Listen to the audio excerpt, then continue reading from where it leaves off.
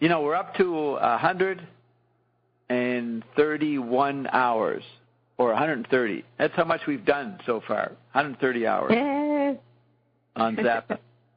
130. And let's see. It's actually media and ecology. Right. We could do a lot more. We're controlling our output.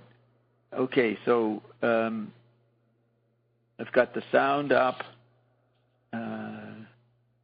Okay, so the Zappa hour is officially starting. So we're beginning the Zappa hour.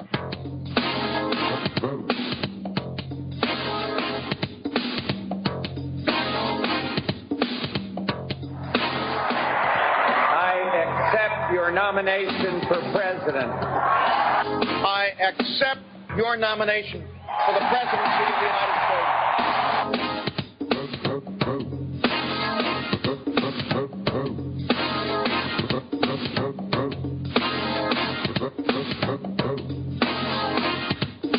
Today, all U.S. citizens 18 or older have the constitutional right to register and vote for the candidate of their choice in national, state, and local elections.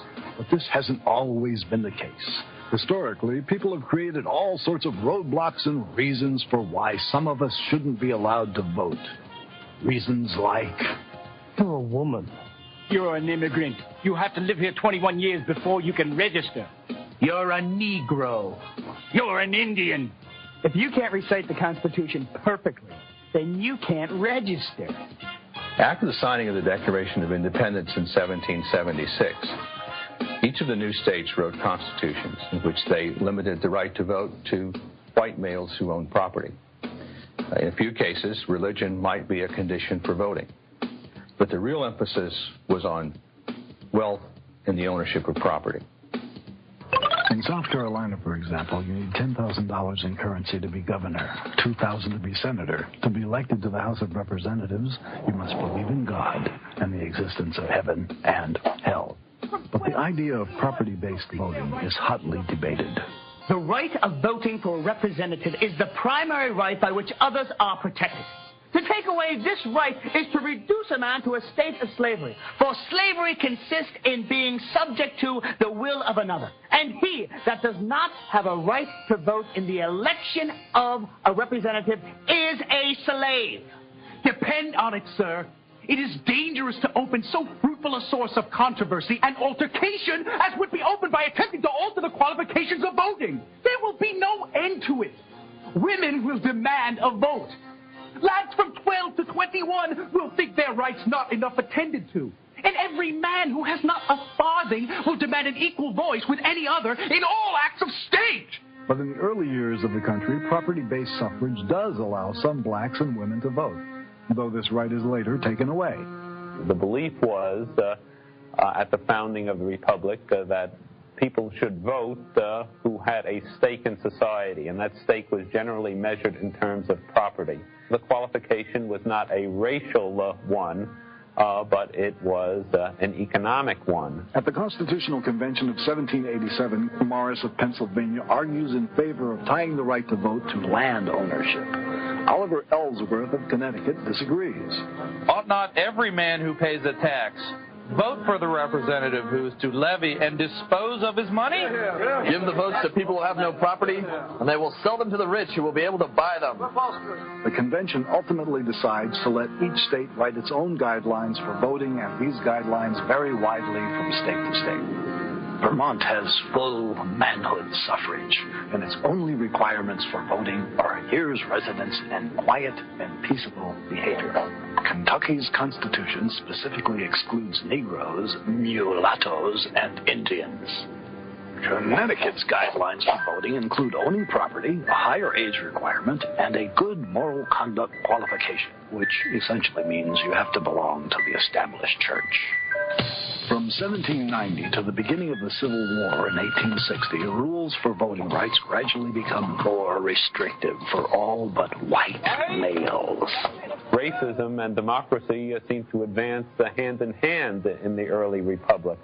And during the first three decades of the 19th century, as suffrage, as property qualifications began to fall, more generally, and as states instituted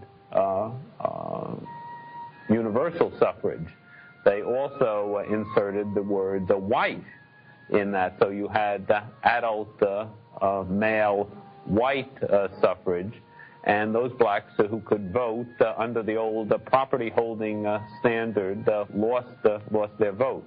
Apart from a few Midwestern states hungry for settlers, most states restrict voting rights for immigrants.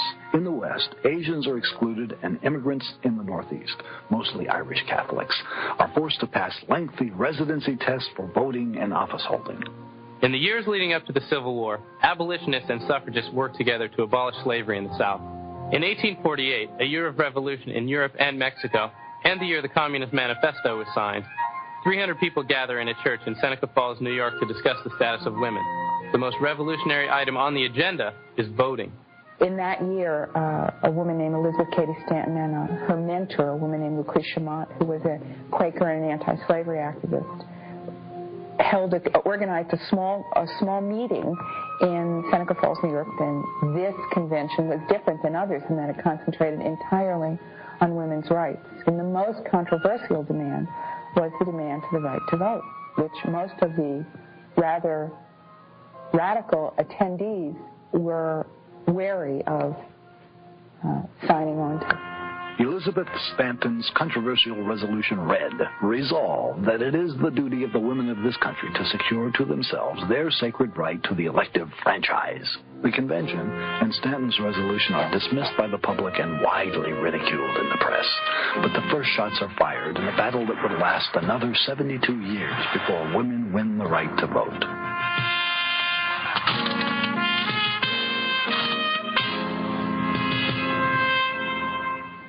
With the Civil War over, the country's attention focuses on bringing American blacks into mainstream life.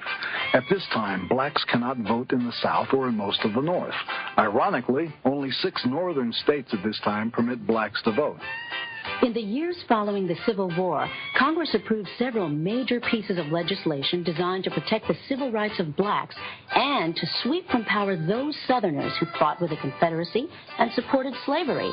Republicans who control Congress hope that giving blacks the vote will attract them to the Republican Party and assure their majority in Congress.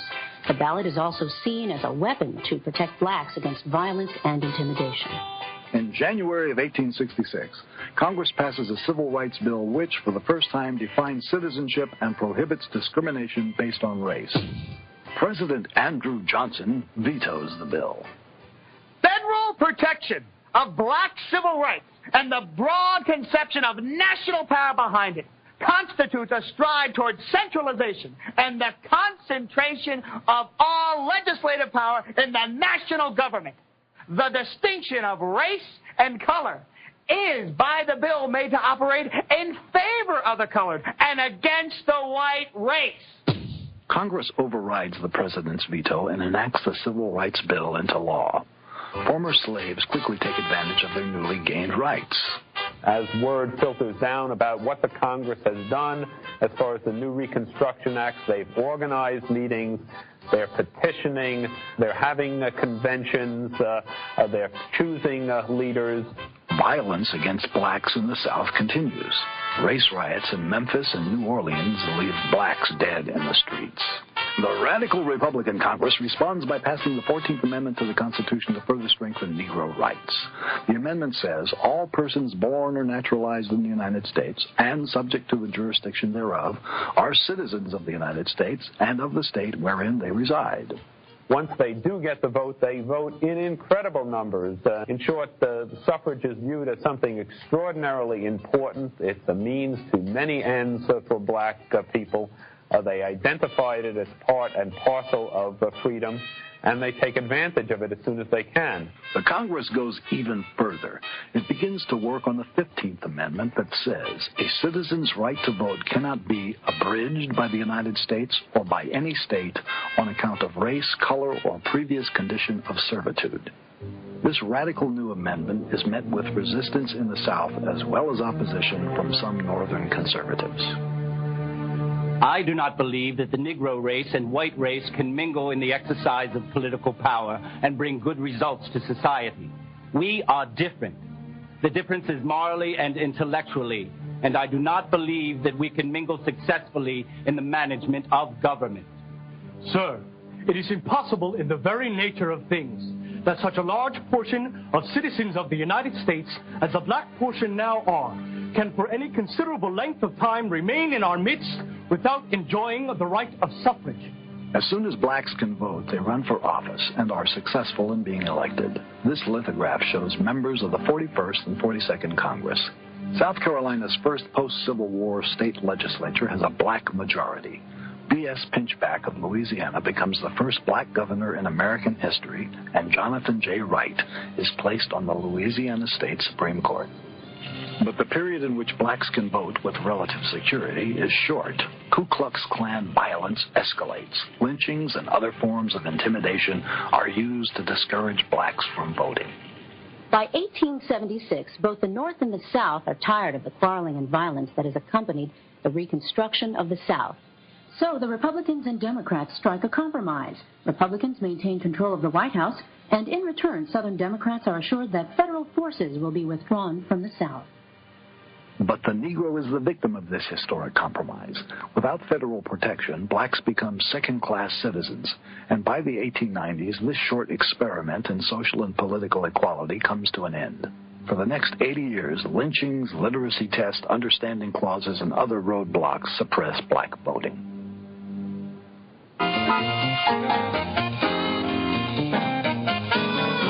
But what about women? Yeah. How did black men get the vote and not women?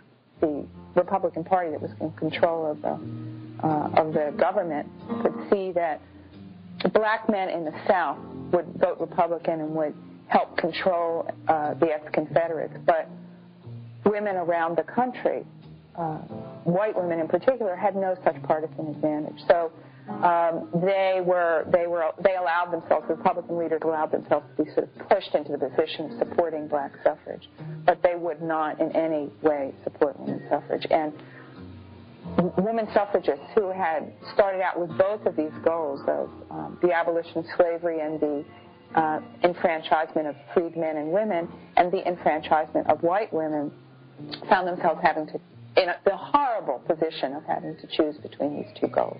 What is Susan B. Anthony's response to waiting for suffrage until black men are enfranchised? I will cut off this right arm before I will ever work for or demand the ballot for the Negro and not the woman. Much to the horror of Anthony and other suffragists, the 14th Amendment inserts the word male into the Constitution for the first time. The second clause protects the rights of any of the male inhabitants of such state. But Anthony and other suffragists decide on a broader interpretation of the 14th and 15th Amendments. They decide that because the 14th Amendment defines any persons born or naturalized in the U.S. as citizens, that they are citizens and therefore constitutionally entitled to the right to vote. So she voted, and she was completely thrilled. She wrote a letter to Elizabeth Stanton and said, I've done it, I've gone and voted, it feels great, you should go do it. And she was elated. And 2 or 3 weeks later, there's a knock on the door at the U.S. Federal Marshal, who announces that she's in violation of federal legislation that had been passed to control and prohibit the votes of Confederates, that is to say, traitors. Marianne Chad Carey's a good example of that in Washington, D.C. The interesting thing is Carey was able to register. They allowed her to register to vote, but when she went to vote, they wouldn't take her ballot. From the early 70s on, you can repeatedly find examples of women, and I've discovered not only in this country but around the world, who engage in this, what you'd have to call direct action voting.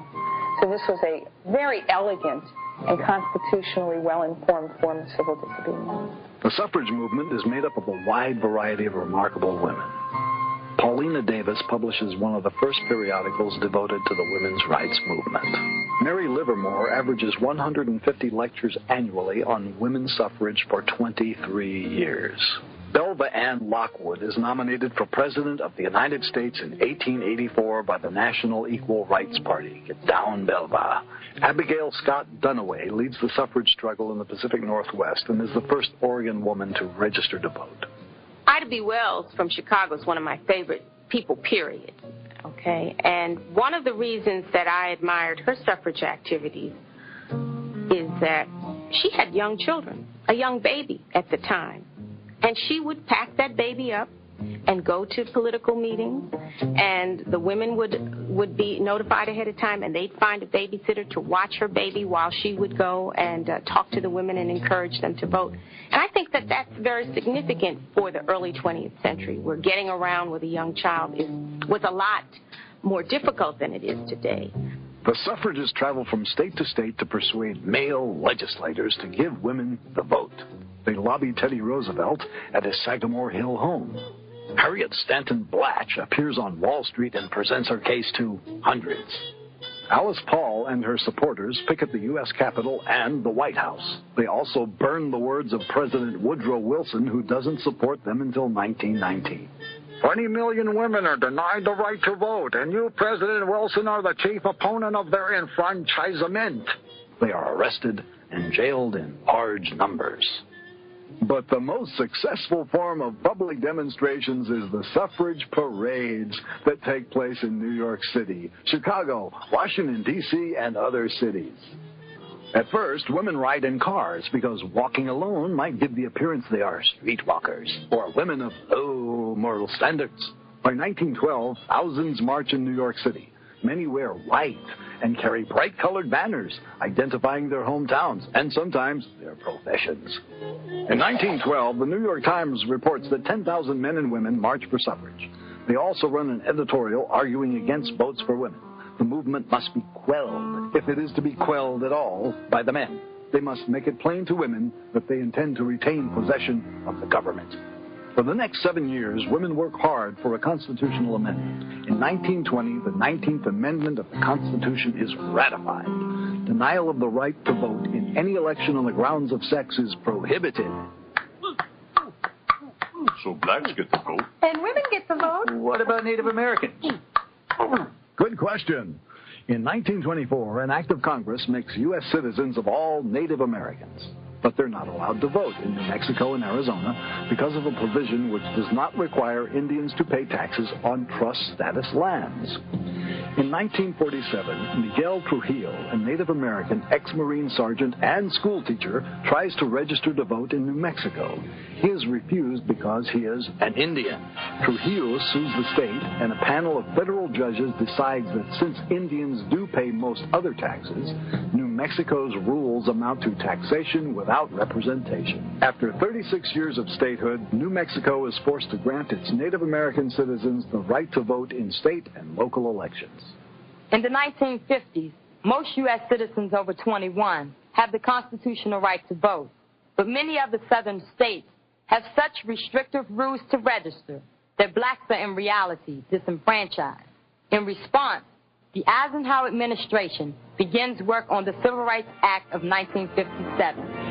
In the spring of 1957, a young Reverend Martin Luther King Jr. speaks at a civil rights rally in Washington, D.C. Give us the ballot, he says, and we would transform the misdeeds of bloodthirsty mobs into the calculated good deeds of ordinary citizens. Give us the ballot, and we would fill our legislative halls with men of goodwill. Give us the ballot, and we will place judges on the benches of the South who will do justly and love mercy. So when the Eisenhower administration came in, President Eisenhower pledged himself to remove discrimination, based on color in all areas where the federal government was responsible. And of course, the most important one was the question of voting rights. There had been attempts made all through the years to remedy the situation and allow blacks to vote without fear. But they were always killed off in the Congress by filibuster in the Senate. They have the unlimited voting, unlimited speaking rule there, so they would just talk it to death. Civil rights supporters prevail, and Congress passes the first Civil Rights Act since Reconstruction, giving increased federal protection to black voters. But it isn't enough. Black demands for equal treatment multiply, and violence against blacks escalates. Blacks are arrested for demonstrating, and police use fire hoses and police dogs to break up marches. In 1963, thousands marched to the nation's capital demanding equal rights. The tension comes to a head in Selma, Alabama on Sunday, March 7, 1965. John Lewis, now a U.S. congressman, helps lead nearly 600 people on a march to highlight their demands to register and vote. They march across the Edmund Pettus Bridge and into a line of Alabama state troopers. But they came toward us in a rush, great rush, tramping us, beating us with nightsticks and bullwhip, and tramping us with horses. And then they released the tear gas. Several of us were hurt. To this day, I don't know how I made it back across the bridge, across the Alabama River, through downtown Selma, back to Brown Chapel Amy Church.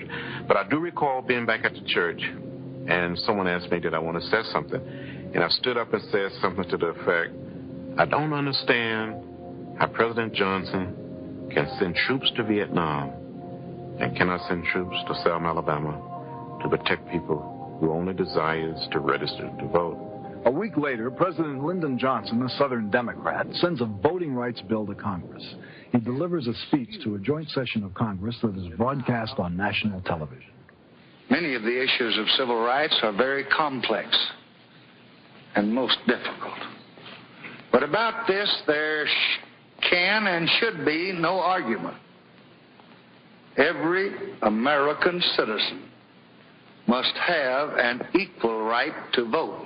Congress passes the Voting Rights Act of 1965, which abolishes literacy tests as a requirement for voting and enforces rights previously denied by local officials. Black civil rights leaders, once beaten and jailed in the South, now join President Johnson as he signs these protections into law. The 60s in the United States is a time of rapid change. The Beatles revolutionize music and take America by storm. Mini skirts, hippies, Hendrix, Haight-Ashbury, and body paint are all in. The decade begins with the election of the youngest president in history. Let the word go forth from this time and place to friend and foe alike that the torch has been passed to a new generation of Americans. The election of John Kennedy creates a new activism and a renewed sense of interest in politics among young people. The nonviolent activism of Martin Luther King Jr. attracts them to marches and voter registration drives in the South.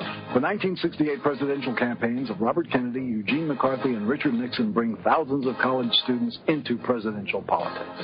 But nothing fans the flames of activism more than Vietnam. 18-year-old men are being drafted to fight in Southeast Asia. America is divided.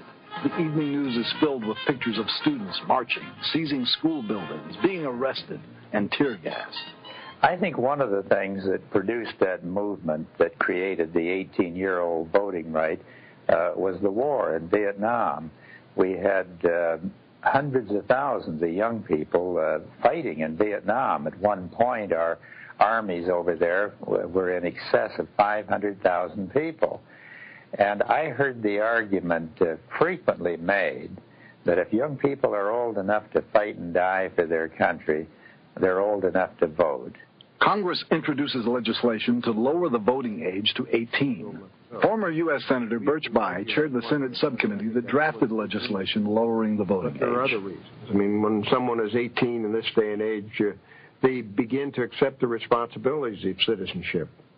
Many people have full-time jobs when they reach age 18. They're paying taxes. They begin to raise families. And they begin to be affected more directly and personally by what their government does. All the more reason for them to have a right to vote. Lowering the voting age for federal elections in 1970 adds roughly 11 million eligible voters between the ages of 18 and 21. President Nixon signed the measure into law, but does not feel Congress has the constitutional authority to lower the voting age on its own. The Supreme Court agrees with the president, and Justice Hugo Black, in a majority opinion, writes that Congress can regulate the voting age in a national but not state elections.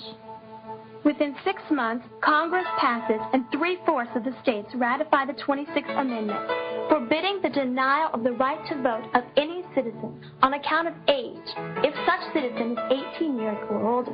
2 centuries of legal and individual struggle has brought universal suffrage to all Americans over 18. But today, one massive obstacle remains, and that is apathy.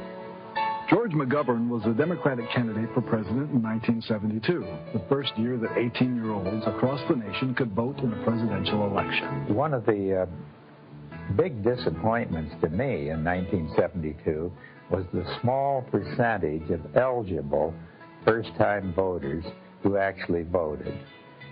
Even on college campuses, I was amazed to find that on some of the better campuses in this country, 10, 11, 12% of those eligible to vote actually participated in that election. The percentage of all eligible voters 18 to 24 years old who voted in 1980 was 33%, 34% in 1984, and 29% in 1988. This same downward trend continues today. I tell young people to believe in something, to have a dream, to have a vision of the future, to lose themselves in something that is much larger, much bigger than they are. Forget about their own circumstances and get involved in the circumstances of others. They should recognize that they still have their lives ahead of them. So issues like the environment are of more importance to them than they are to older people who may not be around for decades to come. And they should vote. It's your vote, and only you can use it. Each election brings you the chance to help change the world around you. In the past, ballots have been cast to set the driving age, the minimum wage, federal funding for your high school or college. Even the quality standards for the water you drink and the air you breathe is determined by the people you vote into office. Your vote counts. It's your right, and I don't know if that was the end.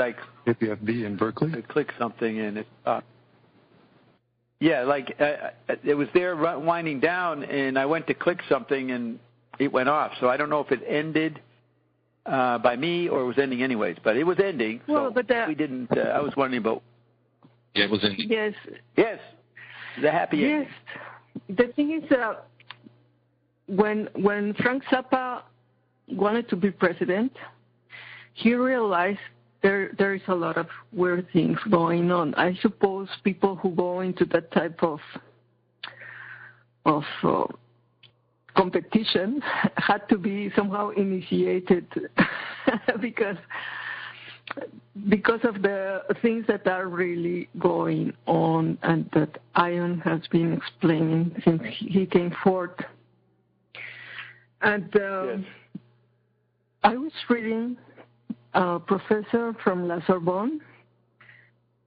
His name is Lucien Belly, and he's a diplomat and a historian, and he wrote a book about the history of foreign relationships, and he saw how all this diplomacy come from the relationships between the houses and the princes.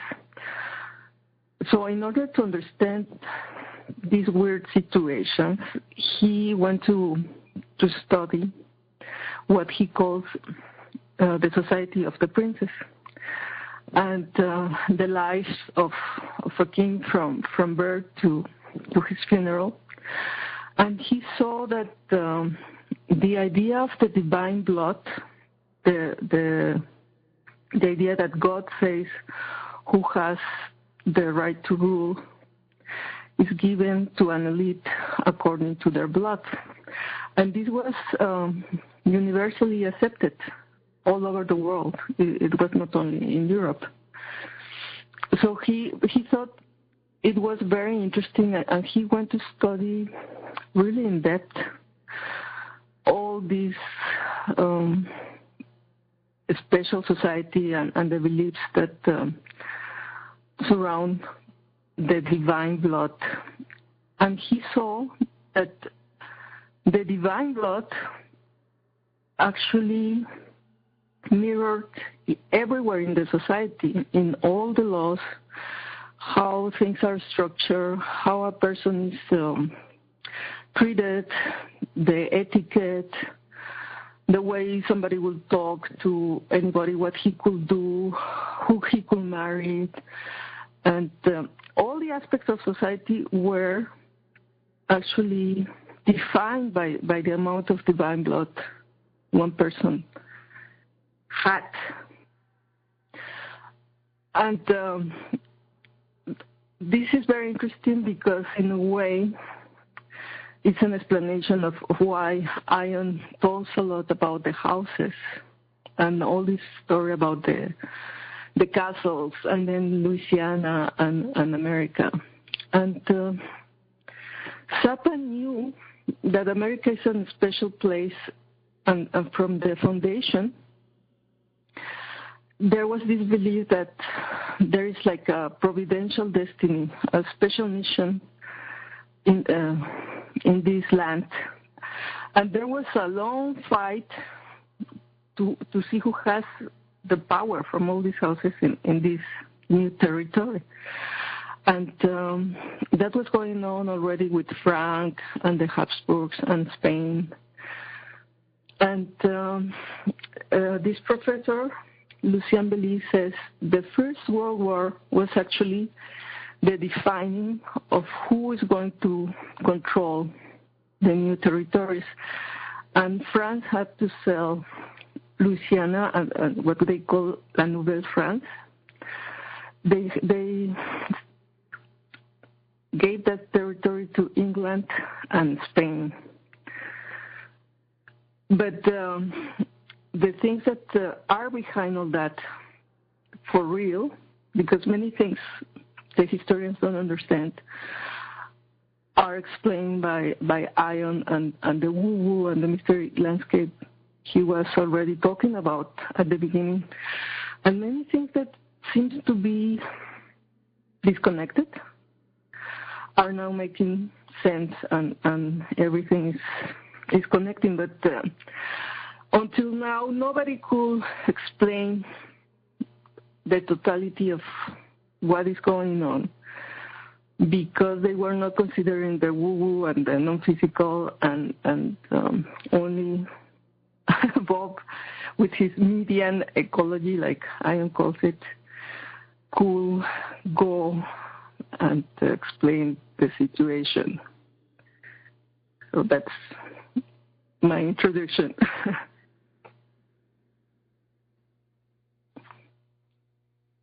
That's very good. You're very articulate as usual. Yes. Can you hear me? I'm audible, right? Yeah. Oh, wait a minute. Yes. Wait a minute. I'm audible. And you guys, you're audible. Okay. As usual, Roxy, you're very articulate. I like the way you organize your thoughts, lay it out step by step. Sounds like you wrote it out. Do you write it out, or do you have notes? Or is it just natural? No, I read a lot, and then these things sort of make sense, and I just talk about all these things. I usually forget a lot. But right, but the basic, for example, step-by-step equations. The step-by-step equations is the logic. Yeah, for example, Luciana required. It says that the food of the king was very important, and from the beginning, for example, they choose very well who was going to give the milk to the prince, and they control the environment very carefully.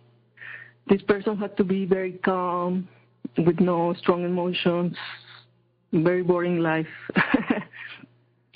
And they control the food of the person, and because they knew that the milk and the blood are essential, and they wanted to preserve this divine blood that they claim comes from Egypt, and some lines go back to King David, and that's why there was all this inbreeding. And in Egypt, the pharaohs would even marry their daughters or the brothers, their sisters. And there was also, through history, a search for objects of power, like the crown of Jesus or relics. And for example, there is a chapelle, La Sainte-Chapelle in Paris, is near the Notre Dame. The King of France paid like a crazy amount of money for the crown that was supposed to be worn by Christ during the crucifixion. And the quantity, and then they made a whole cathedral for that, and they were building all these cathedrals to have their relics, because they thought with these objects they could increase their power, and the Crusades were actually, in many ways, the search for these power objects, and even the Nazis were into that, retrieving all these ideas of this grail and the spade of Longines, and it may seem absurd, but through history there had been big efforts to preserve this divine blood and to look for these power objects. And you may Roxy, wonder why. Roxy, listen to this. I began back in 2009 telling us about these powerful artifacts, which became weapons, like the Ark of the Covenant was a weapon you could use against your enemies. So the 20th century people believe that this is superstition, but apparently these objects were incredibly powerful and worth, whole crusades to get a hold of. It was the new technologies. And Ian has gone through with us a lot of these particular artifacts, and we were never allowed to talk about them. They're still valued by the nations or principalities that have them. Ian was careful about how much we talked about it in public, so that's one area we haven't discussed in public is the names of these pretty amazing artifacts. Now, there was a good TV show that came out right at that time called Warehouse 13, which was a CIA warehouse, supposedly, that stored many of these artifacts. So if you go and look at Warehouse 13, they come up with many imaginative variations on the theme of unique objects. So that was fun to watch for a year or so. I didn't keep up with it. I don't even know if it's still going, but that was called Warehouse 13. And that showed up right in time for us. Ian told us to watch it. It just showed up when Ian started, so you could look at it as one of the early Ian productions, or JW Productions out of Hollywood. And as I said a couple of weeks ago, I think, or maybe even last week, in the opening credits of that show, there's a painting of some scene in Asia or Japan or someplace, and Ian says that painting is a painting of the entrance to the Shangri-La area. So I don't know if the producers knew that, but that was put right there in the opening credits if you go and look at it, which you can go see these shows on primewire.ag. And now the other thing was, you said that the person had to be very dull. Did you mean the waiter, the assistant who helped the prince had to be unemotional and poised and dull? Or did you mean the woman that was feeding the milk to the right. I don't know the word in English. In French is not this. She had to be like always very calm and have a very quiet life, and she was really controlled. Right. Just like she was just there to feed the king, like. There was no other purpose. Idea of media ecology. Right. There was the media ecology. That's a phrase that McLuhan and Neil Postman got going in the late 60s. And people think, okay, media, it's a new word, new situation. But you hear from Ion that media ecology was normal human social management all the way through the phases of cultural development. So it was a form of media ecology, people being media, how they arrange the environment around the prince or a princess. That would be very carefully. So humans are always sensitive to the environment, and a lot of it is based on superstition. And we come to, in the Zappa documentary, again, it's striking how Zappa has this put-on weird voice throughout it. But they say the problem today is not voting rights, but apathy. And that's because the technologies have changed society, 100 times since 1965. And when you think back of the different phases of culture, America had no voting for 150 years, like say 1700 to 1750, right? They hadn't formed a country. So what were those people doing? I guess they were British. They were in a colony, and they didn't think of themselves as Americans yet. So that goes on for 150 years. It's interesting how our mind glosses over. That's many generations living under being very different from... at the beginning, all the people that went to the colonies at the beginning were slaves. Everybody, also the white people, they made a contract with the company there. And they will then pay their debt, and after maybe, 10 years or more, they became free. And at the beginning, some black free people also managed to have some land and establish themselves. But very soon that changed, and they decided, because of these ideas of the race and the blood, not only white males will have the rights of real citizenship and, for example, voting. And Zappa wonder how come we say we're a democracy and you're supposed to have so much property and so much money. And during the monarchies, a title was not enough. It was very expensive to have a title. The people had to pay a lot of taxes to maintain the title. And they also had to prove that they had not only the blood, but the power. They had to prove they had enough property and men and money to serve the king. Otherwise, these privileges were taken. And, for example, McLuhan explains with, what's the name of the thing you used to sit in a horse? Stirrup? Yes, stirrup. Yeah, he said this technology made it possible for the warriors to wear an armor and jump into a horse. But to pay that armor and the swords and the horses was expensive. Really, they needed like a lot of land and a lot of people just to pay. I think it took like 2 years of hard work to make this metal clothing to pay the horses that they will die or get sick and the whole weapons. It was expensive. The whole town had to get together and finance their nobility because it was not possible for the nobles on their own to do that. Yeah, for general knowledge, you could go into who made the first stirrup, how many stirrups failed. You go into details of the actual first use of the stirrup and where it came from. But for purposes of public memory in the world of mortar, it's more convenient just to remember that the stirrup created feudalism and created the houses. Without the stirrup, we wouldn't have principalities, princes, and barons and nobles and all the different steps or levels of the upper class. It wasn't until the lands were organized into feudal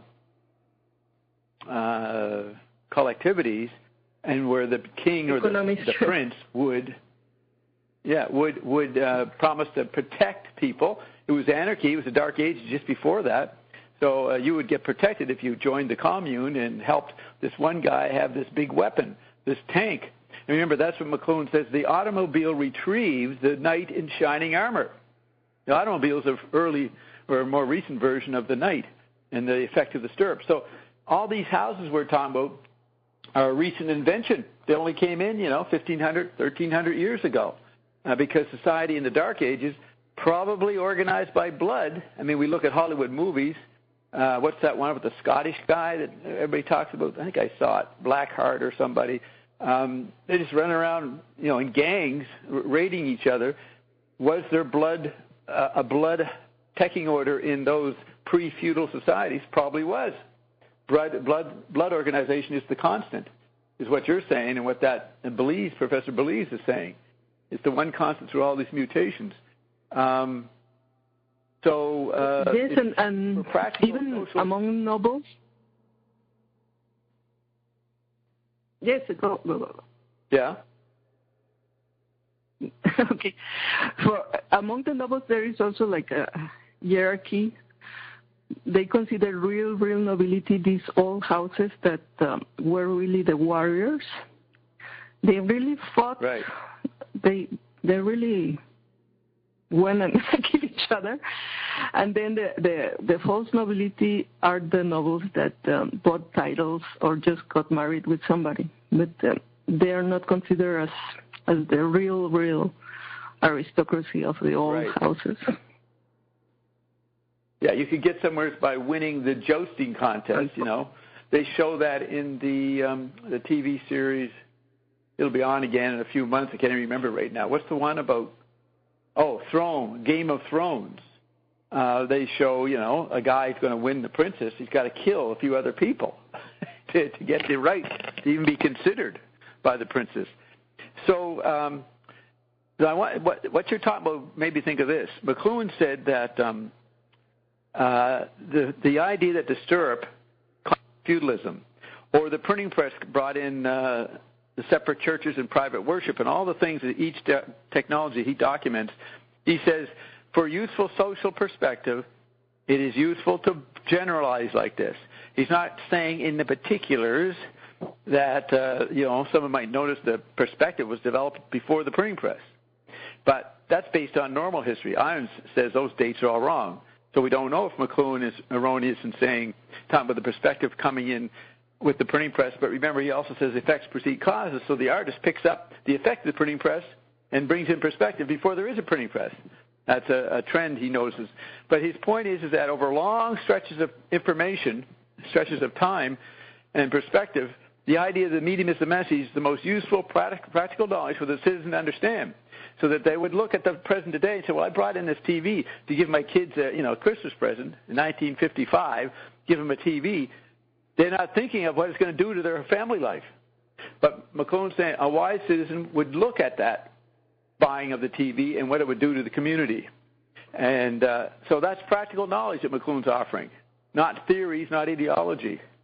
Now, Zappa comes in and he says, I don't know, maybe the late 70s, early 80s in an interview, he says, well, today people are totally hoodwinked by television. They're naive. They don't understand the games that TV is playing on them, the cons. Usually he's talking about content cons, like republicanism, or no, not republicanism, the moral majority, how he'll say just before an election, some guy's running for something, so he'll decide that, smoking marijuana is really bad, have a campaign to arrest all the marijuana smokers to get attention so that he's a name for the upcoming election. So that's content manipulation, and that's use of TV. And McLuhan and Zappa said the people today won't understand TV. They won't be savvy to the games that are being played on them for another 50 or so years. He said the kids in 50 years will understand more. He's projecting 50 years ahead. So the Abby Hoffmans, the Jerry Rubins, and, the Eldridge Cleavers run around demanding revolution, and they have no clue of the dynamics of media spaces and how long those effects take to register and then are irrevocable once the effects come in.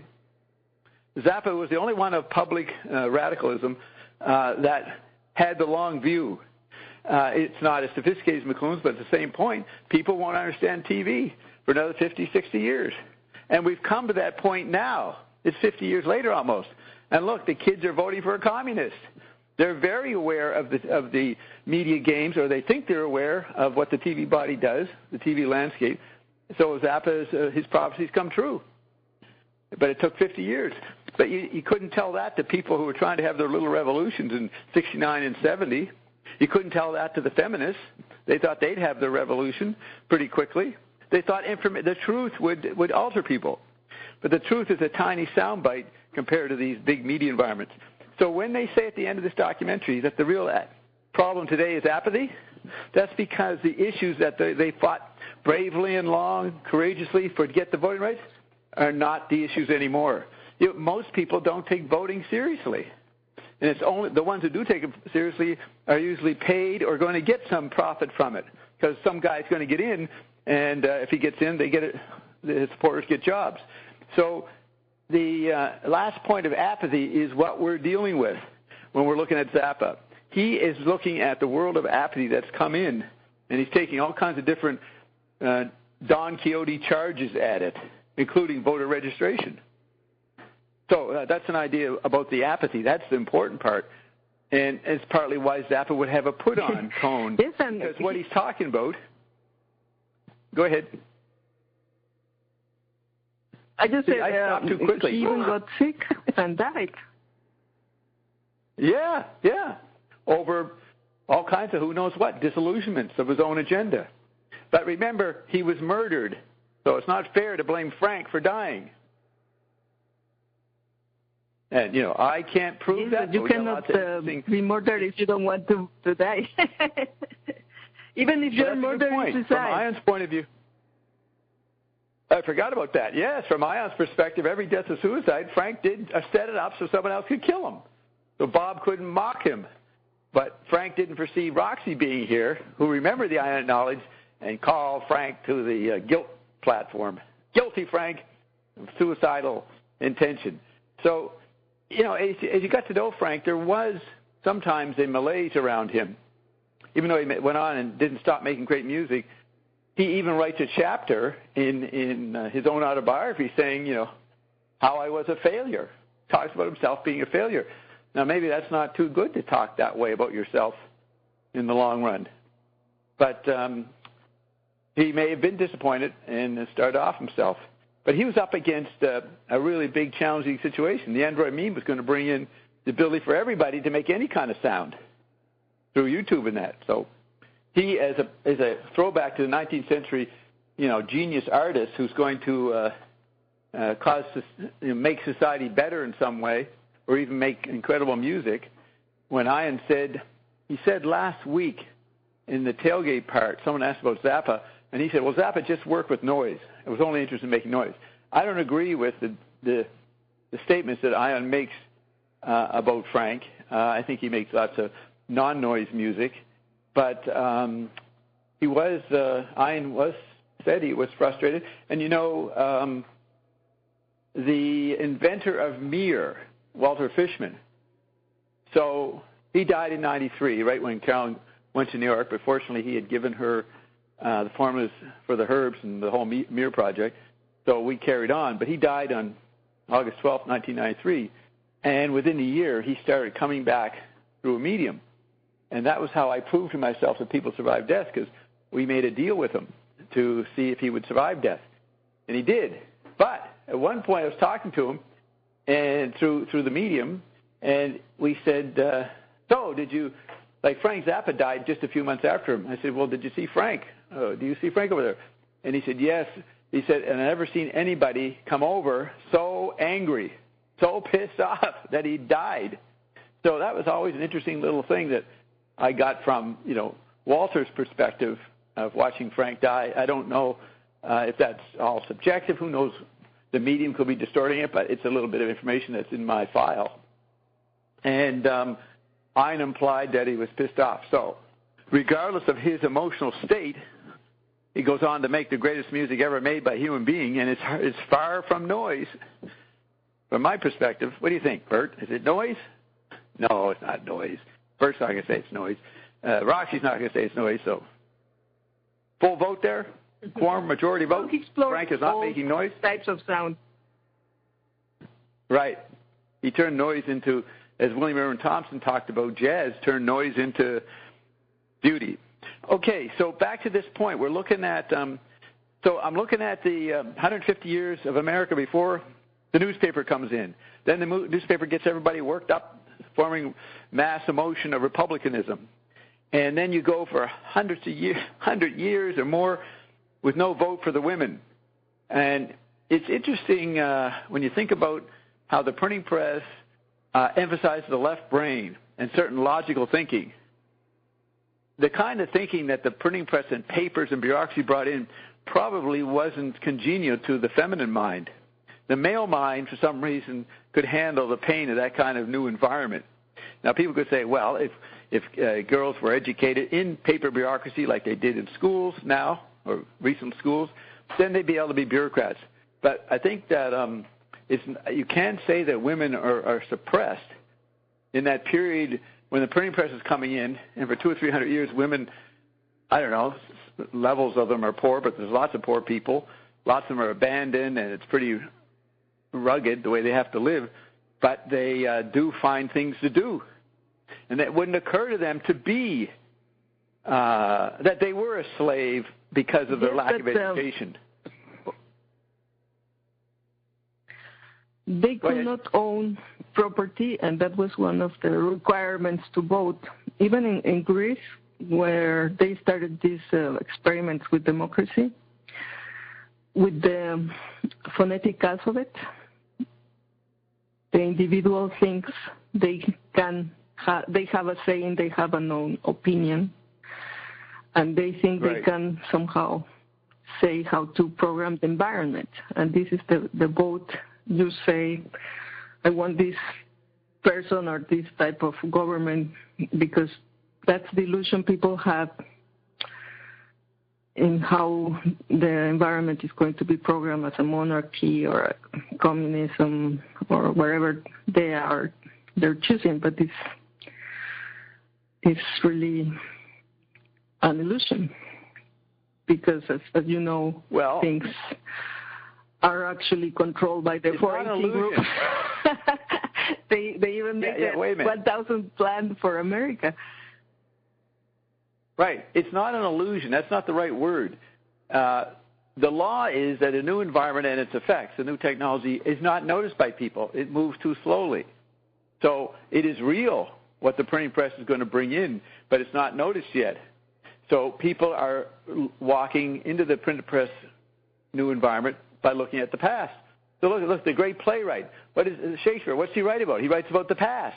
He writes about medieval societies and battles in in feudal situations or even pre-feudal. So it's really hard for people not to live outside of the rearview mirror. So it throws. I say this media knowledge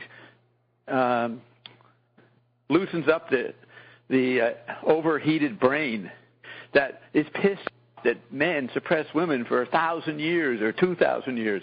They're missing the media knowledge that shows why people didn't even think in those terms, didn't think they were oppressed in any way that a 1970s woman would think back then. So it deflates the bitterness that people might hold, if they need it, against past actions. And now you come to the present. What are, Gloria Steinem, did you hear about her?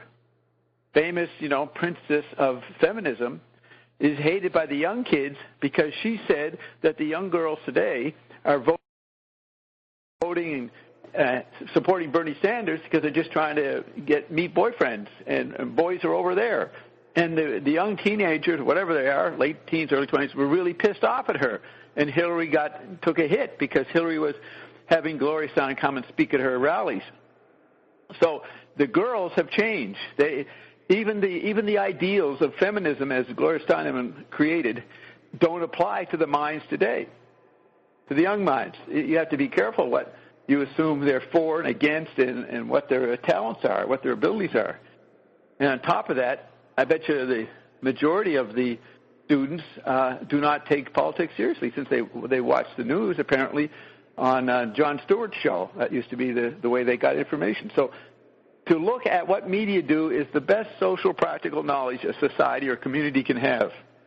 For talking in public, non-religious, non-cult, non-political rallies, if you want to talk common sense, you bring in media ecology. Do you follow what I'm saying, Bert? Do you agree with that? Oh, maybe Bert's been knocked off. Let me check. Bert's been knocked off. Yeah. Okay, that's you, Bert, right? Yes, and Yes. So, Bert, do you see, to understand why Trump is happening, you wouldn't get lost in the nitpicking that goes on in the commentary. You'd look at the media dynamics and what is making a new figure show up like that. That's the most practical thing. Any mayor of a town or any school principal or any person with some kind of social responsibility, a minister of a church, that is the most practical, non-political information that they could begin with. Yes, and that point that you just said about Gloria Steinem is a good example of how Hillary took the strategy of trying to use the old political manipulation that backfired on, because they're not aware of the media dynamics of the younger generation. That, for her to come out and say that, they're trying to meet boyfriends, totally, they thought that would be a strike to get the people to vote for, the ladies to vote for Hillary, and that was a stroke against them because they had no idea of what's going on in the media dynamic. Yeah, they don't realize that you cannot talk to a young person unless you know that they assume they're a god. They're assuming they're gods because the media, by default, put them in godlike positions with their media ability to travel with all this media as the content compared to older, slower media environments. You're talking to a kid who's got a super big idea of themselves, which is not bad. It's there by default. But you can't even talk about them as being a woman or a girl. You can't even use these categories with them if they've got 4 or 5 bodies. Yes. They're just information processors. That's what people are.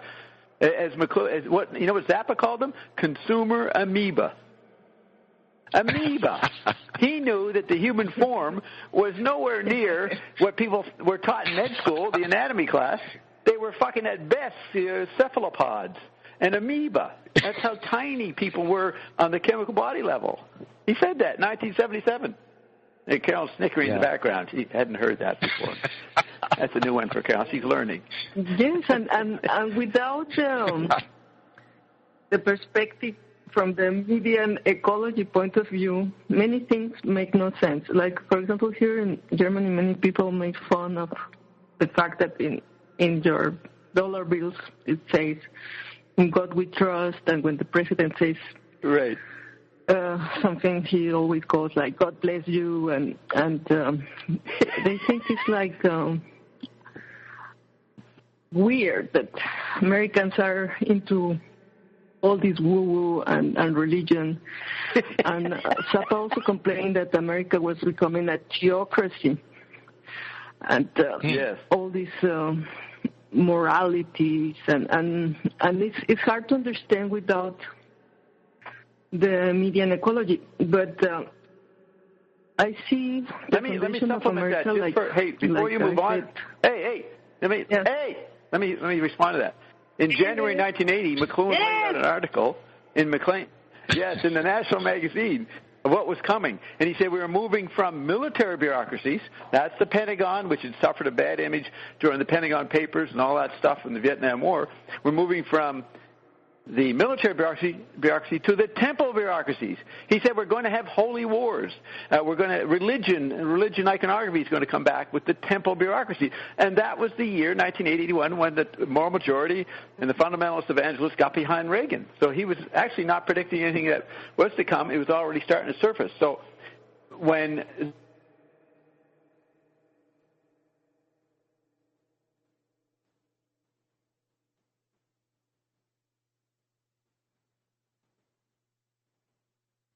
as opposed to military bureaucracy, and look at Ion really hyped up on Solomon's Temple. Ion, the fad, what do you call it, the trendmonger Ion knows that temple bureaucracies are in, so he gets a high profile by advocating we're going to make a perfect temple. It's right there in the angel chart. What a huckster that Ion is. And he's got us analyzing castles. And for example, here in Germany, in some towns, in Germany, in some small towns that are flooded with migrants, the people see them not as refugees but as invaders. And in some places there's already a civil war situation because they see that it's not logical. There is not enough money to finance all these people. And you know what? Let me add this, Roxy. It's Germans. The religious war. Yeah, but listen to this. The local person who lives in a small town with the mayor in Germany lives in that environment, does not see the YouTube, Web 2.0, does not see the effect on the global economy, doesn't see the effect on huge corporations. They still think they're little people and there's big corporations. But the big corporations are under real stress with the digital economy the last 20 or so years. So here is the figure. Strange people coming into my town. But they think the government should do something about it. They don't know the environment, the bureaucracy, the medium of government, local or state. It cannot handle the world government's own collapse with the collapse of the IMF and how we're moving to a solar government level that I claim that I was part of. The technologies allow strange phenomena to come in. In other words, these, Merkel and them, they can't hold the economy together. We hear Ian talking about Deutsche Bank is going down. These big things that the little people in their little towns think they live inside of, those environments they think they live inside of, aren't there anymore. So therefore, they do not live in Germany anymore. They're living in Syria to the degree that chemical bodies transport around the world through, bam, you like that one, right, Bert? They're living in Syria. And they think that these people are coming to Germany. Well, the Syrians and the Germans both are being shipped to the moon. They're on the moon, if you want to think of a terrestrial environment. So that's where you could begin to explain to someone that they're worth, if they really wanted to understand, that the media dynamics of the Android meme and the digital squared, cubed, quadrupled process means there is no borders that Merkel is going to operate with. She's in there for corporate reasons, for certain industries that she's involved with. She's not there to protect the German borders, because there aren't any.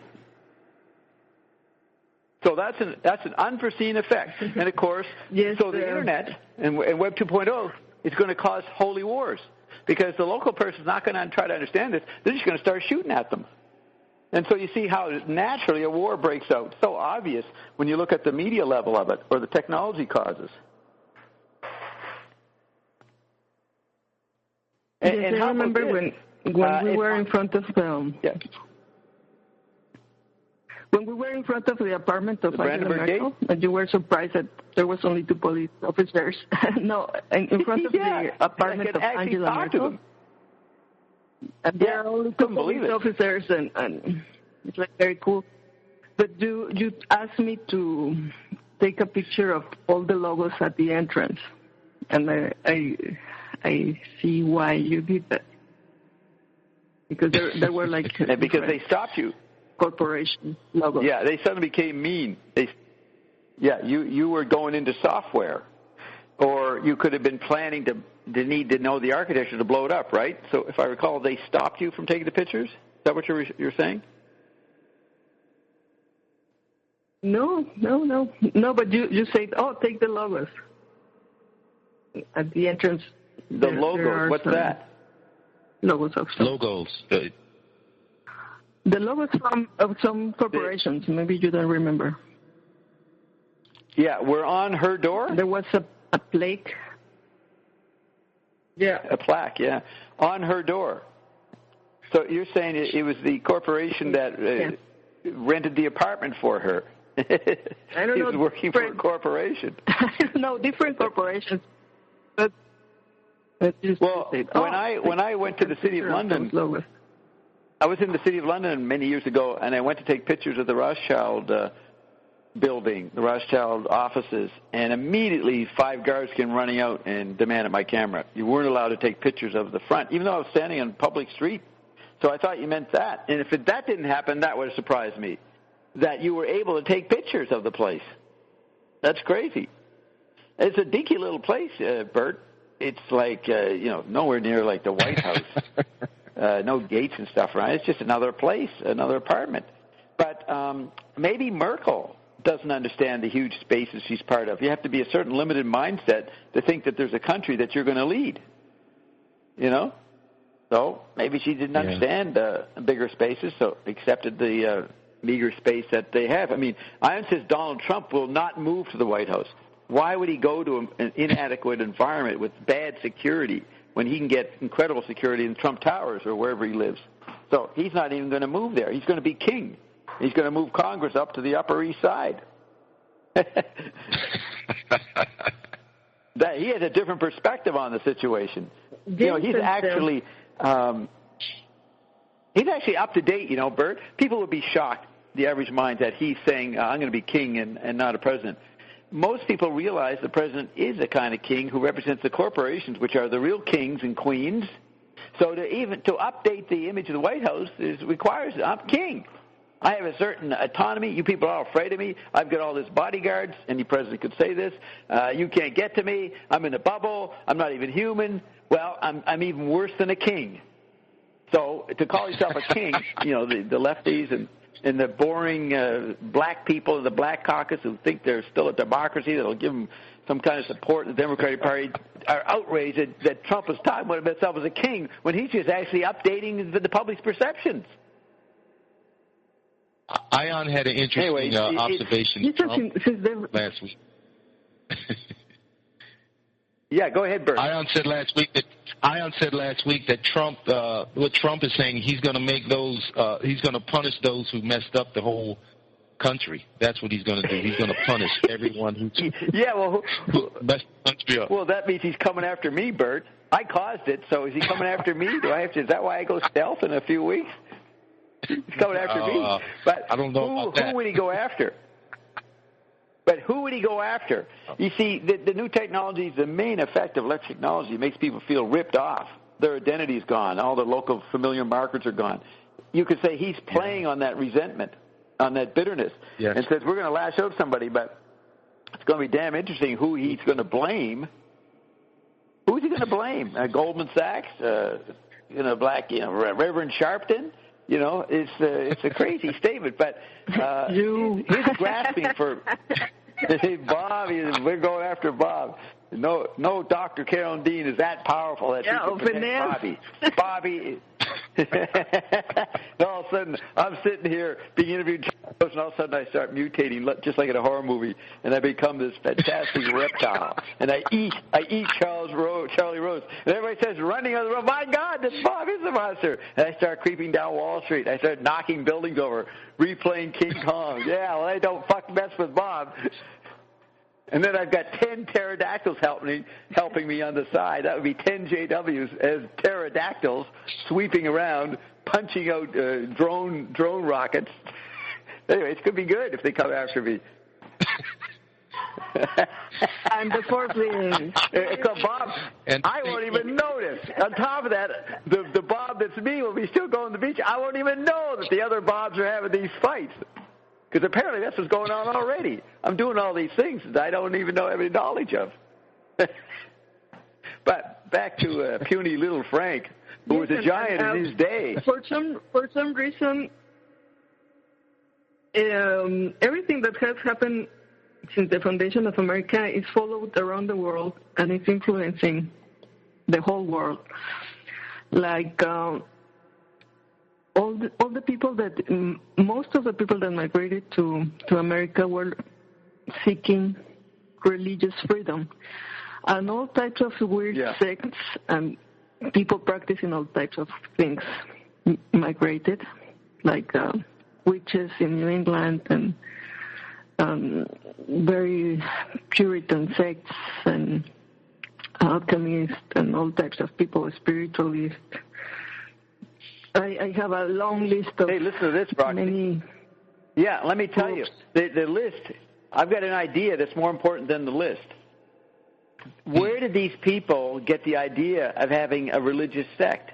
It's because the printing press allowed them to read the Bible, and they could project their own crazy notions into it. So little guys who read the Bible and then could talk pretty good in their little town would get people inspired by their ideas they'd never heard before. It's like going to a movie. It's never had a movie before. So this guy had new content to say when he discussed the content of the Bible. So all these sects and all these people who wanted religious freedom, that was caused by the printing press, which means that the printing press evoked the new world of the United States. Or, if the continent was there for a long time, and the Indians were running around there, then the printing press didn't evoke it. But the European awareness of it was caused by the printing press. That's why America, built on the printing press, it's built by an effect that was done, 4,000 miles away in Europe. See, so you could have 1,000 sects. Yes, they're all results of personal reading of the Bible. McLuhan said the printing press destroyed the church because the Catholicism was divided into all these Protestant and Catholic. Protestants divided again in many different groups. All the sects that you list. All the groups you list. Yes, and as you explained many times how the White House actually is the mortar that defines the market. It's the mortar. The word that makes the market. Beginning. And that word is what the White House. It's interesting. You watch shows like listen to this. You watch the show called Scandal, Madam Secretary. There's a House of Cards. There's a whole bunch of TV shows in the last few years showing the stress the White House is under as it makes the word. They totally accept that what they say runs the show and affects the whole world. And so there's a lot of energy and jokes and drama and conflict and murders over organizing what the White House is going to say at the next press conference. That's the drama in a lot of these TV shows. Because that's the important point. What the White House says defines everything. That's why I asked Ian about if America was the born of innovation, because it was a type of experiment by Saint-Germain, Saint-Martin, and the mountain. It was the first place where there was no nobility. All men were created equal in front of the law, and they decided they were not going to have an official cult or creed like in Europe. The princes, because they justified their right to rule by the divine blood, they had to support the church that said, God says you are the king. And actually the Vatican only recognizes monarchy as a form of government. They sort of tolerate other types of governments, but officially the only government they recognize is monarchy because that's the divine right. And actually the Pope is also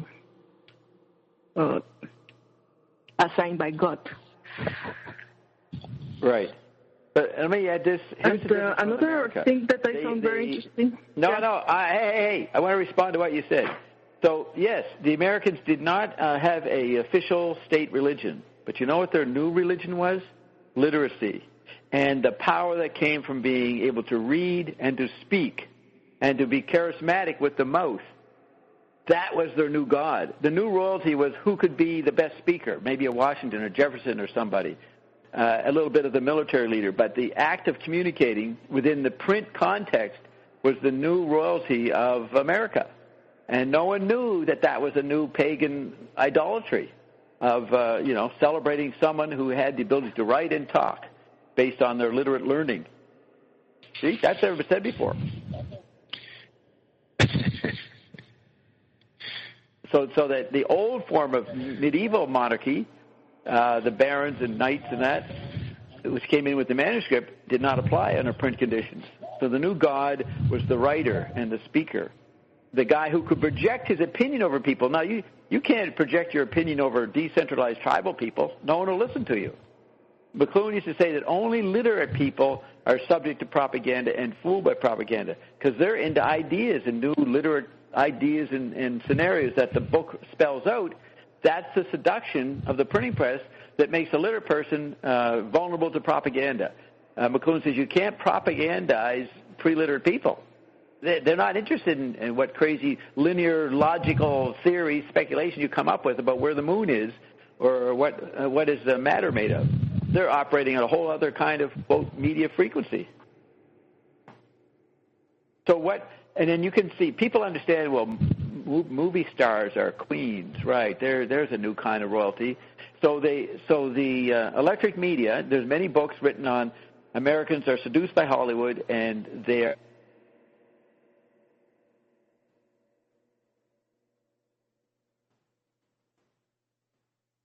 pagan worship.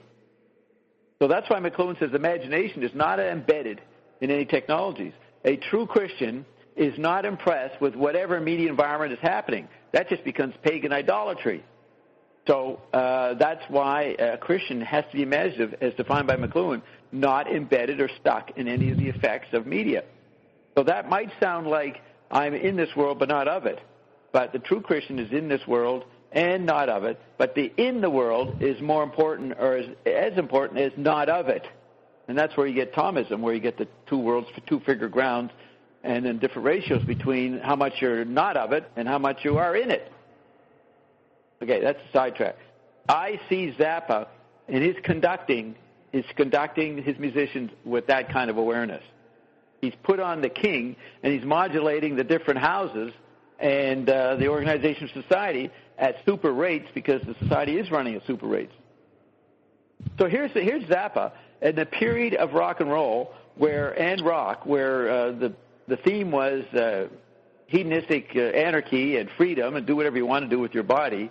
Frank comes in and he brings in order. He brings in a fascist dictator image, got a little Hitler mustache, and he knows that the actual environment is controlled by the satellite, and the satellite is making all the free media become the content. So rock was already a rearview mirror even in its heyday. As McLuhan said, it was the rhythms and sounds of machines, industrial machinery. But machinery, where it was massaging people for 100 years or more, it became a social pleasure for people's ears, though they might not say that because they're worshiping older technologies like Beethoven. But anyways, the industrial sounds and shaping of people's sensibilities, the kinetic phase of industry and media, became the content of the tactile electric media, became the content of tactile bone conduction that amplified music was. And Zappa seems to be at least acting out an awareness of that, maybe by default. So I'm just bringing up what we're talking about. Because he was like Zappa, the pharaoh programming his environment. Here comes everybody that's so there is no God outside yourself. And he defined himself as an atheist, conservative, liberal, something like that. Because he's so Frank did that. You are God. You are. That was Frank. Yeah. There. In one of the little videos I sent it you, he says something about that. What's he say? But no. In the other little videos, what's he say? Yeah, that he's a conservative liberal, atheist conservative liberal, because he thought all this religion that was abused and used by politicians in America to gain votes and influence society was a form of hypocrisy. Yeah. That had nothing to do with politics, and he wanted to reduce the role of the government to just for defense or the most like general services, and lower the taxes, and of course that will get you killed. Okay, listen to this. And he called the politics the entertainment branch of the military-industrial complex. So that's right. So that's what he said. Now listen to this. Yeah. Zappa was a conventional yuppie. Many yuppies defined themselves as socially liberal and financially conservative. See, they mixed the two. Zappa was financially cut back, be libertarian almost. We don't want taxation, make government a lot smaller. He even advocated getting rid of lawyers. He said, we got too many lawyers. So he's financially conservative, but he's socially hedonistic or liberal, not applying old-fashioned biblical morality to people's behaviors. So he allowed diversity of lifestyle.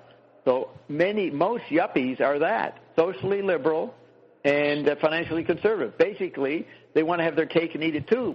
The old-fashioned Bernie Sanders communists or Democratic socialists would say, you yuppies, you want to have your cake and eat it too. You want to have no taxation on yourself while you take advantage of all the services that allow you to travel to every Club Med and fuck whatever you want and do this and that and eat and all and travel and pollute the world on your airplanes and call that socially liberal.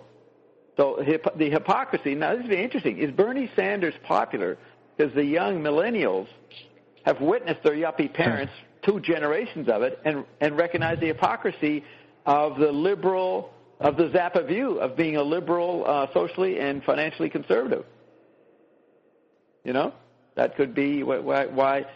Because they live in a software communist environment of constant sharing, almost a cloned ESP environment. When you're texting that amount, you become very sensitive to what the little keystrokes your friend is making.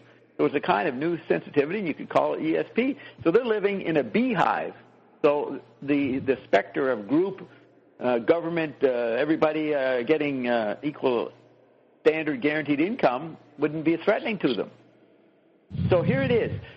According to Mark Stallman, Al Haig and his elite group in Washington, the Pentagon guys, owned AOL. And when they went public, they made a lot of money. But they didn't realize that the very thing that the Pentagon was supposedly against, communism, that the very technology that they released from DARPA, which was the military development of the Internet, and when it went public, they were going to create the most communistic environment even beyond any chemical body images. McLuhan said in the 50s that America was the most communistic environment in the world. And then he'd be talking about chemical bodies. But now we've had super angel bodies, and then the chip body, and then the shrinking of the chimp body. So you can't even say there's no chemical body political format that applies to the way these millennials live, 24/7. They're basically, what are they, consumer amoeba? They're producer insects, producer hornets. That's what they are. They're not consuming, they're producing media, and they're fucking can sting the hell out of everybody. They do bullying on the Internet against people in their classes and schools. So they are, we now have a new term. Forget Frank's consumer amoeba. It's now producer hornets, producer wasps is what they are. And they're ready to sting you immediately. Can you imagine what some of these guys, these millennials, find out about what youth, and they start listening to me, and their typical uninformed cynicism, I'll sound like a Harry Potter, a 94-year-old Harry Potter, a total senile idiot, and they'll start making funny media, funny movies, funny videos, satirizing Bob for being this crazy Harry Potter wannabe. That's how they would perceive us. And they could, because that's when your cartoon will start. Yes, as Walter Boward predicted. They've already got many cartoons of them. They got SpongeBob. They got that other guy, Bob, with had no legs. And there's several Bob cartoons been out for years that obviously were anticipating this situation. So back to you, Bert. What do you have to say about anything that we have said so far? Did you say? I would say, and I think you said it earlier, maybe tonight or before, that Frank was aware of the the effect of the television, and he was ahead of his time as far as being a revolutionary. I thought I even heard Ion say that Zappa was a revolution because he saw the effect of the electric media, and that's why he was really aggressive with his music and actually poking fun. I mean, some of his, I read that he really enjoyed poking fun at politicians, and that's the meat of what he enjoyed, because he enjoyed making fun because he knew it would irritate them because they always had a hidden agenda that he was able to see. So he always was poking fun at them. So he was ahead of his time. And I heard that was tonight. I just heard you say he was ahead of the I think it was the Black Panthers or whatever, as far as the revolution, because he was using it on a different media. Yeah. Using his music. Yeah, it'd be Stravinsky said, the famous composer said, if you want to avoid Hollywood, live there. So he lived in Hollywood. Therefore, you're bumping into the celebrities' chemical bodies here and there, and they're just ordinary people. You see Marilyn Monroe when she's walking around and hanging out at the local bar or something, and you're Stravinsky and can see that, you're not going to be impressed with her. You're not going to be impressed with her image. But Stravinsky, who wants to avoid Hollywood? He's saying, if you want to avoid Hollywood, live there. So, he had certain aesthetic principles coming out of the 19th century. He was born the same year as, James Joyce and Wyndham Lewis. So he's really way back there. And so he's still dedicated to certain aesthetics on the chemical body, at least the ear level of the chemical body. And he might find the use of music and sound in Hollywood pretty repugnant. So he has to resist it. So he has to go live there so he can avoid it, avoid the seduction. But for the average person who doesn't have a fetish about developing the ear, which Zappa had partly, he wanted to educate people about the ear. But if you don't have that, you're just a lazy slob who's consuming all the media you can get. You don't care that you don't live in Hollywood. You don't care that you to live in Hollywood. You're not against Hollywood. You're just against bad movies. You're not against the movie medium itself. And I don't know what you call it today. What you're against bad reality shows, bad talent contests. Well, I don't know. What are the shows today? What are they? There is actually a lot of good separate shows, but the general American Idol, what do you call that? What is American Idol? What kind of show is that? Just a talent show. Yeah, and talent everybody, show, yes. Here's another thing. You know what the blacks wanted with civil rights and Martin Luther King? They wanted to participate in Election Day, which was like a holiday. It was like a Christmas. The effects of what you voted for really had no effect on the dynamics of society because the technologies were changing society faster than any legislation could do. So here's this 20th century electric media makes people want to participate, as even Zappa, even though he was a king, he had to allow audience participation throughout the show. So everybody has to allow participation. And the blacks felt ripped off that they weren't allowed to celebrate the party, to engage in it. And did they understand that once they got the LBJ makes a big deal, he gives them the right to vote, did they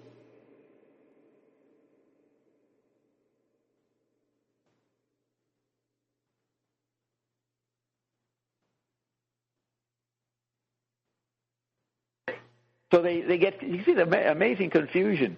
They get the rights to vote. Yes. They don't know it's just another holiday. And then they look for effects of the voting. It doesn't happen. And they don't know technologies are changing society. So you start having gated communities and the suburban people run to elitist schools and private education that the ghettos can't get into. They don't know that these effects are coming. So you get Cornel West and those guys in 2000 saying, we got a lot of black yuppies and we got to get them back to the ghetto. Even that solution doesn't work. But again, it's always naivety about the media. And if you talk about the media, you can't be a public personality. You can't be a Hollywood. You can't be Jack Nicholson. You can't be a politician. You can't be Hillary Clinton if you talk about the media facts. First of all, most people would say, I don't understand what you're talking about, and that's not true. Or if they did understand it, it would make them so depressed, they'd actually start screaming to us, like Donald Trump, we're going to turn that Internet off. That's what he said. What are you going to do about the Internet? Oh, we're going to shut it down.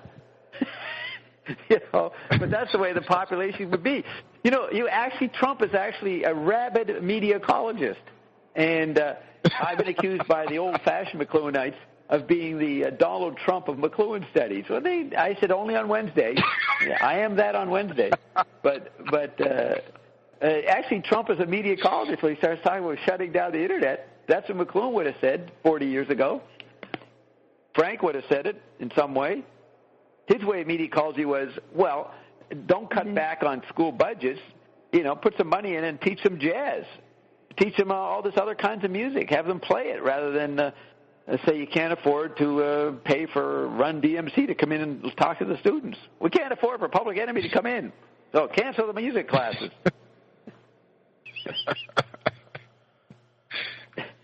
Yeah, okay. So what do we learn so far, Palmer? Many things. There is another called Catherine L. Albani, and Catherine L. Albani. She's a specialist in the history of religion in America, and she has written many books on religion, the evolution of religion in America, because she says it's amazing how what I call the woo-woo, the mystery landscape, the religious ideas, had such a big impact in the organization of all aspects of the American society, the economy, the politics, not only the spiritual. Like, for example, the economy, it's always like going around the religious holidays. The religious holidays mark really how the Americans consume. And it's very interesting that the Nazis tried to make the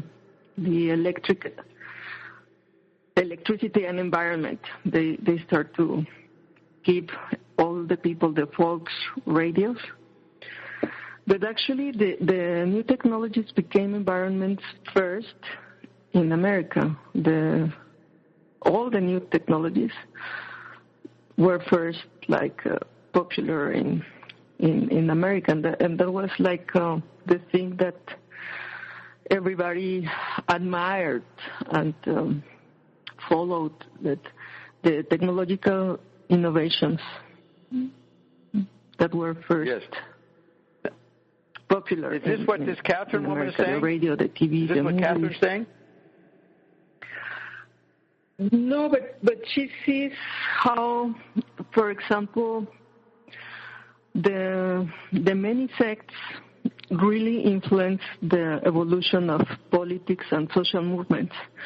That's why I ask Ion about, for example, the suffragettes. In the 19th century, there was a big movement of spiritualists, and then the theosophy. And in that video, Zappa mentions this first woman candidate. She claimed that she channeled a Greek spirit, and everything she was saying was dictated by this ghost to her. And you ask Ion if this was an effect of the telegraph, that the Gulf was dissolving, that people were having this communication with the spirit. And even in the Senate, there was this senator,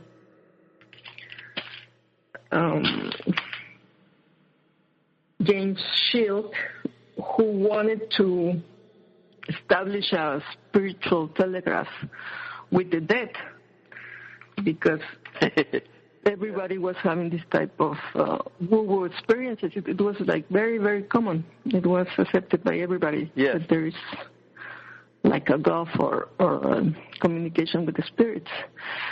And the movements of the suffragettes and the abolitionists were very strongly influenced by the communication with the spirits.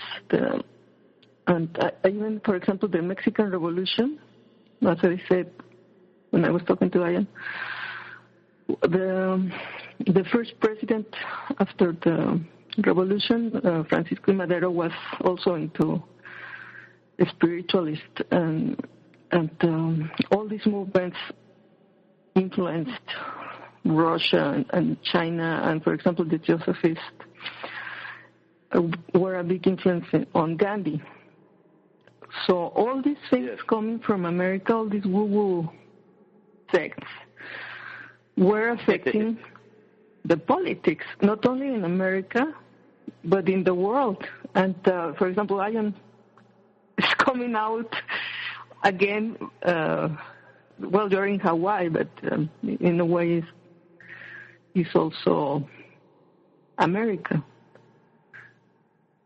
So it's very interesting because all these things could not be even contemplated, understood by anybody besides you. That's why you did all this media ecology, and then you expanded to the media and ecology, taking in account Roxy, the woo-woo, the mystery landscape. Right. If I ran for president, journalists would say, and I was popular, they'd say I was a throwback to that suffragette, because they would think I'm not claiming to channel something, but I'd be using a medium. It's interesting that the Telegraph caused that enthusiasm, but certainly as far as I understand, you couldn't announce that you were using mediums if you were running in 1910 or 1920, but you could have when Telegraph first showed up. It's like all the enthusiasms in the 90s around the Internet caused all kind of weird fads for a while, whatever they were. So it's strange to think some woman an intellectual would be developing literate programs to get people, allow women to have the vote, with quoting a spirit. That is odd and pretty unique. But you're saying this fad for seances was happening in 1850s, 60s, I guess, in the 70s. So what would be different about here is Bob doesn't say he's channeling spirits. He doesn't say he's even got someone else channeling spirits. Bob claims to be carrying heaven around in a box. We have stolen heaven, and when you die, you ain't going to have no place to go to. And this box here is what is talking to you. It is the heaven that you thought you'd die into. And that's pretty radical to say that, right? Would think that would get me far, Roxy? Yes. It's very radical, but it has been there always, the mystery landscape. All along. Like, right. For example, actually, when I was reading about the princess. Yeah? Yeah. Let me say this point about the box. I played that funny thing Ian said last week. Well, he was being me, and he said, I've got this little friend in a box. He said that, describing himself, that Bob had. But, the heaven is up there somewhere. So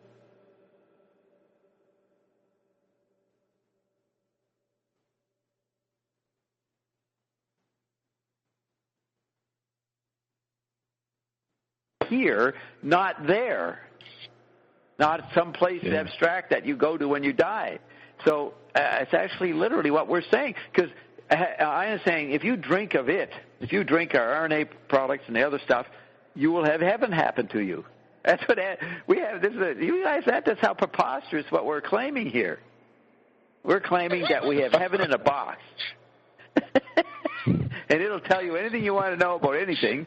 Some of it might shock you, might hurt you, but you'll get over it because we got a heaven juice that you can drink. RNA drops, living water, bread life. That's how preposterous this is the preposterous scene you've identified yourself with, Roxy. Don't let your sister know this. This is further out than your sister.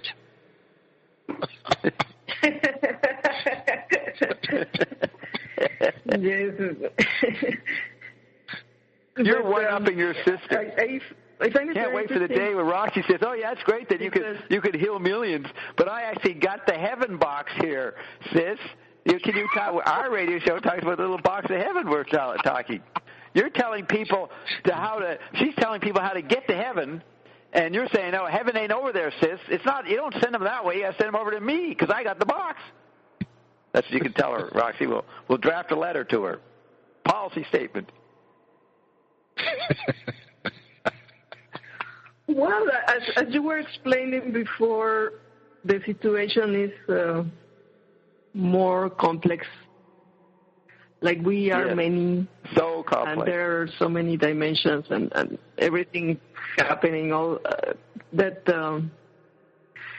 there was no way to understand all these things. Like Ian says, it depends where you are at, how they communicated. So before, in this weird continuum.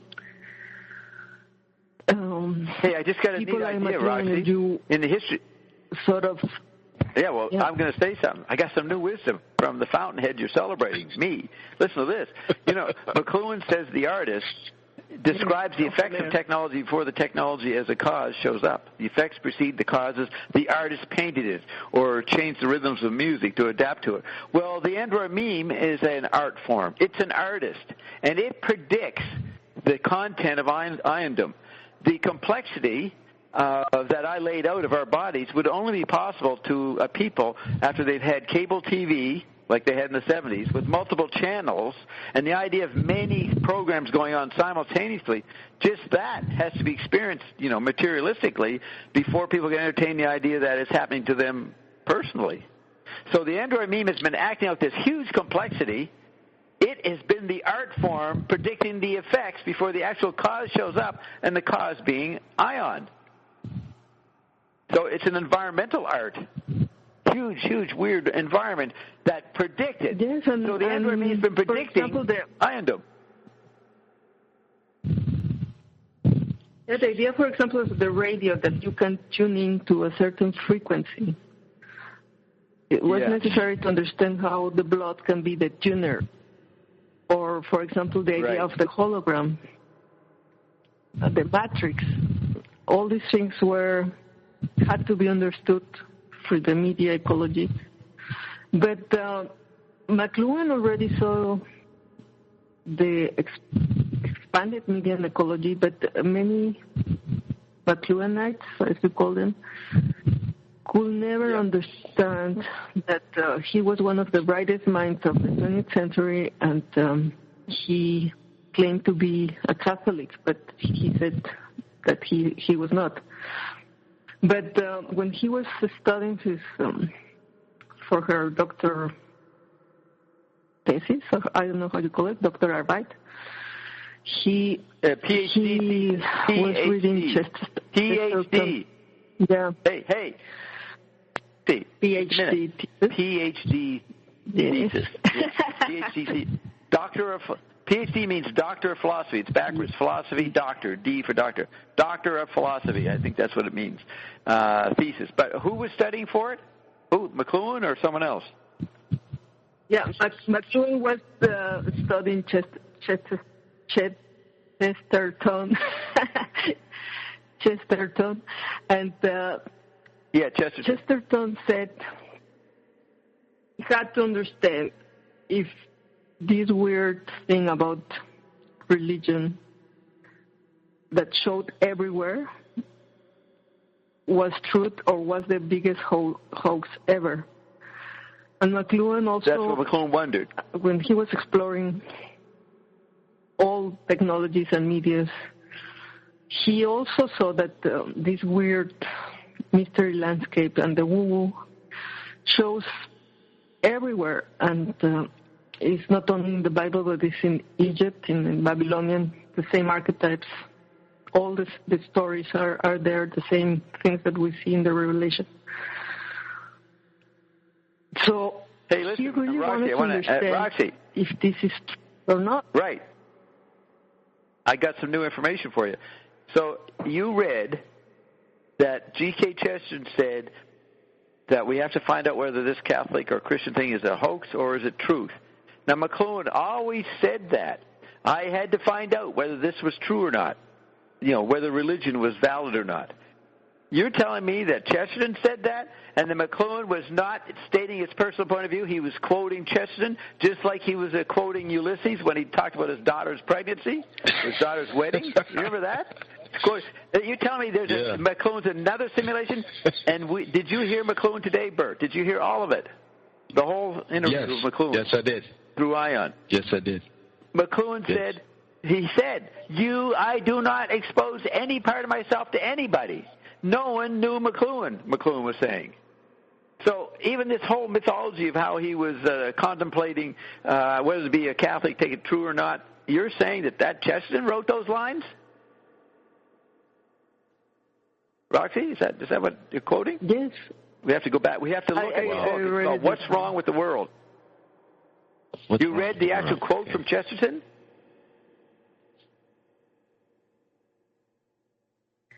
Roxy, yes, are you saying that McLuhan's quoting Chesterton when he says, I want to get to the bottom of this, whether this is the truth or the hoax, and he was just quoting Chesterton? That shows you McLuhan was totally an actor from day one. And, he was such a genius. No, I think one when he was can 19. have the same... I think he had the same Question. I need to understand, because, I mean, he could make patterns and connections from, for example, he sees how the Europe create feudal system. I mean, Marx could not see that, or how the non-physical is affecting all aspects of the American society, not only the religious or spiritual. That Ion is explaining this mystery landscape since he came forth, and how to make sense of all this cocktail. It's like without being New Age, really trying to make a... Without being conceptual. Like New Age is conceptual, speculative. Of this weird... Roxy, New Age is conceptual. McLuhan said he never used concepts, he used percepts. He was looking at the environments and what the environment saw. He was detachedly, imaginatively watching what environment said. He wasn't just looking at the environments because the environments were looking back at him, and he knew that. He even said that. This approach is the best because you are not going into a system of ideologies or beliefs, or you are studying the technology, the medium, like the expansion of non-physical, like the radio. And you're studying like the weather. Like look, Roxy, he called the media either hot or cold. It was all describing the weather. He'd walk outdoors, and when J.W. walked outdoors, he started seeing being in parallel worlds. When McLuhan walked outdoors, but the outdoors, the nature he walked out to, happened when he turned on the television or when he got on the phone. So he was describing the climate, hot and cold. He was describing the weather, the sensory, studying his senses, which LaRouche disagrees with. This Aristotelian method of going by your senses is an erroneous way to develop knowledge. So the Platonic view is the opposite of what McLuhan's public self was. But McLuhan actually said he was Plato in the classroom. So in the chemical body, he was Plato. But in public, because it was a sensory overload environment, he had to be an Aristotelian. He wasn't a long-term Aristotelian, but he had to be Aristotelian when you're in the immediate information overload world of the 60s. That dictated him to be Aristotelian, but he was Platonic when he went back into the classroom. So this is what LaRouche doesn't get the figure ground. But the figure ground is only for appropriate analysis. LaRouche was dealing with the battle in power at the top of the temple bureaucracy and the top of the military bureaucracy, the assassinations going on, the dripping of blood everywhere for every new transaction of power. That's what LaRouche was analyzing. And McLuhan said to me through the Evergreens that he was a bit weak on understanding management. He said that he did not understand that management would respond to what was actually happening so slowly and get away with it. And they got away with it by just shooting people.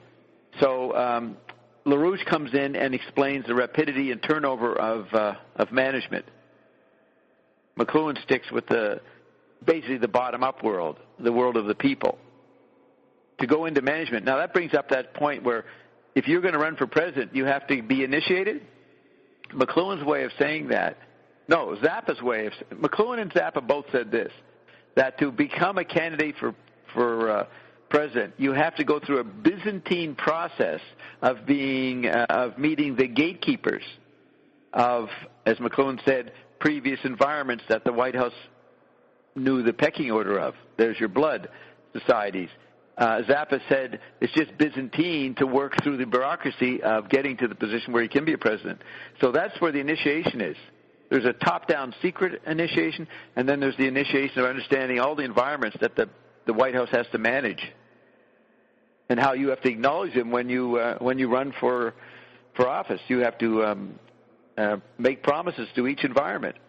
So in the end, you end up in the White House, and McLuhan says, if you're president and you have all these obligations, what are you going to do? Nothing.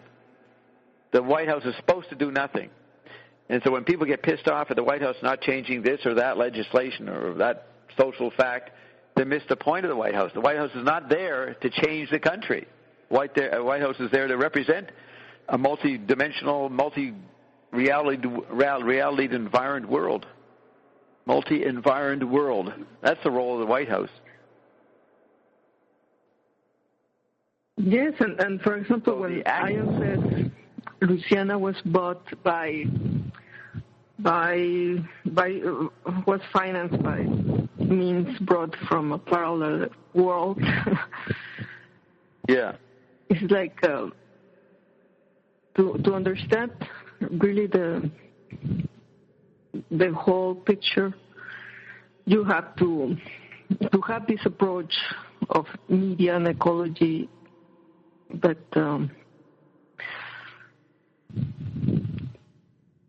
it's like an expanded way of studying this and considering all these aspects that were never understood only by an elite, that were in the knowing of how things really work and things, for example, the money to finance many things.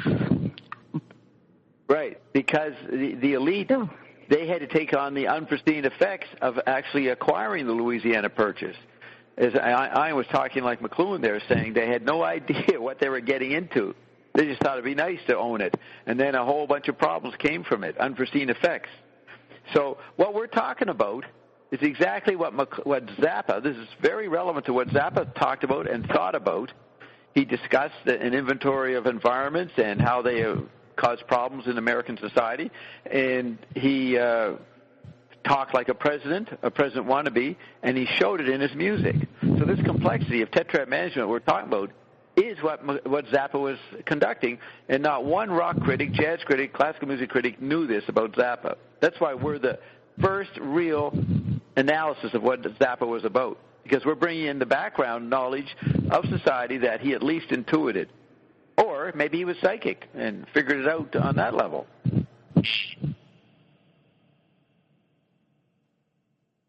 When you talk to Gail, when Gail gets to talk about Frank, yes, I think he sounds pretty psychic. When Gail discusses what he could do.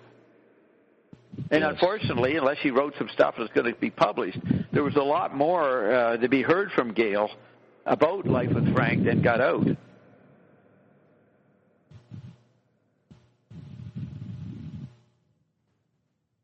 So, yeah, you were going to say something, Roxy? For some reason, I suppose it has to do with the expanded perception. Many say Zappa was synesthetic, you say?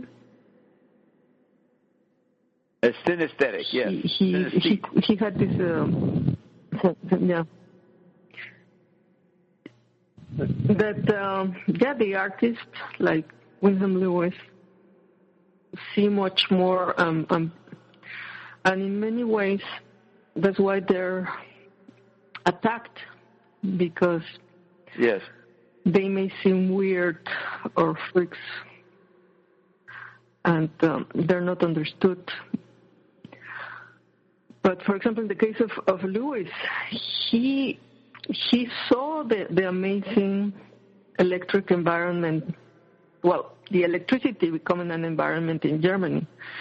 And he had this fascination for what he saw, this media, all the expansions of men that were going to be the effect of these new medias. And it was not about the ideology, and only McLuhan could understand that. And he understood Lewis. He saw it was about the medias. It was not that he liked Nazis, but he could be turned on by seeing how the electric technologies were becoming an environment. It was never about the content, and this is the thing that they're doing with Ion. You are explaining Ion as a technology, and you had to do this not the side content of the media and ecology, and Dr. Dean is doing the technology of the blood, the biology. Yes. Like you said, I thought the end of all this media and ecology was the blood, and I said the medium is the blood is the message, but you say no, the message and the medium is not human body because it's mutating, but it's your physicality expanded by the non-physical. Yeah. But you had to have these two explanations to get the whole holistic explanation of what is happening. And what Ion calls the innovation, which was the first attempt was to do it in America, but there was not a new blood, so it didn't work out. It was just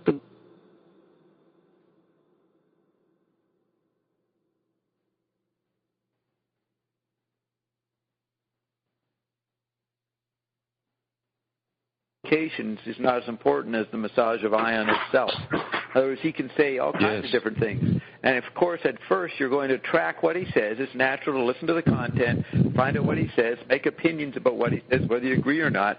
But the warning is, do not make a conclusion about the content that Ion utters, because Ion's a massage that goes beyond what it says.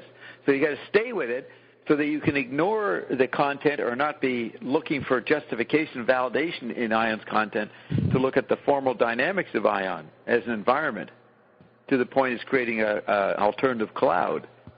Yeah, so the medium is the message applies to the audience of Iondom. Yes, and this explains why Ion changes. He always says, what I said is no longer applies. Right. Or that's old school. Right. Or all these ideas, because he doesn't want this to become like a cult or a religion. This is all becoming, and right. It's not about the content. He's just expanding the possibilities of what you can be, do, and have. Well, so, hey, listen to this, Roxy. But he doesn't want you to get limited by this idea. He's miming cellular communication. Can you imagine the speed that cells communicate at, all the synapses and all the different parts of the autonomic system?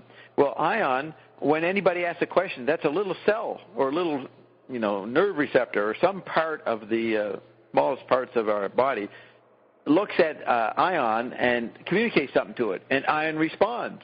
And then another little part shows up, or an ionot, and Ion responds. So Ion is operating at the level of our cells and verbally is speaking cellularly to you and your many different aspects of your cellular life. So therefore, it's instant and fast and changeable, because every cell is different, as Ion sees it. So it's actually we're hearing cellular communication. We're hearing who made music like that? Is that what Stockhausen did? Did he make cellular music? I'm sure there's some composer who made little that is more microtonality. Closer to Pauline Oliveras, her concept of quantum hearing. That right. You can go deep into listening at those levels. The nano hearing. So isn't it interesting that? Yeah, go ahead, Bert. No, it's just funny you say that, because this last week I got to really re-listen to your last three private sessions, the 5th, the 10th, and the 11th, and it blew me away. I got to go back and re-listen. You have to go re-listen to them like maybe 5 times, because it's so dense of summarizing what is taking place and what has taken place. It's unbelievable. Unbelievable. Yeah, I'm glad you listened, because I knew there's a lot told there about me, Carolyn, and J.W., and what Iondom's doing. There's a lot revealed in those statements. And I've been waiting for someone to notice that, so you're the first, Bert, to point that out, that it's overwhelming what's being said. It's quite revealing. Yeah, especially the 11th. Especially the 11th one, because I was on when you played it, and I only remember maybe 3 things that Ion said, but I got to re-listen to that twice, and I was totally blown away. I got to go re-listen to it again because it's really dense of what's going on and what has taken place and where we're headed. Yeah, it's really revealing. It's interesting that Roxy went to Pauline Oliveros' seminar, workshop, and Pauline had a big influence on Frank Zappa 50 years ago. And here she is doing quantum hearing, and Roxy did not get to tell her about the new song in Ion, but Pauline doesn't know that she's approximating what the new song is doing, as I just described, this intercellular microtonal communication. And so that's why she had Roxy in the audience. You probably influenced her on the non-physical level, Roxy. There's probably some communication. She's probably having dreams about you. It's also amazing that the gravitational waves are actually some tones that go from the lower frequencies of the scale until middle C. And this hearing of this frequency proves that there is no time, and this is like expansion of our hearing in the quantum and in the cosmic. Right. Now, does Pauline talk about we can hear the universe around the idea? Yeah. Does she talk about quantum hearing around the idea that there's no time? Did she talk about no time? No, she's still into the traditional physics. Right. But she's she thinks the avant-garde quantum physics. Time and space. Did she say that? Did she say that? What? That she believes in time and space. Did she say that? There was a noise. I didn't hear. Beg your pardon? Well, I read some of the things she says, and she usually has these explanations of traditional physics, quantum physics, and all this. Right. So, ion goes after string theory, which comes and after also quantum the traditional understanding of acoustics. In the traditional understanding of acoustics, you also have these explanations of time and space and how waveforms move in the time and in the space and the different effects of the surfaces in how sound behaves. Like, for example, if there is an echo or a reverb or whatever. But the acoustics uses this understanding that it's obsolete. They talk about time and space. Did you guys hear every quote that Ion answered or McLuhan answered? Did you hear all those McLuhan texts that McLuhan, most of it written, that Marshall was saying back to us? Did you catch the variety? Yes. Yeah. Yes. I don't remember, but the whole, but yes. No, there was. I'm very impressed that you even know the pages were on the book. Yeah. Well, I'll tell you, I not so much now, but for many decades, I'd always look at understanding media, once every 2 weeks. I'd think of something. Oh yeah, where do you say that? And then I made an inventory in the book. So by looking at it for 40 years, and because I triangulate by numbers, I measure things, Ian says, through numbers, it's natural that I would see a sentence that I would see many times and note the page number. It's totally practical or illustrative of the way my mind works that I can do that. It's not a mystery to me. Ian explained it once I explained it. Yeah, it's just like you can play music, which I can't do. You can play instruments. Yes, but this understanding of media ecology was necessary to understand, for example, the Ark of the Covenant, putting the power outside in all these expansions and all these technologies, and then how, for example, the princes would mummify their hearts, and the body of the prince or the king, for example, in France, were buried in the Cathedral of Saint Denis, and their hearts will go somewhere else, mummified. Yeah, and Carolyn has a question about that. This was the relief of some type of power in this special organ that they knew is separate from their body. It's contained, as I explained once. It's like independent. It's an independent organ, so they separate. So this is Roxy. Zappa said there was a new fad every 18 months, and you have Moore's Law came in, a couple of decades ago, saying that there's a radical change in the information society, the chip body, every 18 months. So he and the famous, whatever he was, Moore, the scientist, whatever, they agree on the 18-month cycle. McLuhan knew there were cyclical fads. So at least every 18 months there'd be a new phenomenon. And I'd always be driven to go back and look at Understanding Media or one of his books, because there was often something in them that resonated with what was happening. So the reason I know McLuhan so well is I would consult it a lot.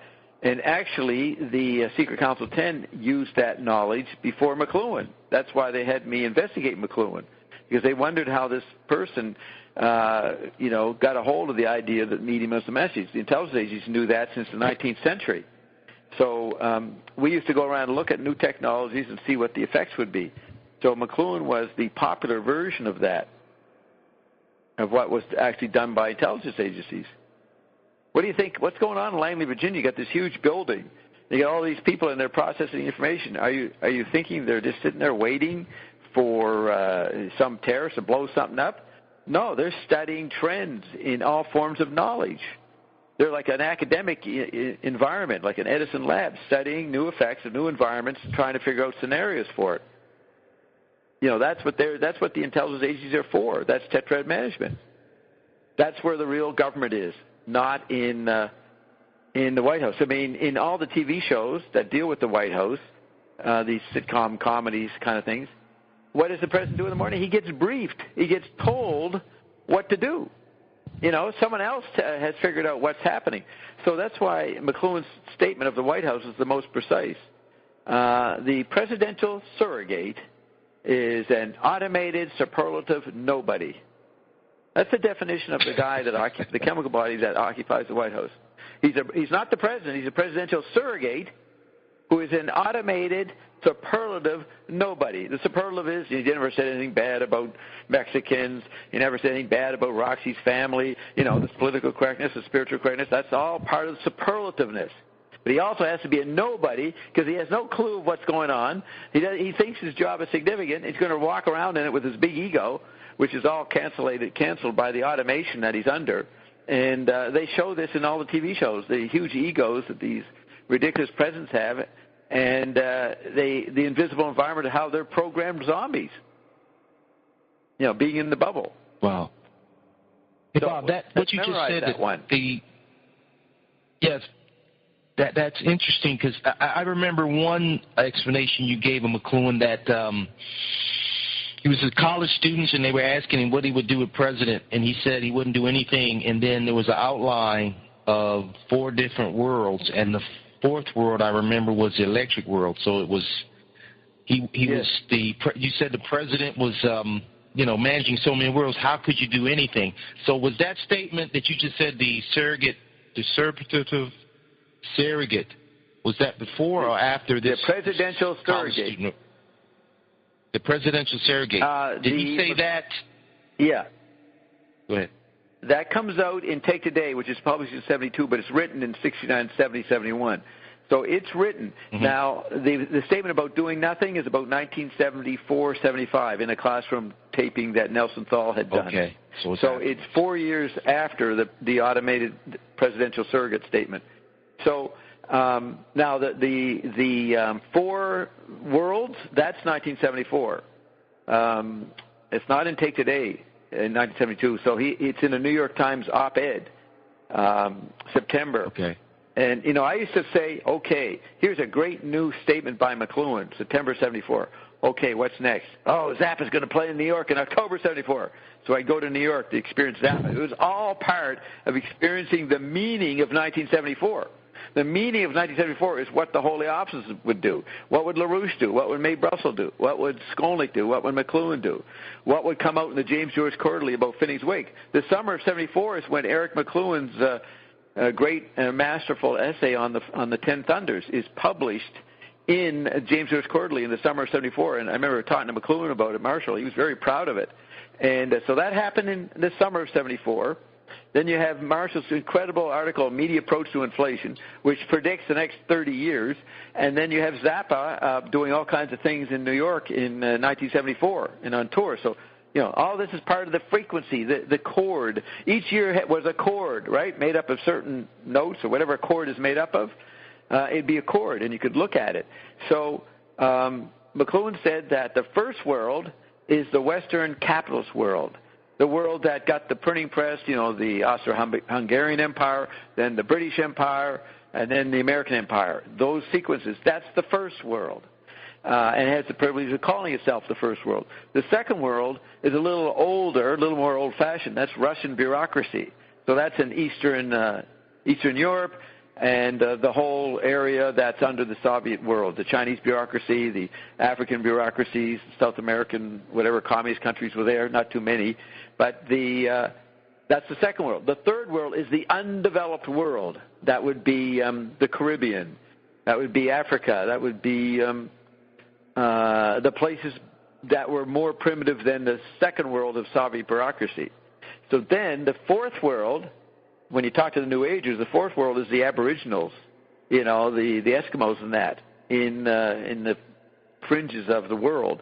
But that's not what McLuhan meant by the fourth world. The fourth world, he called it the Primum Mobile, Primum Mobile, the prime mobile, the prime mover. The Primum Mobile was the electric world that goes around the first world, the second world, and the third world, and causes tactile upset in all three. So that's what Henry Kissinger had to manage, those four worlds. He had to develop an image, a cellular communication from the White House in relation to all these different environments. That's all the White House does every day. They have to figure out what they're going to say to Somalia. What are they going to say to something that happened in Venezuela? You know what I mean? Constant cellular communication.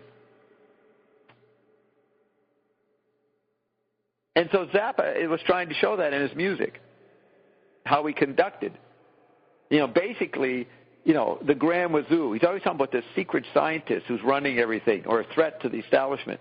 So that could be the head of the National Security Agency or some secret team that Mae Brussel used to expose and LaRouche exposed, all these secret teams, little cabals that would run around and disrupt everything all over the world.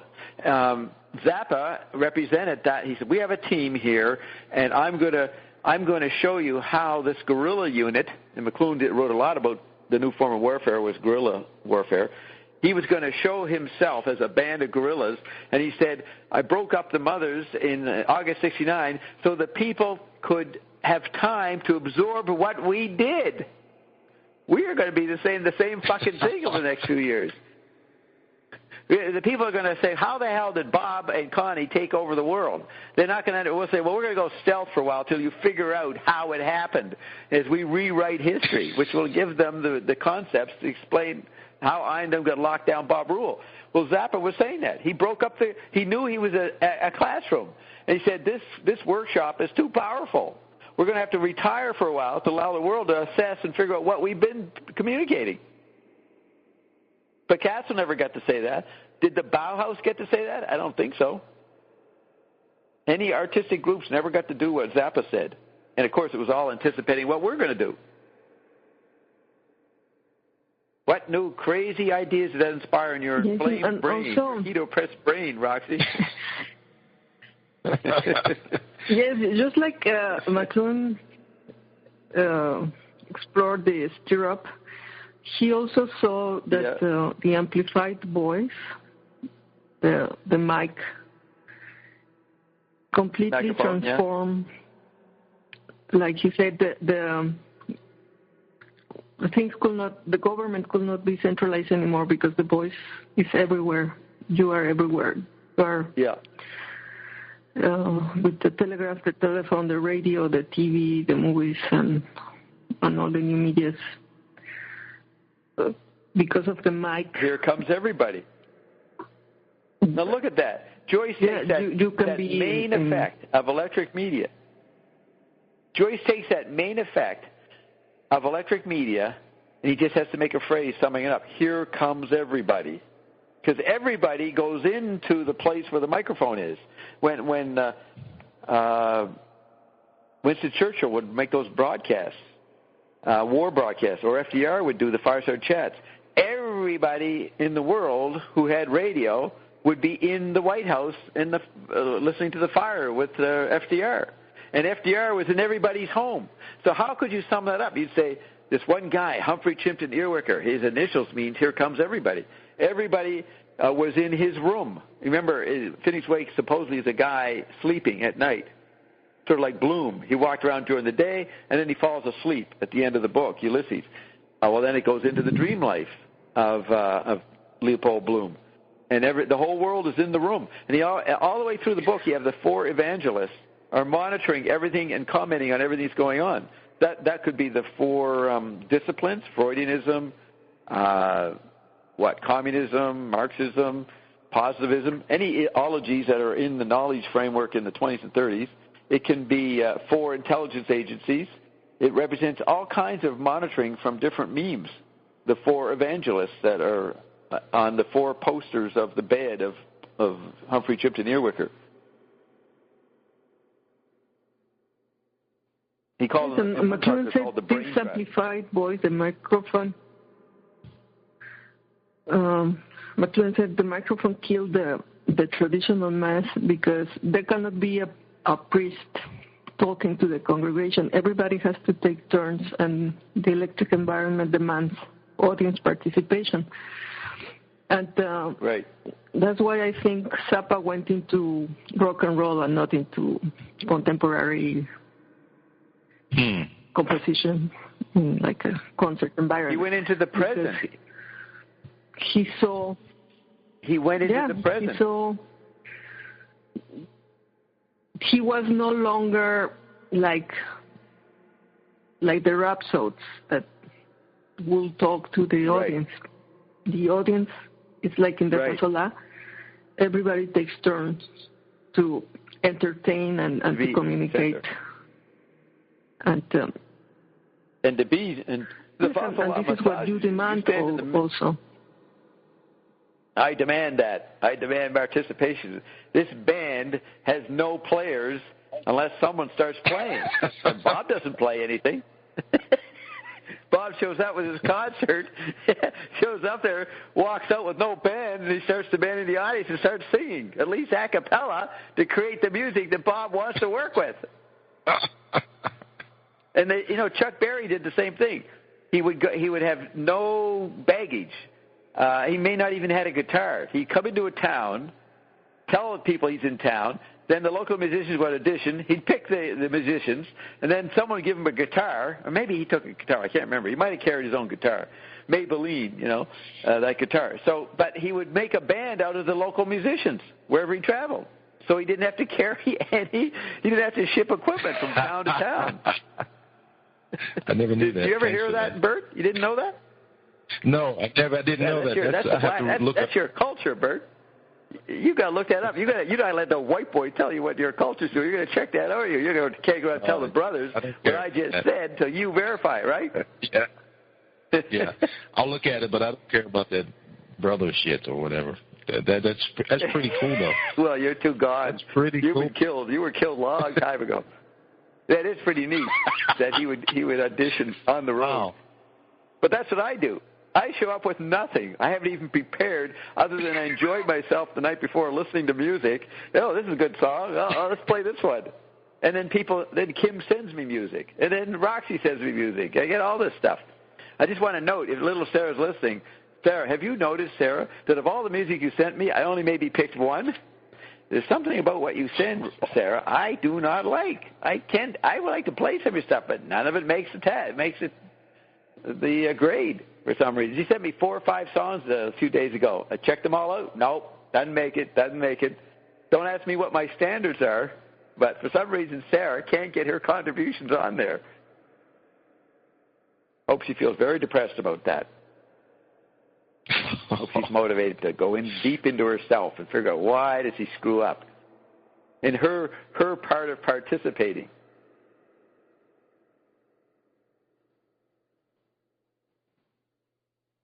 Where are we at? Did you guys get knocked out? It's not about content, but the effect, the massage. Yes, the effect. Like Ion said, it's not the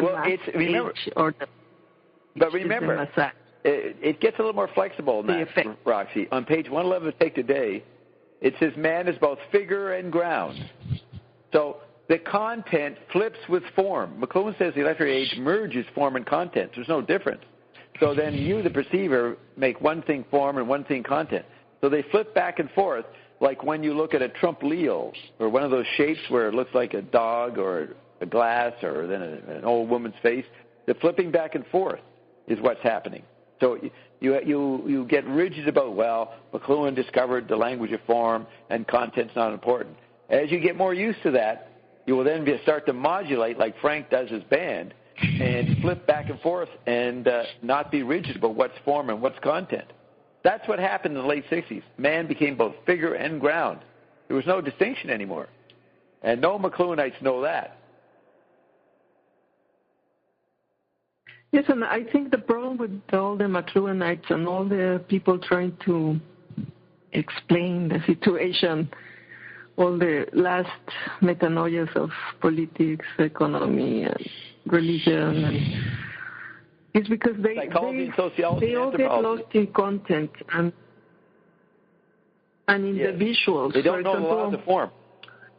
The Fulcanellis, they are hypnotized by all these big temples, the cathedrals, the Temple of Man, all these things which are just content. They're not really. They're not the environment of communication. The ground. They're not the environment. The temple was an environment way back there at the time Solomon's temple, but later temples are not environments. So let's not just say McLuhanites. Let's say Watsonites and Zappaites. Let's knock Ben Watsonites. No Watsonite, no Zappaite ever understood what we're talking about. Yes, and even the elites, for example, they knew there was this knowledge in the Bible, and they thought it's about the wine. And they went to La Loire, and they were doing things with the wine, and like I mentioned, it's now popular. But wait a minute. That was inspired. Hey, Roxy, that was inspired by a new environment. That label on the Chateau Beauregard, that had some substance from another world. They all were molded by the experience of that wine, that special wine. And they were all trying to, preserve it. Maybe they did preserve it and grow it. But that was an effect. These castles were an effect. No. Wine culture was an effect of this weird communication from another world. It wasn't and it was the wine label. And you said it was the wine label. Yeah, the wine label. Yeah, the label somehow communicated something. Did you hear? I don't know. I'm listening to so much Ion every week. I listen to my own new stuff and then other stuff. I was saying, I missed the end of February 6th. I missed the last bit of Tailgate, so I was listening to it yesterday, catching up to it. I think I had gone to the shower or something. But Ion talked about making love to an angel. The substance he says, in the touch between you and the angel during the sexual act, it rubs off on you, the substance of the angel. Did you remember that part? Yes. You do. Yeah. And the it changes substance you. of the, let's assume the angel. Instantly. Yeah, it changes you. The substance on the angel's hands, if that's how they do sex, I don't know, if they rub you or something, but the caress you, that subtlety of that residue, there might have been some residue on the label that went into whoever held the label and it affected them.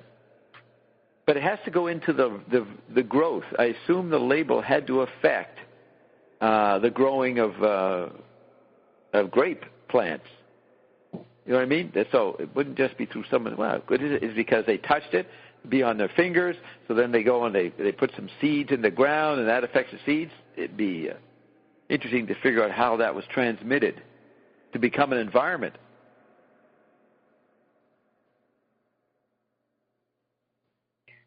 Yes, what I wanted to say is, like, for example, Scholar the Lubitz, he goes 15 years to study the Temple of Man, and one can get lost into these contents that because the non-physical and the woo-woo, the mystery landscape, had been shaping all aspects of society, and until now they could not be completely explained as technology. They were explained as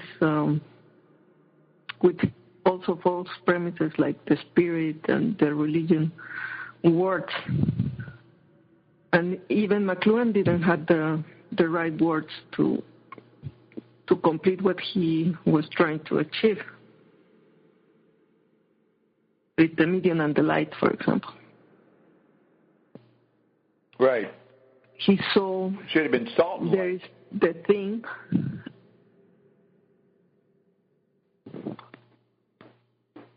The thingness, thing fish. And, interesting how Zappa puts together. Yes, it's like Zappa is a McLuhanite who has access to the proper media that all the other McLuhanites didn't have access to. So he actually has watered down McLuhan ideas are sprinkled through his work like thing fish. That's combining the message of the fish fresh out of the water, that McLuhan statement, plus the thingness. Yeah, it's interesting how he has both happening. Now, Bert, yeah, you're open. Are you there? You can speak, yes. Right, Bert? I'm just looking at the template here. Yes. Okay, so what's next? What do we play? Let's go over and look on the idea. Let's see. They've got lots of people typing things over here. Let's see. Gene is typing a lot. He says, the kids are still waving red flags. Then a cop would hit them, and they'd say, hey, he hit me. Then she's laughing. So she's quoting that Zappa story that made me laugh. I couldn't even stop myself. Then Gene says, the last point we were looking at is apathy in the world of Zappa.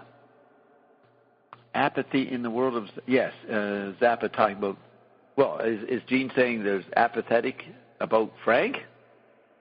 I didn't mean that. I meant that the apathy in the interest in the election process. So then Gene says, McLuhan, people are a consumer amoeba. No, that was Zappa, Gene, not McLuhan. Then she gives a definition of amoeba. A single-celled animal that catches food and moves about by extending finger-like projections of protoplasm. That's tactility. Amoebas are either free-living in damp environments or parasitic. That's pretty good. You can actually apply that to the discarnate superangel state. We live in damp environments, parasitic environments, what McLuhan called the warfare-welfare state. And we go around with our tactile fingers, our antennae, trying to capture stuff to consume. Then Gene says, Jesse Ventura refused to live in the governor's mansion during his tenure. Gene yells out, producer Hornets. Robert says, Opus, life is life. Opus, life is life. Small L and then a capital L. Then there's people asking me to play something, but we haven't got time to play things.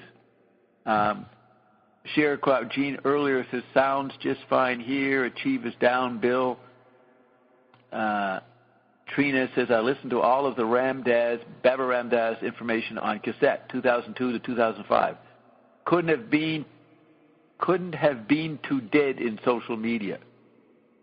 What does that mean? Could not have been too dead in social media. She's trying to say that the cassette is very non-social media. Very, very bad statement there, Trina. You should look at what you type. Does she really care what we see? Is she just registering the fact that she's paying attention and communicating? It doesn't matter what she types? Is that my mistake? I'm trying to figure out what they're saying when she's just typing to be part of the phatic interplay.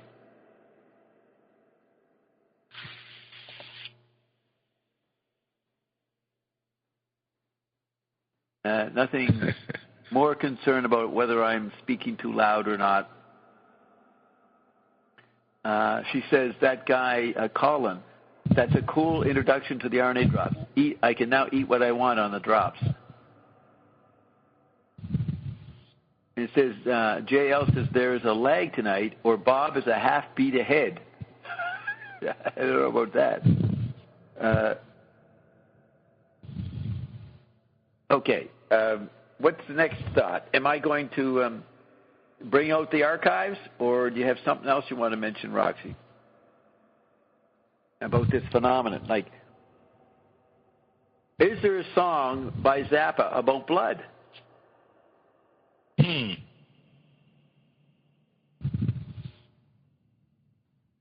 Well, offhand, I can't think of one. Zappa, blood. Blood on the canvas. Oh, look at this. Blood on the canvas. Wow. Look at this. Frank Zappa. You ever heard of Eric Bogosian? Maybe Roxy hasn't, but you might have heard of him. Bert. Eric Bogosian. Know who he is? No.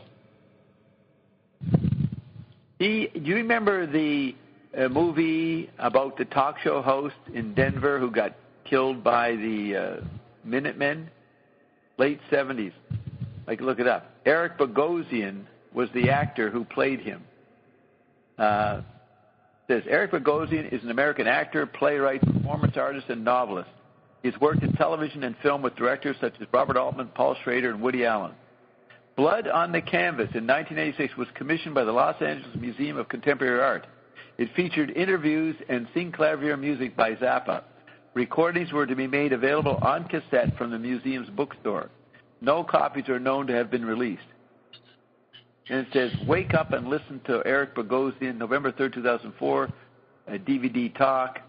Someone interviews him. He says, quote, I was fortunate to know Frank Zappa before he passed away, and he was the kind of guy who would sort of do this artsy stuff, but he'd have this great sense of humor behind it also. You hear that? So Eric dimly perceives Zappa to do this sort of artsy stuff, like what? Something detached, some lack of embedment, some imaginative stuff, but he have a great sense of humor. Did something very serious and artsy, but didn't take it seriously. Then Eric says, it was great working with him. It was strange, like I had never met my real parents or something. And then one day I'm sitting with this person and going, oh, he's got eyes like me. He's got hair like me. I'm related to this guy, unquote. It was like that psychically, I'd forgotten that before there was Richard Pryor, before there was Richard Foreman or Richard anybody, Frank Zappa had shaped my nascent teenage mind with a certain brand of cynicism and a certain sense of humor. Basically, in the 60s, it was Mad Magazine and Frank Zappa that told me the way I was going to think about the world. So he didn't recognize that till he met Frank. That's pretty neat, eh? Now, look at this. They're doing Blood on the Canvas, and Eric Bogosian, through the environment of Zappa, thinks that Zappa is a blood parent. Now, how's that? There's the meta there. If Eric Bogosian is interpreting Frank as his blood father, or reminding him of his father, or like having a father that you didn't know was your father, then you notice that this Zappa guy has all the same kind of humor as you have. Then you recognize that he was there before you, so you must have got the humor from him. Okay, so what's this blood on the... Are you following this, Roxy? Is this breakthrough about blood? The one thing that didn't get done? Oh, where's Roxy? Did she get knocked off? No, you should be there. Why aren't you speaking?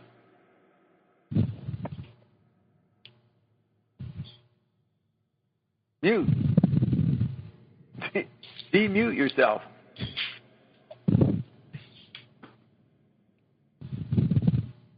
You must have gone to the kitchen.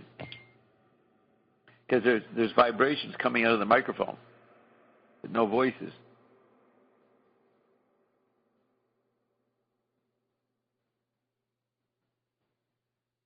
What do you think, Bert? This is recently. This blood on the canvas. This blood on the blood on the canvas is some recent. 1986. No, 1986. Yeah, I see something. Oh. Okay. But where is Roxy? I'm Googling it. You can't go into this without her. Yeah. Right. It's on Wikipedia. It's in a Zappa archive.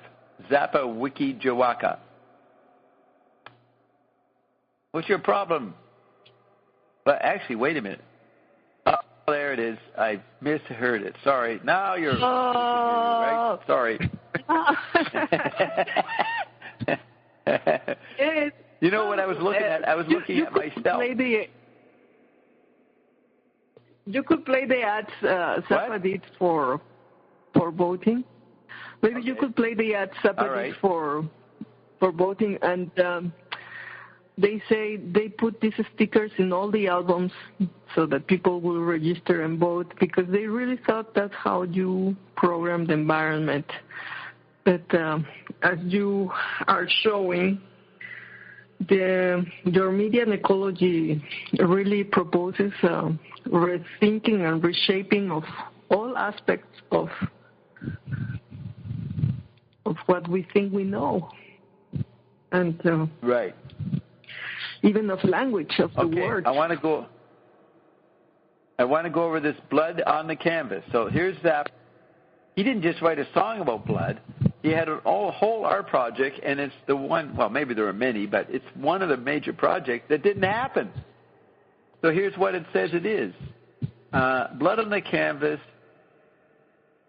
featured interviews and synclavier music by Zappa and was supposed to be available on cassette from the museum's bookstore. No copies are known to have been released. What? Oh, that reminds me. You know this 26-minute Zappa educational political thing we played? Didn't we play that many shows ago? We may have played it. I remember playing it. Yeah, we did play it a long time ago, so hope they didn't mind it being repeated. So it sounds like cassettes.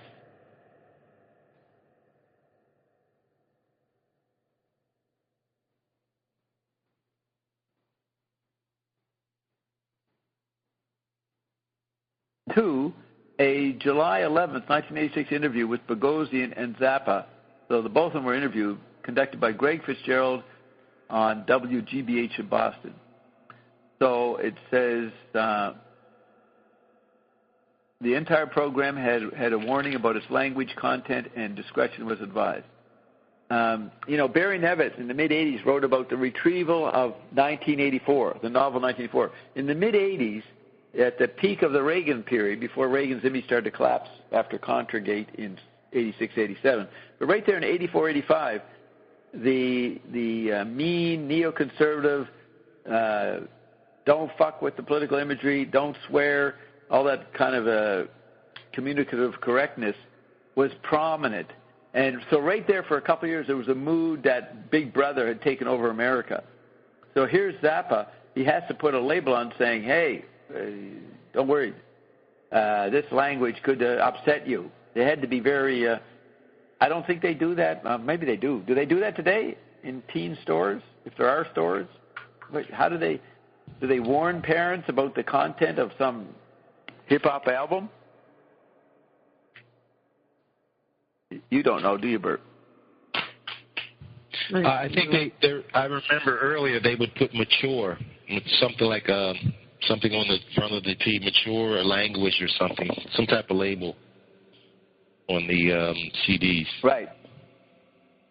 Are there still record stores? And, you know, a lot of the big ones went bankrupt. So where is the censorship or that kind of control in the MP3 world? That's a good question. Probably isn't any, because it's so easy access now.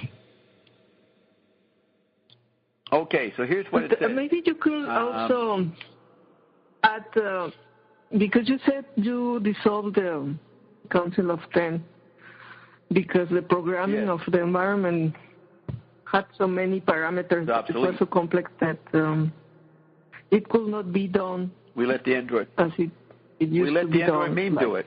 With the government. We let the Android meme do it. We let the Android meme do it. And now the complexity of the programming that we are going to do for the new environment is required ION and the cloud. And maybe you can explain that also. Okay.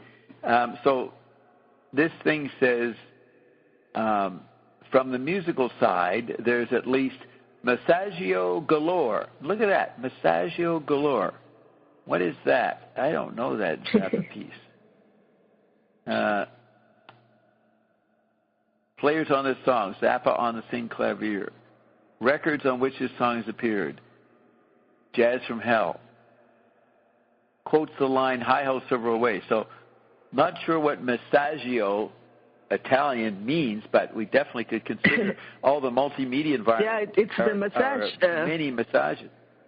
Yeah. Massaggio galore. The medium is the Massaggio galore. Good one. I suspect you'll say that again. You'll remember that one. And then the other one was Reagan at Bitburg. That was when everybody thought, oh, my God, May 1985, Reagan's visiting and acknowledging the Nazis. And he could do it because Big Brother had come back in 1985. It's been retrieved. So then it says, Money Magazine, September 86, an article, From Rock and Roll to Buy and Hold by Patricia Dreyfus. It says, iconoclastic rocker Frank Zappa became notorious in 1967 when he was photographed sitting on the John. Today, Zappa still revels in outraging the bourgeoisie. His latest effort, in collaboration with monologuist Eric Bogosian, is a satire on showbiz entitled Blood on the Canvas. It can be described as a musical comedy about on-stage castration and death. Quote, Zappa says, it's probably the most blasphemous thing, there's that word thing, it's probably the most blasphemous thing anyone has ever heard. Zappa gloats with a devilish gleam in his black-brown eyes. Then it says, film director Rick Linklater, interviewing Eric Bogosian. So there's this question. So Rick is asking Eric, in 1986, you worked with another hero of mine on a radio piece, Blood on the Canvas. How was it working with Frank Zappa? Eric says, it was great working with him. It was strange. And then he goes into how it was like meeting his parents. Then he says, so we heard all that. It was basically in the 60s, it was Mad Magazine and Frank Zappa that told me the way I was going to think about the world. Then Mr. Linklater says, there was a certain Dadaist, like the Dada movement, there's a certain Dadaist kind of notion, just music, performance, and poking fun at everything. Eric says, I suddenly said, quote, wow, I'm at the source, you know. So when he met Zappa, he realized he'd come to the source, like an ionic experience. Then he says, at the time, Zappa was very involved with the dead Kennedys because they had gotten censored. That's Jello Biafra, I think, and Jello Biafra went on about censorship. So Zappa was very involved with the dead Kennedys thing because they had gotten censored. So Zappa wanted to make a tape that basically had to be censored. In fact, no one ever played it on the radio. It was censored in every radio station except for Boston. We had a deal with the Museum of Modern Art in Los Angeles that they could only make 10,000 copies. So these 10,000 copies were made, and that was it. It was very extreme. It has these little bits of music in it and these funny characters that talk about all these innuendo sexual experience. I wonder if that's stuff that was going to be on Civilization Phase 3. Now, Bob Stone, who was a Zappa engineer, I met him a couple times at Zappa's house. Bob Stone said it was never released because, quote, The version I heard involved a dispute over royalty participation, with Eric wanting more than Frank was willing to concede for his participation. Then the writer says, anyway, Zappa went sour on the project somewhere along the line and prevented it from getting much of any distribution. In the Zappa fan magazine called Society Pages in 1988, Zappa tells that it will not be coming out. Then there's a statement, a press release, it seems, from Eric Bogosian. You want the real deal? Here it is. Frank and I made the tape in 1986 in his studio in the Hollywood Hills. After the tape was finished, Frank wanted to control the copyright. Since his death, Frank's estate has continued to want control of the copyright. I have been advised not to relinquish this, which makes sense since I wrote and performed, excepting the music, the whole thing. Frank edited and produced my stuff. So there it stands. Neither side will give in. I think it's a drag. I've offered to share the copyright, and they're not interested. I love the piece, and I would love people to hear it, especially Zappa fans, since I have been a Zappa fan since the mid-'60s.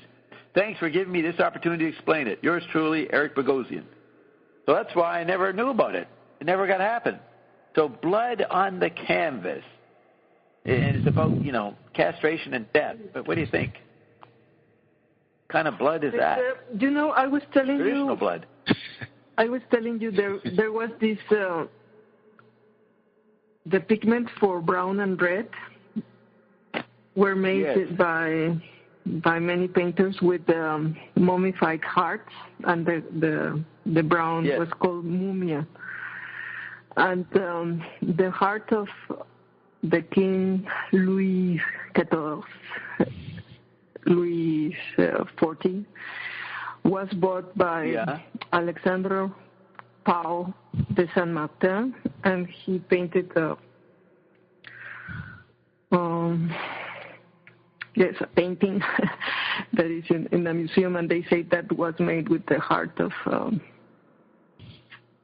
the Sun King. So the blood in the canvas is like this type of paintings that really exist. It's called The View of Cain. Good point. And it's in the Museum Pontoise. And it says it has the sunken DNA. That's these awesome. Weird That's things quite a that connection. are done by. That's pretty good. That's pretty good, Bert. Blood on the canvas was what they were doing, 500 years ago or more. What do you think of that, Bert? Did Bert get amputated? Let's see. No, you should be there, Bert. You're there. Unmute yourself. Oh, he's gone. Interesting. Maybe he left before it registers on the template here, because it just disappeared now, but probably that's a minute or so behind. So we expect Bert to be calling back in any second, and we can move on to the next part of the program. But I found another blood item. Is this actually working, Roxy? Yeah. Where is Bert? We got to wait till he comes back before we say anything.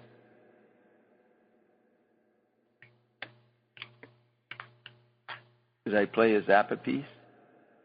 No, because he's going to show up any second, I'm sure. Bert?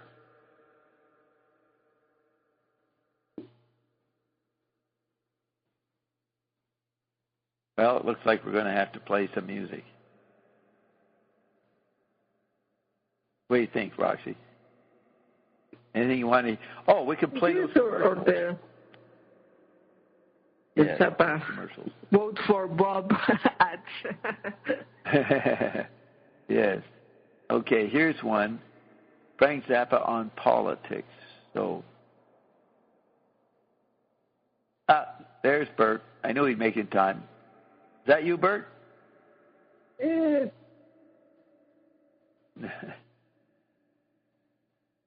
An anonymous just came in. Maybe he's just talking about some ideas of, I think, about theocracy, but it's very short, that one. The others are the ads. Okay, Bert. You're back, Bert. Yes. You're speaking. Okay. Here's what the other thing, that's pretty interesting. Yes. Here's the other thing we found on the blood scenario. In 1963, Zappa recorded something called Planet of Blood. And it says...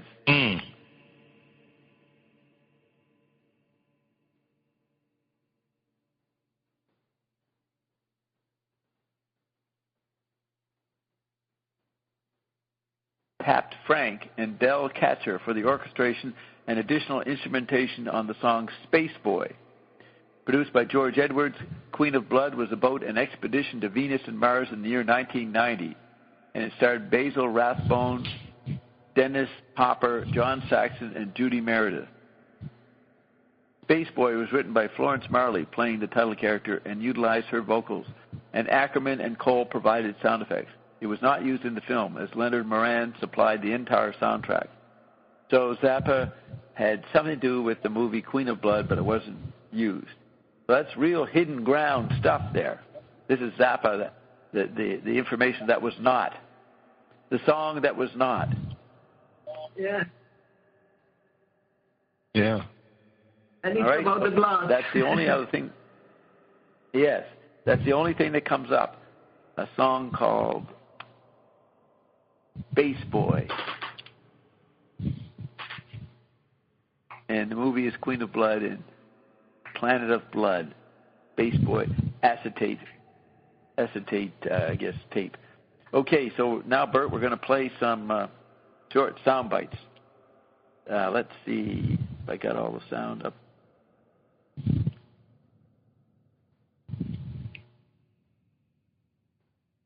Is it sound bites from Frank? Yes. Where is... Oh, I remember. I clicked sound out. Okay, just a second. I've got to go to where it is.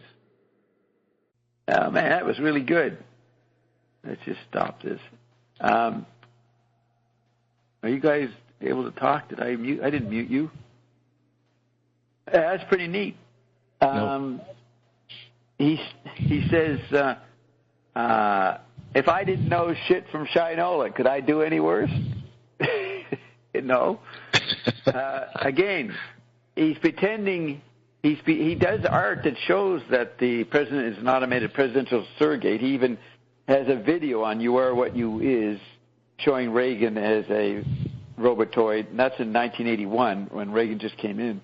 But he's saying there that he could remain potent because he stays awake and would work longer hours. Now, that's Bob. Bob would say that. Stay awake and work longer hours, more than Reagan. So, what do you think of that? Ionic resonance right there in that statement. Yes. He's definitely hardworking. I mean, I saw an interview. Yeah, you saw an interview. Yeah. Did you call me? Saw where he was a host on a television show. Yes. FNN. Yes, he did some. Have you ever seen that? Around the world about? Yeah, I've seen it. Yes. Yeah. And you're saying he worked hard on that?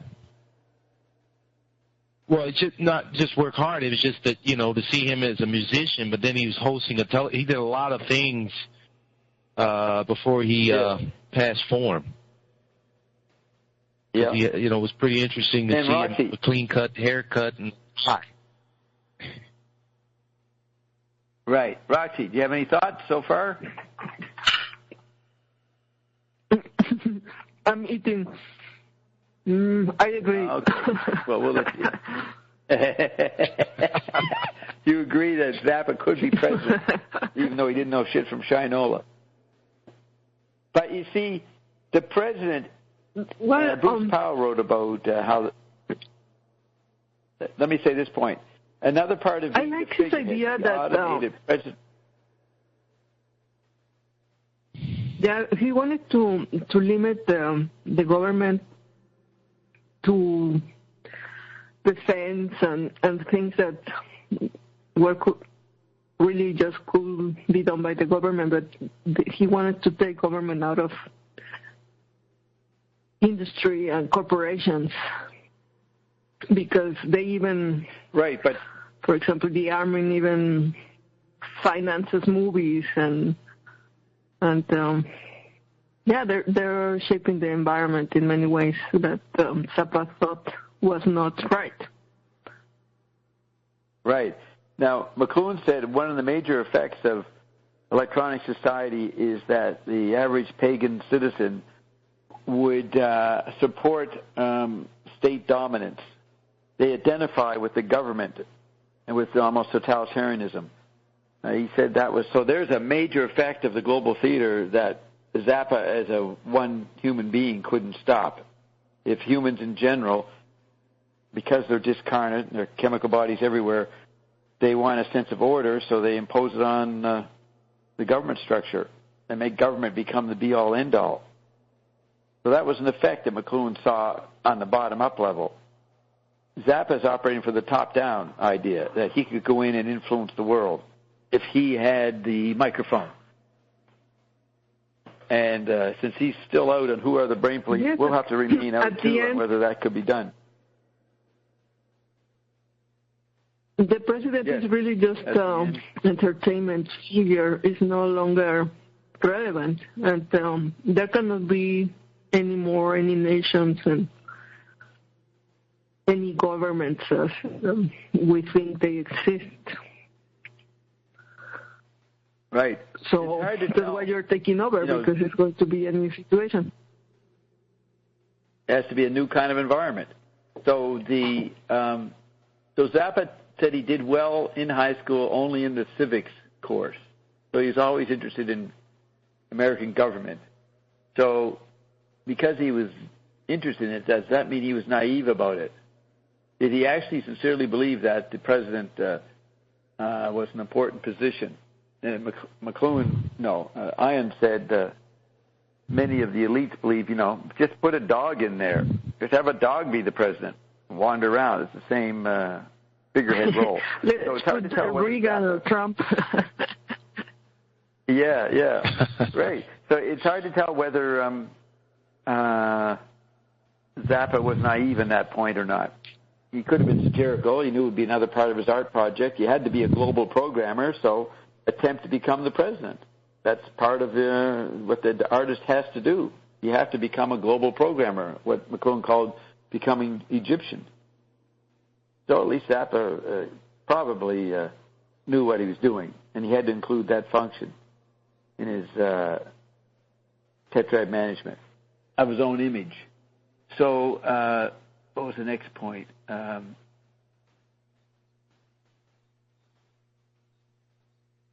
Let's go to the next. Well, once you mentioned from the beginning, he had that agenda. Yes, he did. He wanted to become president. And he was aware that politics were just like an entertainment type of... Yeah. Oh, that's what he said. He says, people who have talent don't take the job because who'd want to do it? But Zappa said, well, I've got talent, and I'm an entertainer, so I'm the perfect candidate. Okay, so I'm going to now play the next video, which features Gail.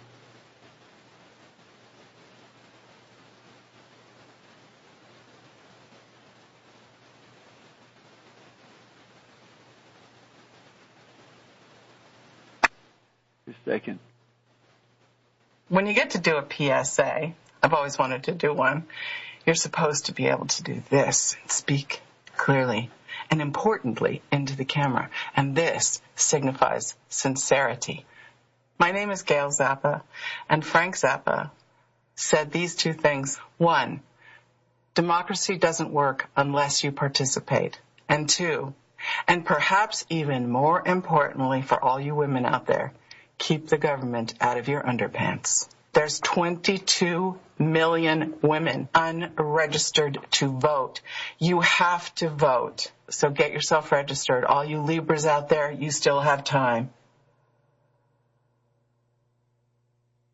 Libras. So, remember I was telling you that voting is participation? And Zappa says... When you get to do a PSA, I've always wanted... My name is Gail Zappa. Democracy doesn't work unless you participate. And 2... I would say that you don't have to have millions participate to have the fact of democracy. As long as there looks like millions are participating, that's all you need, because it's a participatory phenomenon. So she says democracy doesn't work unless you participate. Well, democracy is participation, a simulation, a porno version of participation, or a porno version of democracy. But I would have to quibble over the word participate there. How about you guys? Do you have any corrections or ad libs to that?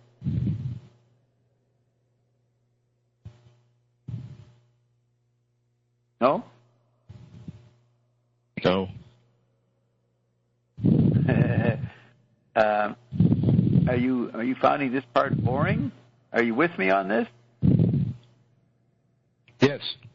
Yeah, I'm just eating. That's why I don't say anything. Okay. All right, so we did that one. Yeah, register to vote. Okay, here's the next one.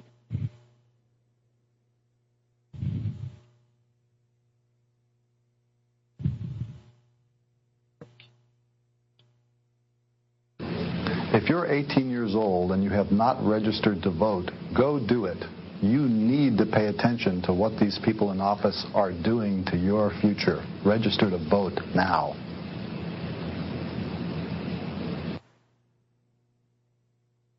Okay, there was that one.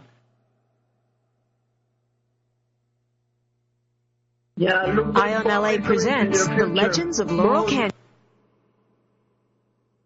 What'd you say, Roxy? Look what Bob is doing to your future. Go vote. Yeah, thank you. Yep. Okay, this is The Legends of Laurel Canyon. October 13th at 8:30 p.m. on ABC7. What do you do for money? I have a rock and roll band. You know, when Frank Zappa first came out, everybody thought he was a clown. Everybody thought he was sort of the court jester of rock and roll. He was actually the guy that every single musician looked up to and said, this guy is an absolute genius. In addition to being an incredible musician and one of the great composers of our time, there was one more thing that was very important to Frank Zappa. He loved America as the sort of bastion, the last bastion of the potential for the greatest democracy that could possibly exist. I think it's important that people do understand that it is important to vote. Frank is the first person to register people in concert halls. And I put that on every record. So every record that you pick up now says, vote, register to vote. But as a citizen, and this is something that Frank would say too, you have rights as a citizen, and it's important that you know what they are.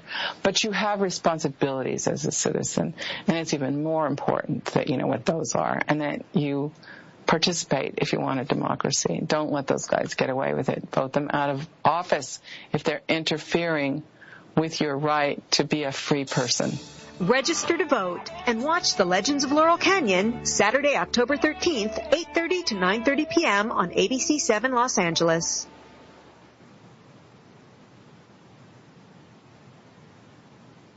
Okay.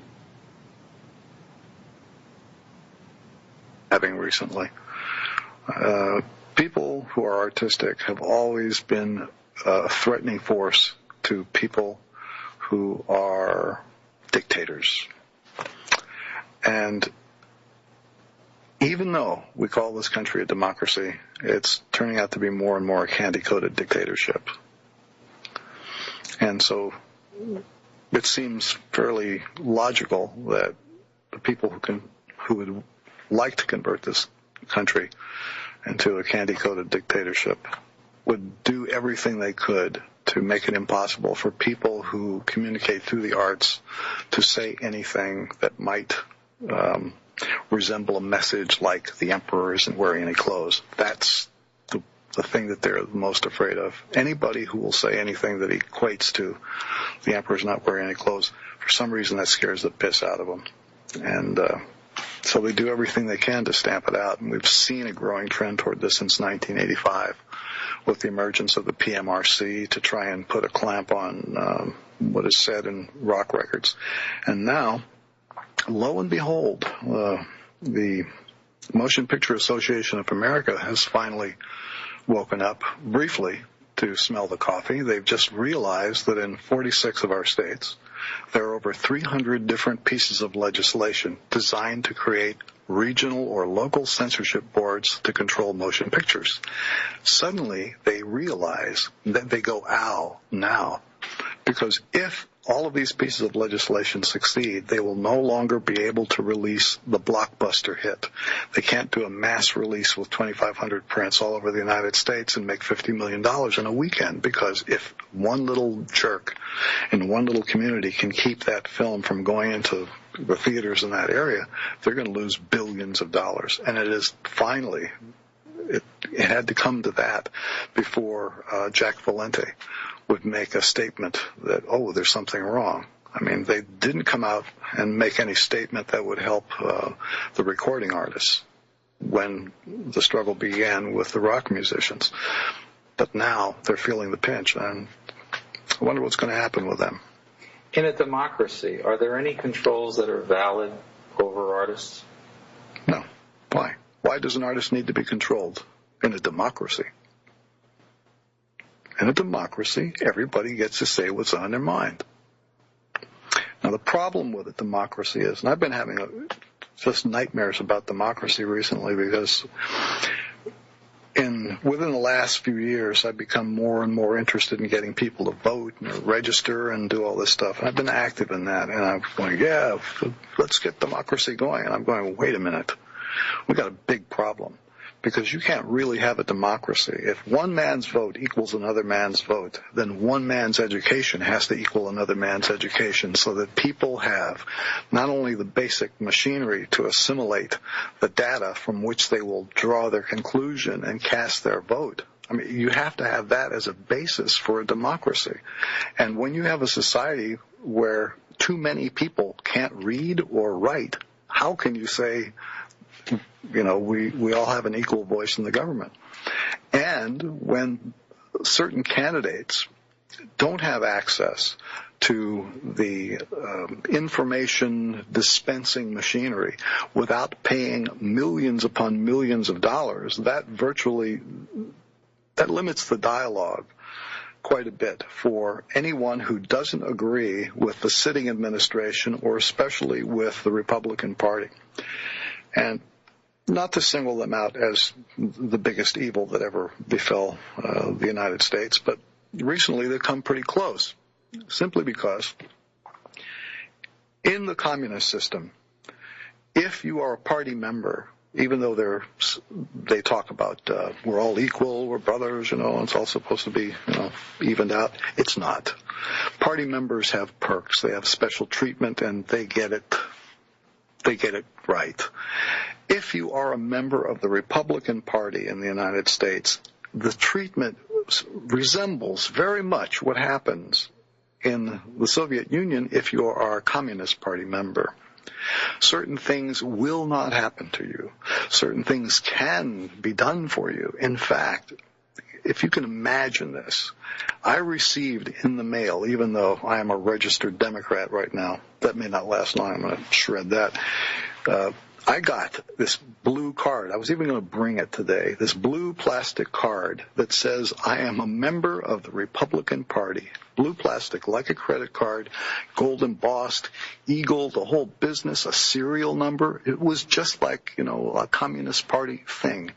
So I'm saying, what would a guy do with a thing like this? Show it to a policeman in case he was going to get a ticket? What do you do with this?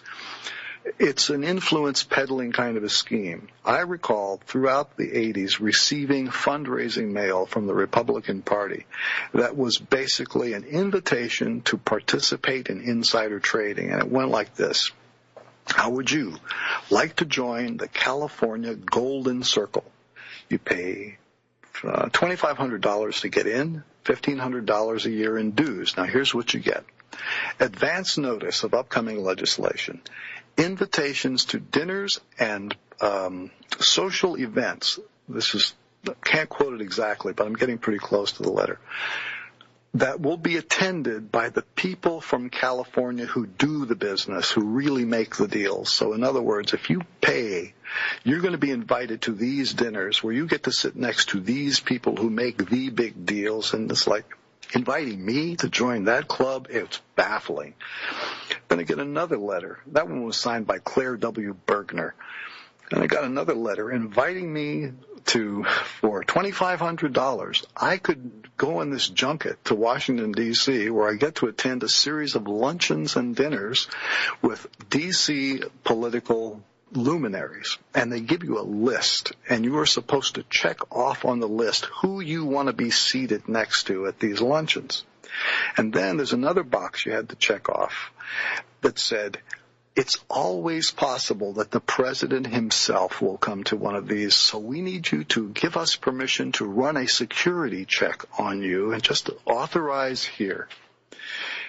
There's something weird about doing politics, mail-order politics that way, and inviting people to get the edge on a business competitor by joining a certain political party, paying money. And to carry this to the most ridiculous extreme, at the point where George Bush takes office, I remember being on a plane in Europe and picking up the International Herald Tribune and seeing a front-page article about the distress of career diplomats at being stepped over by all of these political appointees that Bush had put in as the main, consuls and whatever all over the world. But basically these were people who couldn't speak the local language, had no knowledge of diplomacy, but had given $300,000 or more to the campaign. And throughout the last decade, you see examples, where influence peddling, a dollar equals, so many points towards your career as a diplomat. What do you do with that? How can you have confidence in government anymore? And then you look at the media, and they just look the other way. Yes. Basically, the question or the trigger is simply this: to most of us, the surprise of our lifetime. None of us expected to see the wall come down and communism fade. Your feelings? I expected the wall to come down. I knew it was going to come down. I'd even given concrete proposals on how to bring it down with class, and had spoken to various people in, different places that led me to believe it was going to come down. I knew it was coming down, and I watched it on television. I was delighted. Why do you think communism fell apart? Because let's look at our two countries. We both made the same mistake. We spent our national fortune on weapons. The Russians were smarter because they realized, whoa, listen, did we need to do that? Right now, you could go to the Soviet Union and make a deal to have a converted military factory to build consumer goods. They want to make that deal. The best labor in the Soviet Union is available to do that. They have hundreds of these plants that they're willing to convert. None in the U.S. So that's why I say they might be a little bit smarter. Okay, hold it. Okay.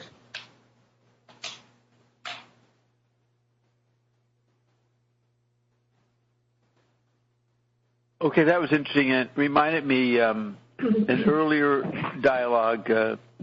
Zappa says he warns the society that if they don't pay attention to the kids or acknowledge the kids, they can become a real problem. I have Zappa in the McLuhan quadrant on my tiny note chart, and the Shakespearean parallel is King Lear. So there's Zappa talking like an old man about the kids. Doing a King Lear there. So that was a good quote. And what do you think about what you heard? Like you. Yes. Well, I think it's very interesting because we see type of privileges that are the new court, how the new princes do foreign relationships before they will get married. And now it's you just pay an amount and get to eat with the right person and do business. Is that blood money? Is that blood money? Blood money. No. You just pay blood money. But there is also this idea that the whole of America became like the prince, because when you put in your bills, "In God we trust," this is like the justification of being the police in the world and saying who's right, who's bad, and invading countries like God is on your side, and he's saying America is the one that has the right to rule. Instead of one house or one prince, is this part of the empire, because LaRouche said it's just a front of the British Empire, but they're not working now with the house, but with the country as a corporation. So you're saying America, first two letters, AM, Android meme. So you're saying today the prince is not a human being. The prince is an environment. You'll see it in my early charts, the bottom-up chart. America is the ideal country, ideal image. So it is the prince. It is the model of what's coming. So is that what you're saying, that America is, the environment is the prince today? Yes, because... Is that what you're saying? How does America justify the invasions and the wars? It's like God is on your side, and you are the ones that have to say, we are the divine country. Punishing or... The divine country. Yes, so this is the idea of the divine right to rule. God is like God assigned the prince and the pope. Now he assigned all this territory. And since I've got the divine blood, no wonder the Android meme mirrors me. They're trying to be me. I used to say this for years. The Android meme imitates me. We're now coming up with good reasons why. If I've got the best blood, then America, the Android meme, since it is the blood prince, it will mime me. That explains anarchy.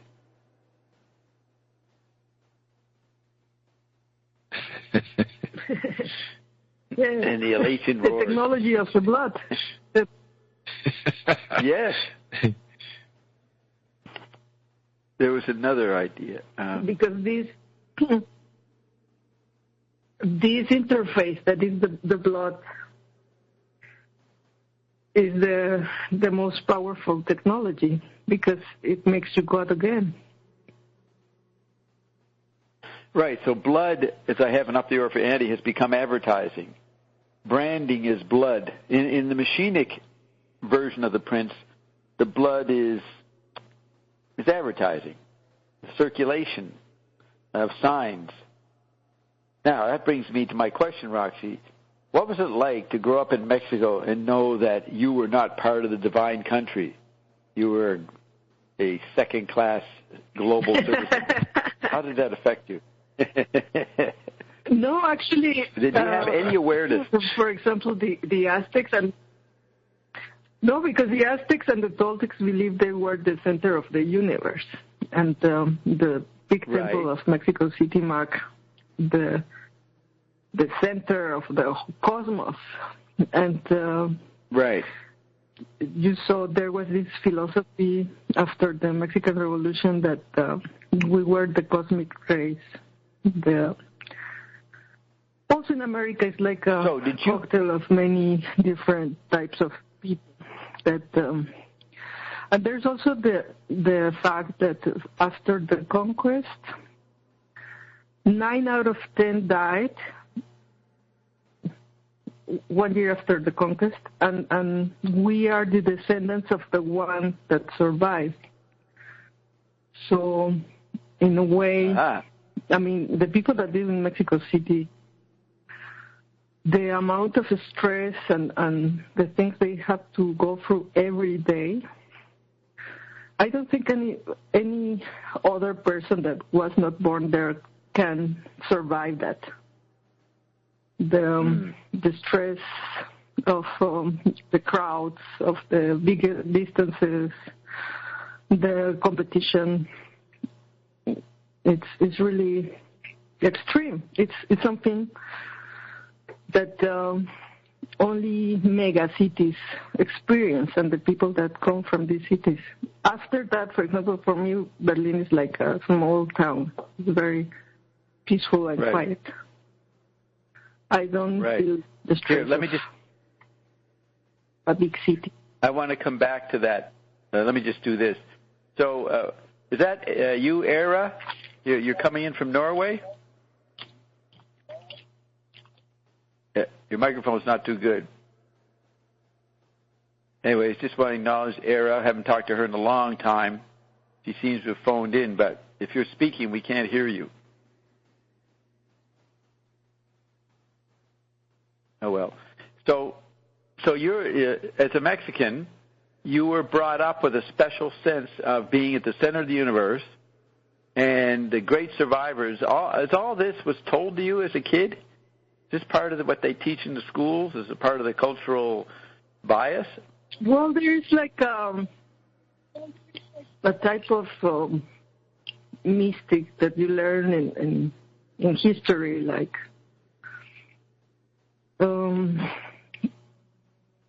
it's hard to reconcile both sides of the European and the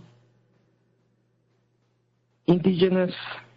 Some people may identify with one side or with the other side. But there is also like a sense of like a big destiny, or we are always told that we are like the door to all Latin America, and we in a way are supporting the attacks and the imperialist policies of America. And it's amazing that there is this fiction still of a country called Mexico now. The policies are more aggressive and everything is being privatized, and some intellectuals say the country is being dismembered, and they seem to want to like to fusion America and Canada around the year 2018. But the culture is so different, and I don't know if that will be possible. But the rest of South America is mad at Mexico. Right, but the rest of South America is mad at Mexico for the extension. Actually, they actually see Mexico as some type of warrior nation that is defending all of the other countries. That is a buffer. Resisting. Oh, okay. Yeah. The buffer from the United States monster. It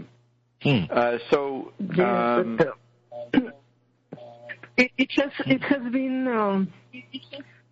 It took a long time to infiltrate the society, and for example, there is a glamorization of all the drug cartels in pop culture and in films and in music.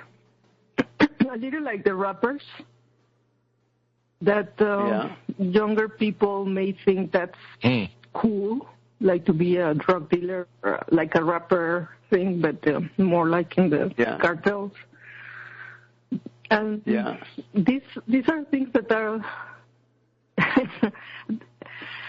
take a long time to introduce in the country, but they had been doing these things a long time ago. And for example, some of the people in the cartels say they are like recruited when they're very young. And first they are used as just to take drugs from one place to the other. Then they can be chauffeurs. Then they're given weapons. And like that, they have a long training. And some may then, the most intelligent go to universities and their studies are paid, or they go into the army or the police, so that the cartels have their people. And this infiltration takes a long time, but it has been going on for a while. So the situation is changing, and it seems like there is no more countries, but these mafias and corporations that are controlling these businesses that are human trafficking, weapons, and organ trafficking, and all types of things that are just seen as businesses. So here's Zappa. Uncle Meat gets a group called Room of the Jets, and they're Mexicans. So Zappa was aware that he and Roy Estrada and Jimmy Carl Black maybe looked Mexican, especially the name Zappa is like Zapata. So it's interesting that Zappa puts on the Mexican warrior image versus the American Empire. And then he puts out an album called Roxy and Elsewhere. I think Roxy could start to xenochronically think that she's a hidden motif in Zappa's work. You can start claiming xenochrony here. It was released on my birthday. Of course. Yeah, what? It was? What was released? Roxy and Elsewhere was released on your birthday? The remake. Really? Yeah, the movie was made a long time ago, but it was released last year on my birthday, on Halloween. Which is October 31st. Yeah. Right? Halloween. So, of course, I say yes. You know that Zappa's favorite... Yes. Yes, but Zappa's favorite holiday... That's right. Zappa's favorite holiday, and the one where he did the first world simulcast in Halloween 1981, first TV rock stereo simulcast, whatever it was, he did it on your birthday. So another reason Roxy is the hidden ground of Susie Cream Cheese. Roxy is Susie Cream Cheese. You're the little Debbie. It's the whole music industry. You're the little Debbie that Zappa's working for. Well, that's quite cute. What else is in there, Mexican? Now, he has a song called Portuguese. Now, listen to this. He has a song called Portuguese Moon Landing. Now, does that strike you as funny, that term, Portuguese Moon Landing? Yeah, I do. I think it's funny. No, you find it funny. What's the joke there? Yeah. That the Portuguese landed on the moon. Yeah. Well, why is that funny?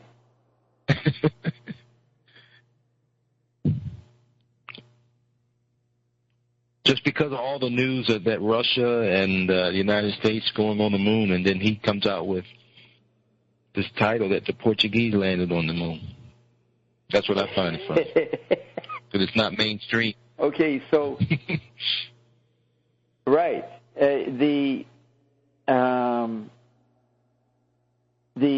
what Coker calls the cloning of America around the world. So all these second world countries reaching to become first world try to adopt the game shows and the style of American cultural content. So they're a cloning. Well, part of being in America would be to have your own moon landing. So you have this small country, not of any great fame or power, it has to have its own moon landing. It's part of the stupidity of technological imitation that every culture has to have their moon landing. So it's a satire on on the group mind or on tribal patriotism. That's what I see it as. Somalian moon landing. Yay! That would be about 3,000 years from now. Somalia finally lands a man on the moon.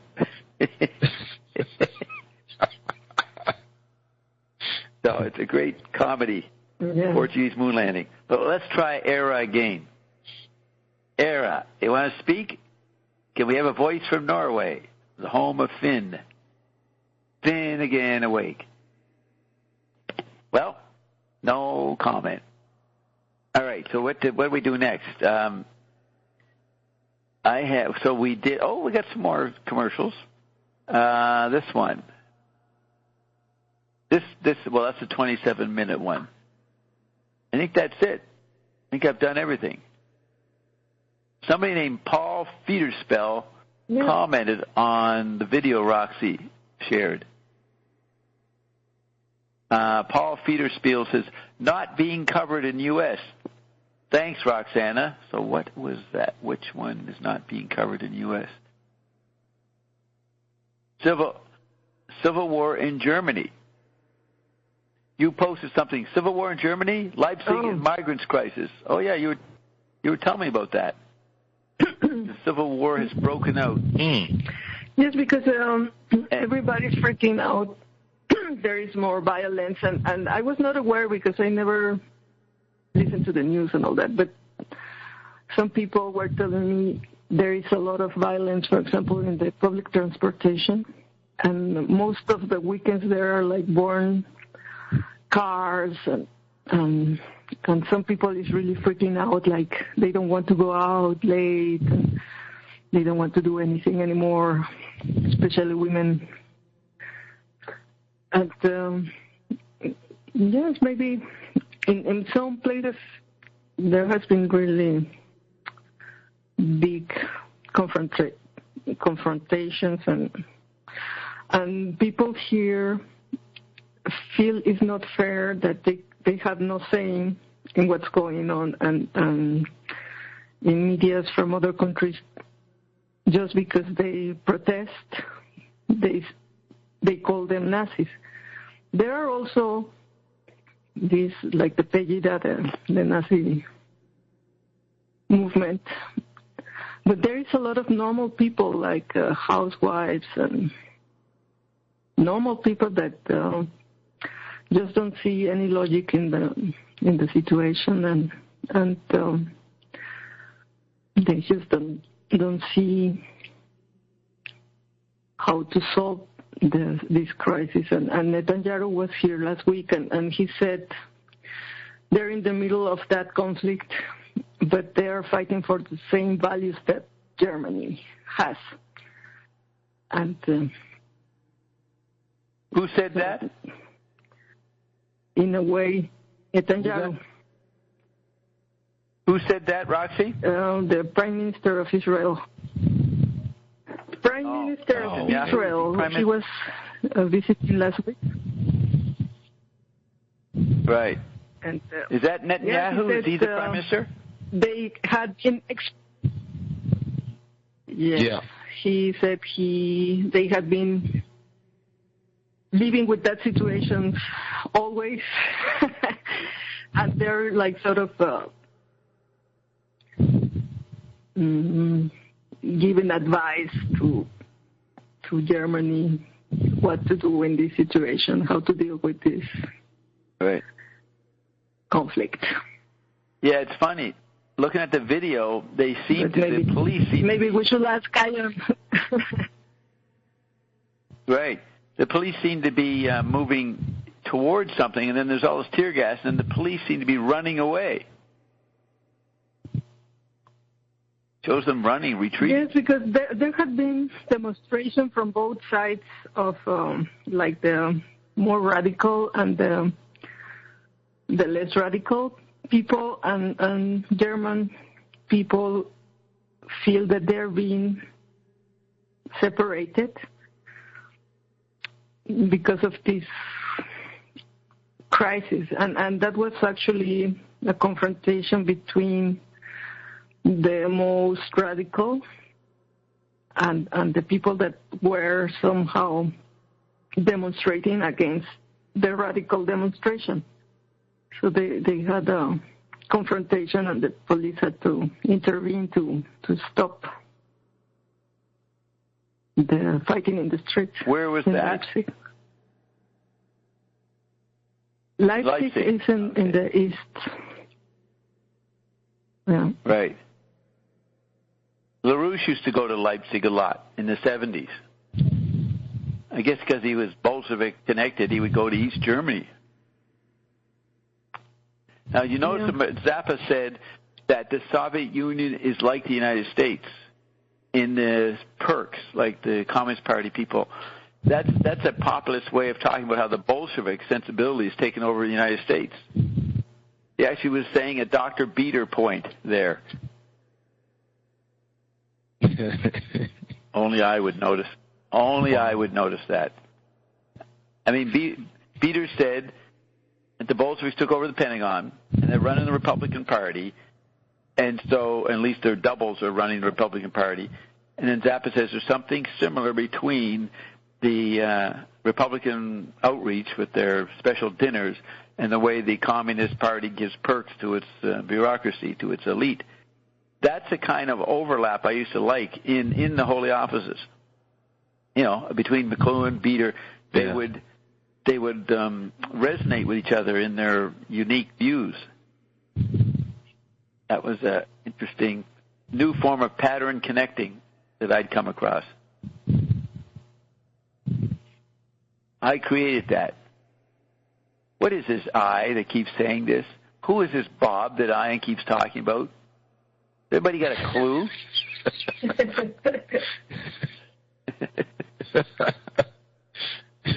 Yeah, how did you start also interesting how this Frank weird continuum?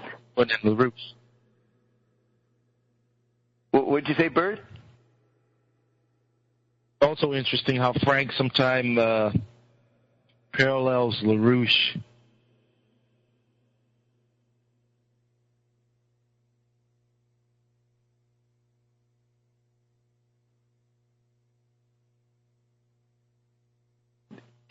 But when I listen to the interviews, I can hear it. Oh. Yes. That's right, you prompted him. Did you hear what he just said? One of the things I played was he says, the CIA equals the mafia equals the Vatican equals something else, government or something. He makes that connection. That's a May Brussels pattern. Yeah. So, what do did you talk to him about Roxy, did you ask me how I'm? Yes. Oh, yeah. That's a good point to bring up. No, I predicted the Berlin Wall would go down in October 16th, 1988. Interviewed Jerry Fialka's backyard by whatever that guy, Genesis, Dave Porter's show, Genesis of Music.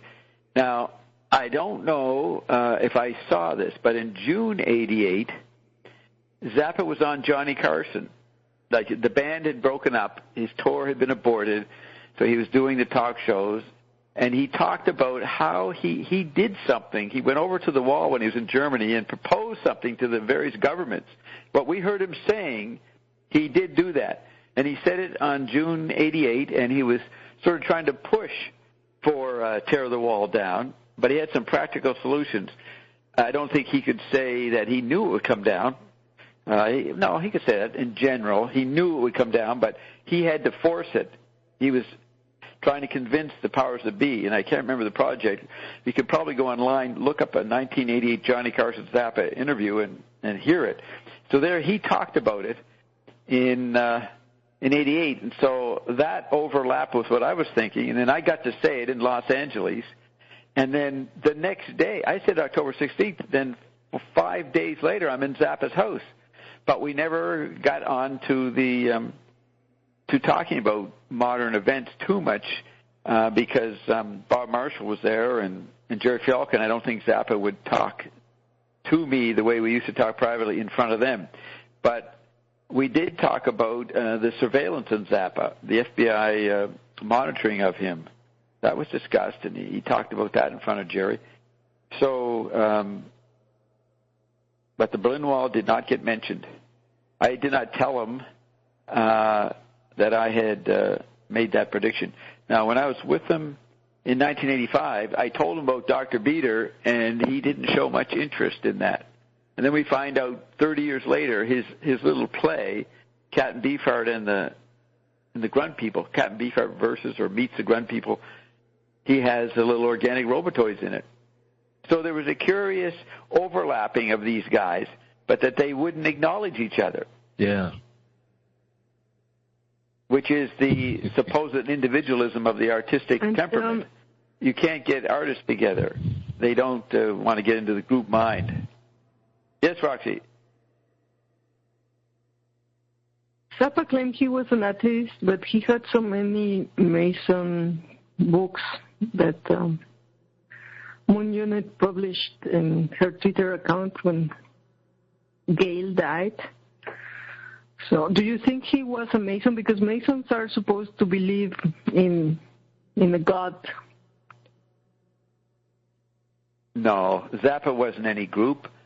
He was too unpopular. He was a nerd, or he was a antisocial juvenile delinquent. There's no group that would have him. That's what he thought was absurd, that the Republican Party was asking him to come to the dinner. And it sort of meant that they didn't know who anybody was, that they were sending the cards out. So it's either a con job, just sending out cards to anybody to come pretend you're going to get access to some corporate executive or something. That's pretty crazy. So, yeah, Zappa was mocking the fact they were asking him to be a Republican. Real insiders know What'd you say? Both sides work for the same people. Like yes, that's right. The people behind the thrones are financing both sides, and that's why maybe it doesn't matter. Right, that's They're true. Just good point. The illusion of two different parties and two different types of programming the environment, but the policies still programming the environment. Actually continue to. Even if the party changes, the same policies are continued, like the Democrats or the Republicans don't really change the agenda. Right. The content doesn't change. The propaganda of the forms. The propaganda of the forms is always constant. Propaganda is the environment in action, not the messages. The content, the messages of who gets to sit in the White House is subservient to the language of the forms. But the forms have merged with the content. That's what's happening homeopathically in the Android meme for the last 30, 40 years. So let me just see something here.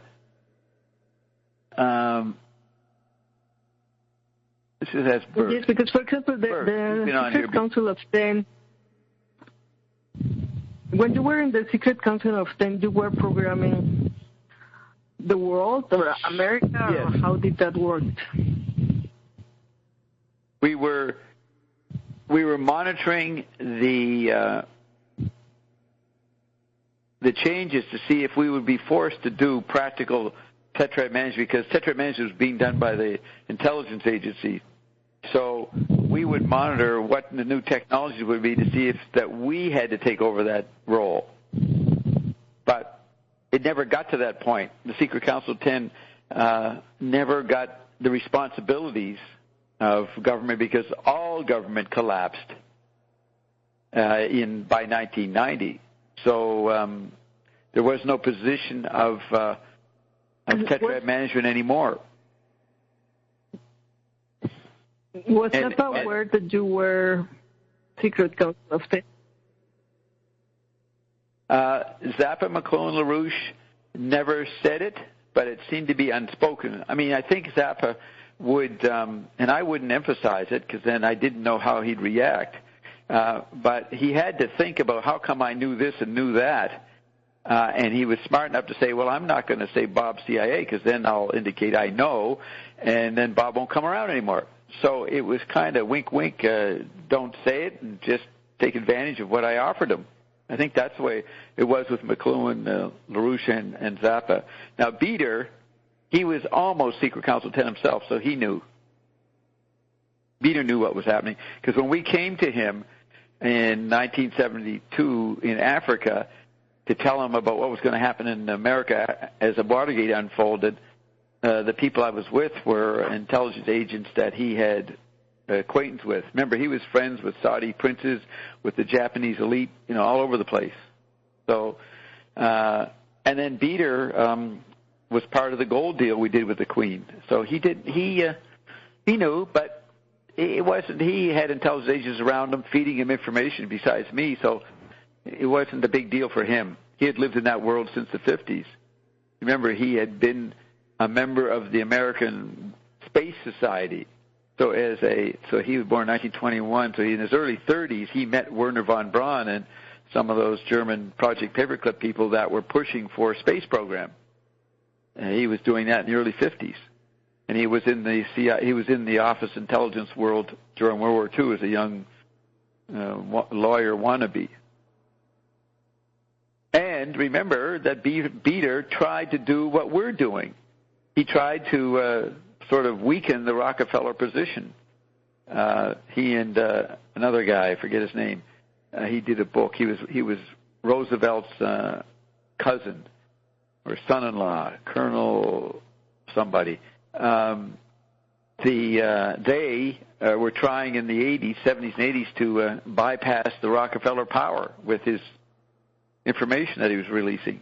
And then he said the Rockefellers stopped them. They prevented a big gold deal that Bieter was going to do.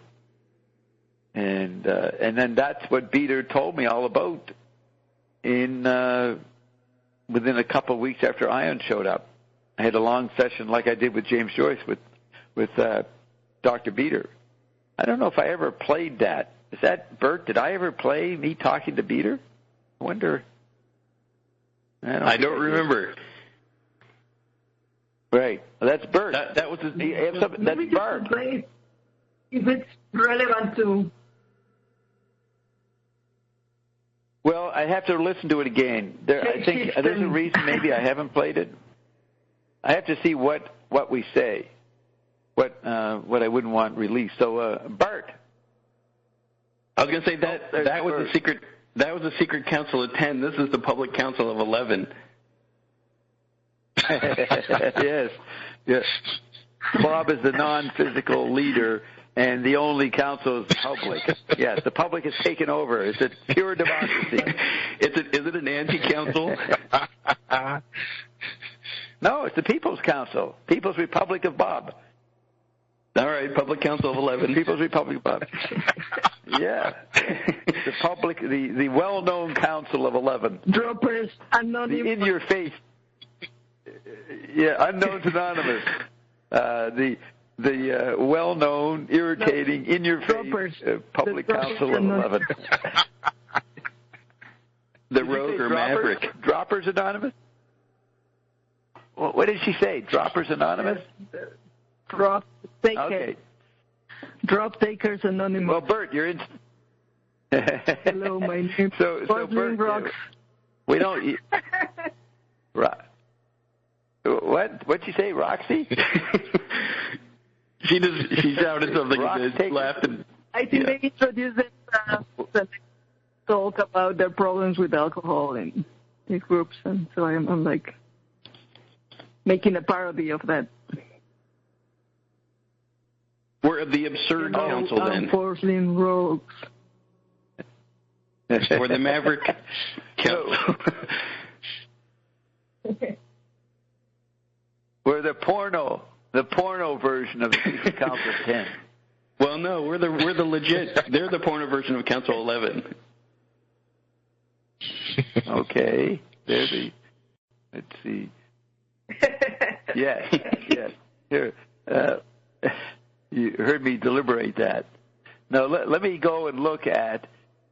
I can go to my inventory of all my recordings. So let's see this. Yeah, I wanted to say to Roxy too that Zappa may have had those Masons books because Zappa was researching. He wasn't necessarily, I don't know what the term is, pledging. I would say he's got all that just because he was researching. Yeah.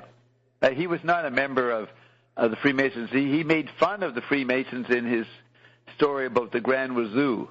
The Grand Wazoo.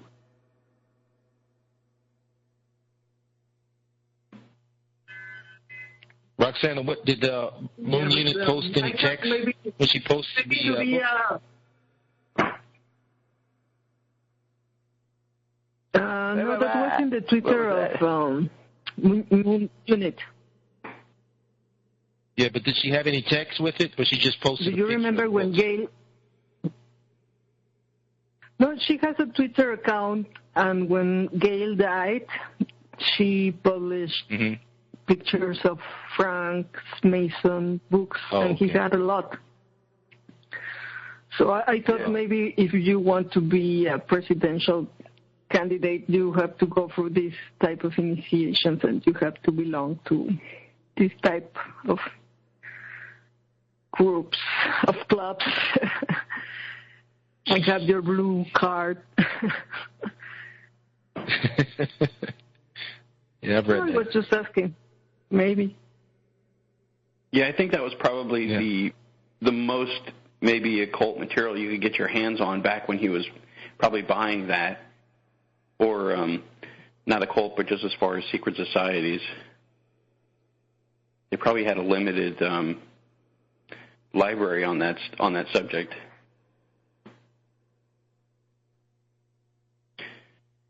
And I wonder where Peter Beater was making his broadcasts early on, and did you already mention that Frank had maybe heard those broadcasts, or did Bob say at any point that yeah.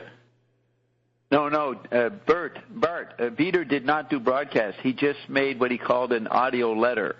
He just would go into a private recording studio and make an hour-long news just talk and record it, and then you subscribe to the tape cassettes.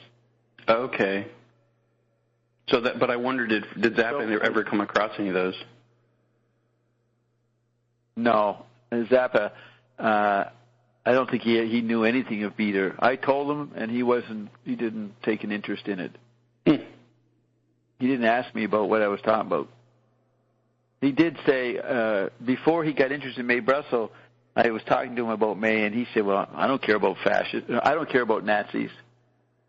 He wasn't, at that point, interested in what May was an expert on. He had to catch up later. That's why he. Yeah. So I have here, Doctor. I went through my inventory of recordings, and let's see. This is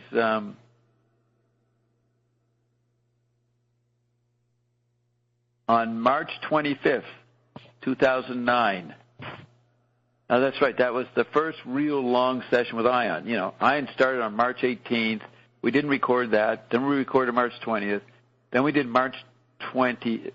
That's when I had the long talk, almost 2 hours with James Joyce. And then 3 days later, we did March 25th, and we went for 6 hours. And the first topic is the quadrillionaires. Not allowed to talk about that. Who are the quadrillionaires? Long section there. Then we did a lot on cold fusion. We were talking about pawns and placements, cold fusion. Ian was not telling me at that point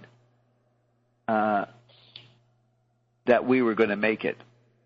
This is just beginning. Then there's a section on Walter Boert. Then there's a section called Strategy of Ion's Communication. It says here, Ion's teasing of us to evoke insights, teasing in quotes. Ion's teasing of us to evoke insights. Ion can see, hear, feel our fan, the fan, the heat fan, the cooler. He could see, feel, and hear our fan in our room, the electrical mechanism. Let's see. Then there's a section on total biology. I guess Carolyn asked about that. Then there's a section on astrology. Then it says Dr. Peter Beater. And there's a whole bunch of notes. That's my long talk with Beater. And it's... with a lot of black marker going through them? Yes. a lot of, what's it called? Redact. And so it was an hour and a half. Start at 3:24 of the session, 3 hours and 24 minutes, and go to 10 minutes to 5. That's an hour and a half, basically. So that was quite, I don't know, there's a lot of interesting, Beater. I mean, remember, he's a factor in causing ions. Remember that? Right. Yeah, the message from Beater. That he said, tell Bob, and then the ghost around JW. So I said, well, if Dr. Beater's there, maybe this is the Evergreens. So he caused it. So we had a very long talk. So I'd have to go through that and figure out what I could play.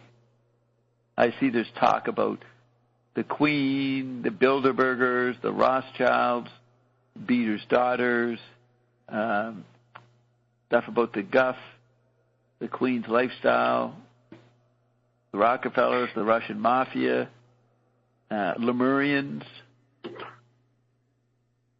Your kin? Both Lemurians.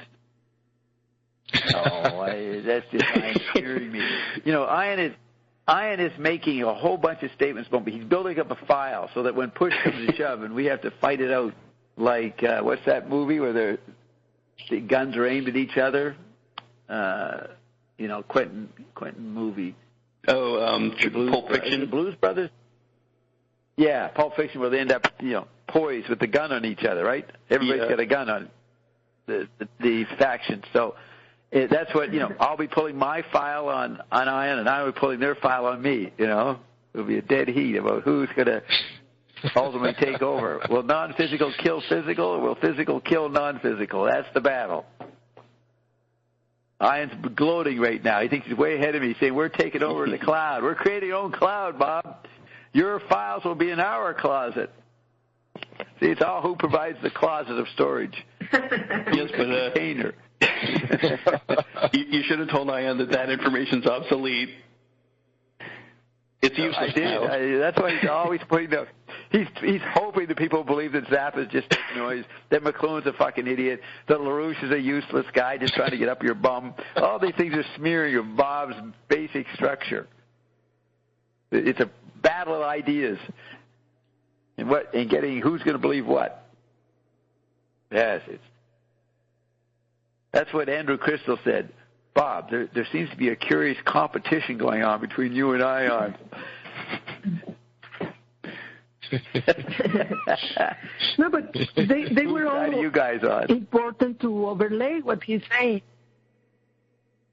Yes, yeah. We needed all these people's work to get where we are and to break open the public. Start. Yeah, there had to be a song about the Portuguese moon landing to break up the frozen fossilized memes that had been concretized under print conditions. Matter of fact, we should see if I can quickly bring up Portuguese moon landing. Maybe we could play it. I don't think I've ever listened to it. I don't know. I don't know what it is. Portuguese moon landing. That was a big day in their history. When they had a history. When the lovers, when the mothers had lovers and the cows had fields. You could see the... What was the company? I'm sorry, what was the song title? Portuguese moon landing. You could see the Portuguese people looking through the newsletters, trying to find out where they had the moon landing. Searching for news articles. This is not Dr. Beater stuff. No, I know. It's Zappa. Beater stuff. Yeah, this is Zappa. But it's not listed. So now I've got to go to the great Googler and put in Zappa Portuguese Moonland and see where it comes up. Where could this be? See, with the one song, I've got 1,200 songs. The one song I want ain't there. See, isn't that the way life is? Yeah, it's parallel world. That's the way it is. No, the one song. Parallel world where the you better call back in. You're starting to blip out. Is that Roxy? Portuguese. Yeah, all I got to say to Portugal is we beat you by 6 years. What was that? You're saying that to Portugal? Yeah, I'm saying we got you by 6 years. And who is we? The U.S. We landed in 68. So what were you saying,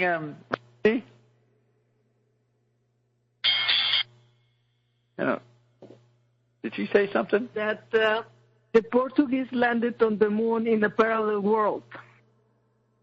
Yes. That's from a Zappa from a parallel world where the Portuguese land on the Good point. Yeah, and they did it in 1967. They beat the Americans by 2 years. Yeah, so we'll have to look at the song lyrics in that light.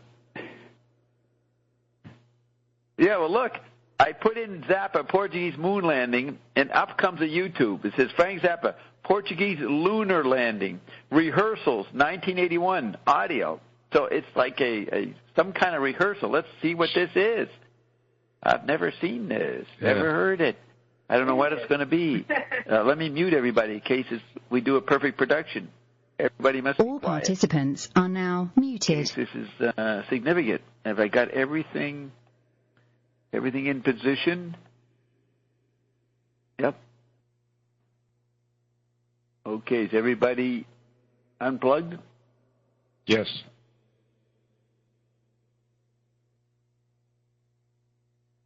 And that is a rehearsal, and we have the lyrics of the rehearsal.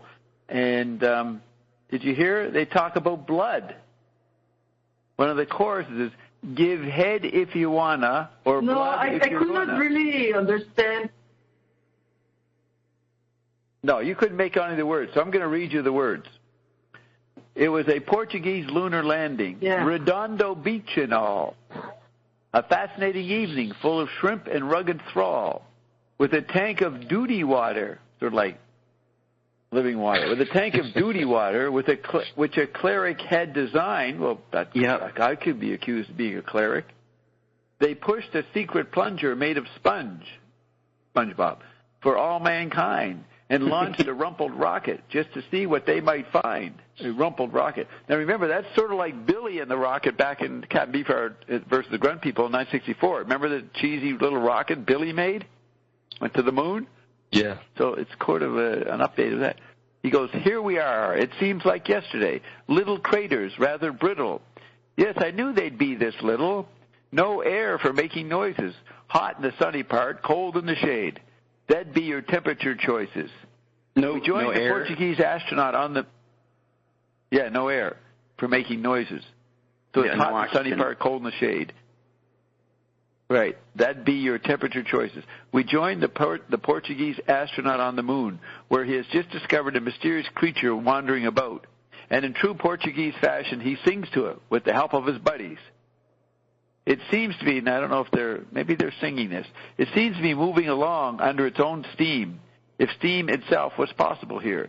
But since it's not, I guess I got not a heck of a lot to fear. Not a heck of a lot to fear. But is that a tear? Is that an ear? Is it really, really moving? Is it really coming near? If I turn around and run, will it get me on the rear and chew my booty and chew my booty and chew my booty and chew my booty? I wonder if it talks or what it might just say. I wonder if I get paid extra for finding this sucker today. So here he is encountering the usual monster. For finding this sucker today. If the TV camera's on, there'll be a picture when it's gone. And I'll be Portuguese and famous in the astro-cosmic dawn. Fweet, fweet, fweet, little fella. You hear Zappa telling them to do the fweet, fweet, fweet a couple of times. Fweet, fweet, fweet, little fella. Walk toward the camera and smile. That's it. Fweet, fweet, fweet. Jesus, it's 30 feet long. Let me adjust this dial. That's sort of like the dial of the hologram. That's right. Hold it. That's a real nice shot. Don't you come no closer to me. I got a Portuguese wife and a Ford and a knife, and I want them all to see. No, get back, get back, get back. Get your suckers off the side of my shoe. No, get back, get back, get back. I'll be forced to kung your foo. Kung fu. I'll be forced to kung your fu. If you ooze onto me, all the gas will come out, and I'll choke in my suit, of the sky. So stop, or I'll shoot through the flange on your glute, and trample on the stalk of your eye, I said 4 times. No, get back. What a horrible way to go. Get back. No. And it says, never trust no monster, home or away. They never do mean you no good. They always munch and bite and chew, 'cause that's their livelihood. I best repeat, people, you're their meat. Don't you never give in to their line. Any old place they'll seek you out. That's where they're going to wine and dine. While your eye's on the sparrow, they're going to scarf up your marrow and confiscate your spine. Going to say it again. Don't you never give in. Don't you even read the sign. Don't you never give in or give up or give out or give way or move over again. Give head if you want to or blood if you're going to. But remember what I'm telling you, men. Give head if you want to or blood if you're going to. But remember what I'm telling you, men. So it's said a couple more times. And it says, there's some kind of monster around every corner. Want to whip some ooze on you.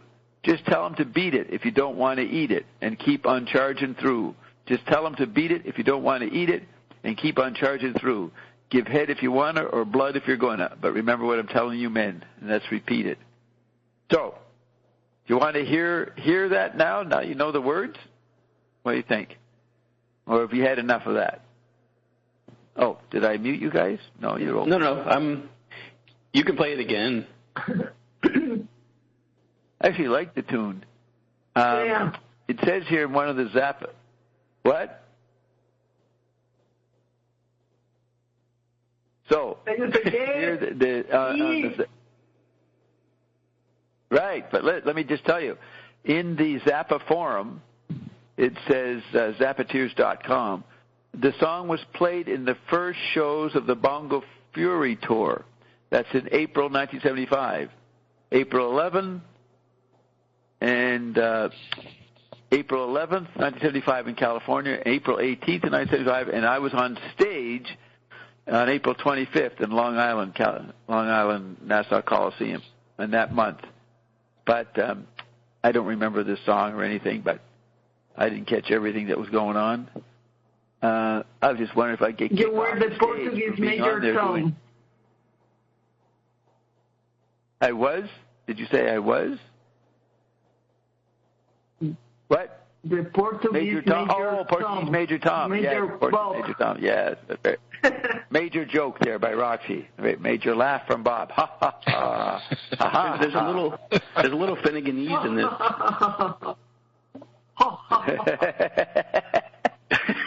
Damn right, there's some Finneganese. But let me tell you. So we were saying that that month. Oh yeah, I was too busy doing air guitar and wondering if I'd be thrown off stage to notice what was being played. So I missed it. But this is actual. this is an actual. It says somebody goes, I'm trying to find a full performance of the song Portuguese Lunar Landing. I know it's amongst the 81 tour rehearsals. Trying to find the full song performed. Anyone know if it was played at any shows or the most complete version of a rehearsal so I can get a good idea of the song? I.e., rehearsals very stop-start. So then the guy says, well, it was played in early, so you have to have April 75 bootlegs. So they're hoping Zappa would release it. They all think it's a wonderful song.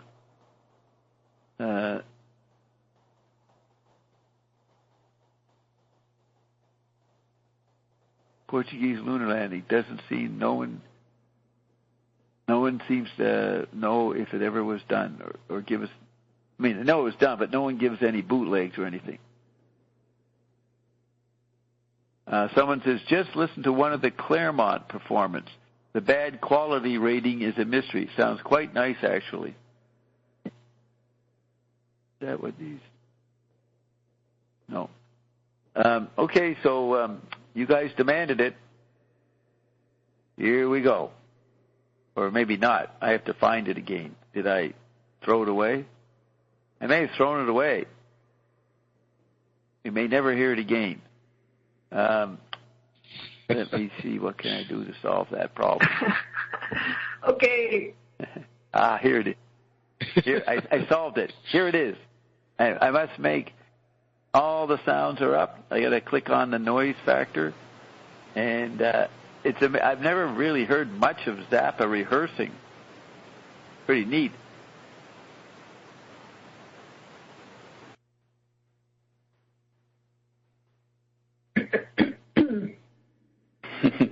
So the Portuguese had kind of a rough time at it.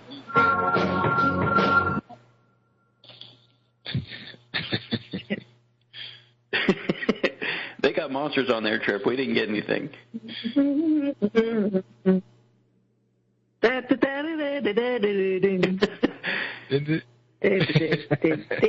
Keep on charging through. Keep on charging through.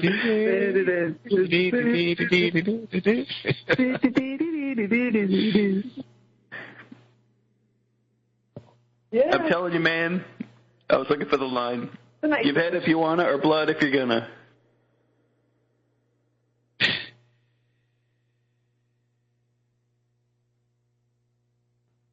Yeah. Yes, register to vote. Look what Bob is doing to your... Doing to what? I like the duty water that a cleric can design. What's the word you're saying, Roxy? Is it vote? Vote. Hey! Register to vote. I told you a whole bunch of great information, then I realized I was on mute. Sorry, Popo. No. Listen, Bert. This is Bert. When Roxy returns to public performance of her electronic career, I want you to go to the concert in the middle of it, interrupt it, and request Portuguese lunar landing, and see if Roxy. I will play her. Yeah. If you ever perform in public, Roxy, we are going to demand you to do Portuguese lunar landing. I'm going to shout it at the top of my lungs until you play it. You're going to sing, actually. Can you do it? Could you do it again, or is there too much attention on you? Can you do it again? Can you do it? Sing a couple bars. Keep on charging through. Keep on charging through. Keep on charging through. Give head if you want, or blood if you're gonna. Blood is going to come. Yeah, blood if you're going to. Okay, here comes Jimmy Carl Black doing Zappa as conductor. Let's see what he tells us.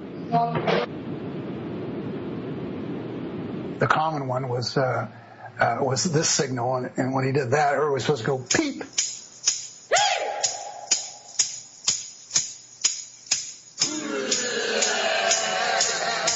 There was one who was supposed to go like booyah, and he'd kind of do this, and then when he did something like this, that meant a solo. He would make a fist like this, and when he went like that, that means you were supposed to play the lowest group of notes that you could. Now the next is two fingers, and this requires that you make a very low noise. You can go any low noise that you want to make with your mouth on cue for two fingers like this. Are you ready? Everybody at once. Now, if the band will watch, two fingers down like this means to play any low note on your instrument, just as sort of a bump cutoff, like an exclamation point. Now here is just the opposite of that. The highest possible note on your instrument. Okay, we'll start with a peep. Yeah, and that's what it feels. He was right. That's what it feels like here. Go ahead. In what sense? You feel like that was the best band? Part of the Public Council of 11. Oh, that's here. Bob's band. Yes, Bob's band. Oh, that's right. I was temporarily distracted by the past. 1, 2, 1, 2, 3. Now look that up. 1, 2, 3. 1, 2, 1, 2, 3. Yeah, you got to watch it. You got to watch it. Look up. Put in Zappa, the best conductor ever. 10 minutes of incredible footage many scenes of him frantically conducting. Oh, were you looking at it, Bert? I've seen it before. No. I saw it like 2 weeks ago. Okay. Yeah, it's pretty good. I like that what Jimmy Carr Black says, that Frank, he could make mistakes. Nobody else could, but he could. Is that taking his power? Is that someone who has their empire, has their power? I was sort of equating that to Ion and the way he conducts, they conduct, and that Ion makes mistakes, but they're deliberate. Yeah, they got instant alibis. If you call him on it, he can beat you on his correction or his alibi of what the explanation. That's right. Ion's always making mistakes. Quite frequent if you're paying attention. In little slip-ups, like calling Bert They accuse Wendy or something. What? No, they accuse Ion to read from the Wikipedia. Yes. They accuse Ion of reading from the Wikipedia. But imperfectly. Yes, yeah, right. And then he says, well, we stuck a bunch of shit. And he goes quickly. He goes, no, we've quoted things that aren't in there. And you haven't got the time to go check that. Right. Do you remember any of the quotes? Can you go back and quickly check it? No. It'd take you half an hour to prove whether he was lying or not, or didn't have that accurate. But I imagine there were a few obscure quotes he said that I would say weren't in there. I think he was right about that. But, Jimmy Carr Black, here's Bert. No, who would this be? This would be, who screwed up? ASA Scott would say. Yeah, you didn't want to screw up, man, because Ion would turn around and look at you. Hey, man, you wouldn't want to witness that stare at you. Imagine Ion staring at you. The face of Bo looking at you. Maybe worse than the Nebulax monster. Disapprovingly, yeah. Yeah. Well, what would Ion look like when he's disapproving? How would that look? Hands on the hips. Basically, you would literally... Yeah, he put his hands on his hips, he'd look at you, and then you'd blow up. That's what happened. You'd quickly be blown up. So like a 50s housewife and doing scanners on you. Yeah. Disapproving mom or whatever.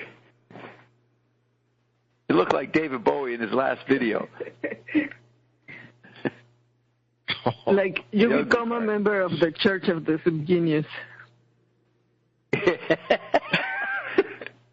Yeah. Ian has this funny line. He's describing me. He says, it began way back there, back when Stang began. He has me begin when Stang began.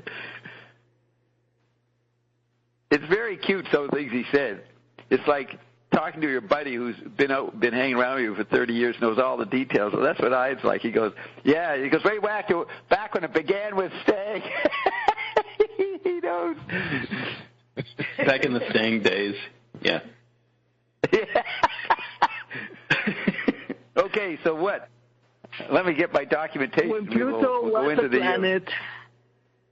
Yeah.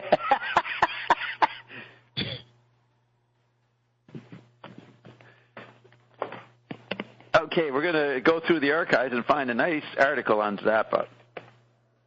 Let's see. Okay. This one's called I Dreamed I Interviewed Frank Zappa in My Maiden Form Bra by David Reitman. Now, maybe I should go to the interview section. Maybe that's... I dreamed I interviewed Frank Zappa in my maiden form bra. So I will go to the Zappa list because that's probably one of the better archives. Let's see. Find a good Zappa archive.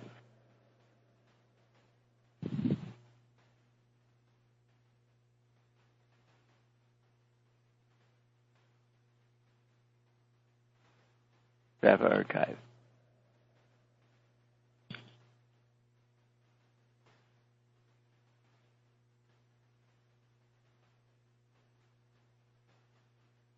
Articles 1975.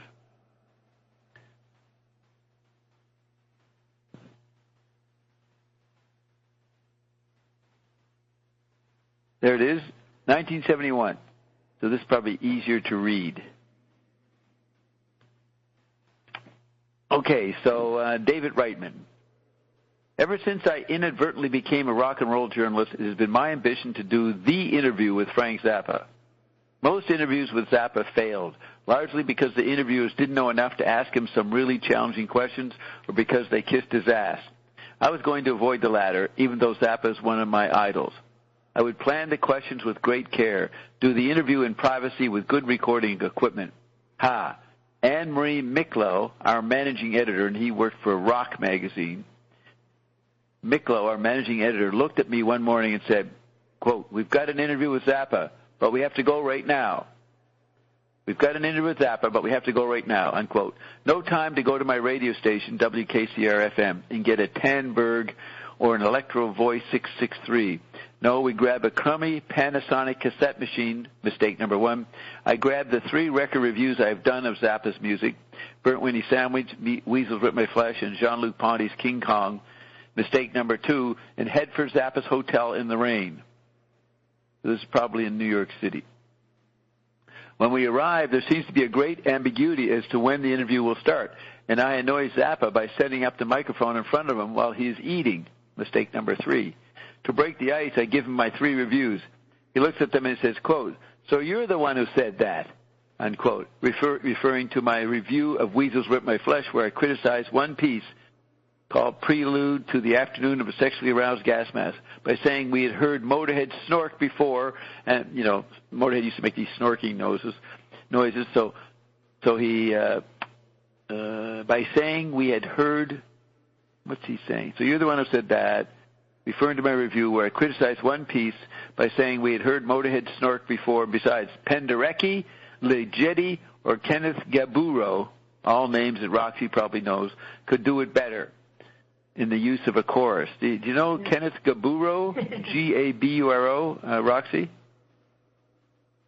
Do you know Ligeti? Well, Penderecki, you know. Those names there. Have you heard Kenneth Gaburo? I don't know that name. You have, okay. Zappa was pissed, and he asked me to prove it. Yes, I guess pissed that Motorhead snorted before. That did it. My ego was crushed. There was my idol, and he was fucking yelling at me. Yelling at me. I couldn't answer. I couldn't even speak. Zappa compared the snorks of Motorhead to the music of Jimmy Reed, a rather dubious comparison. Reed has worked longer and harder at his craft than Motorhead. Then he said the composers I mentioned would envy what he could do with a live chorus.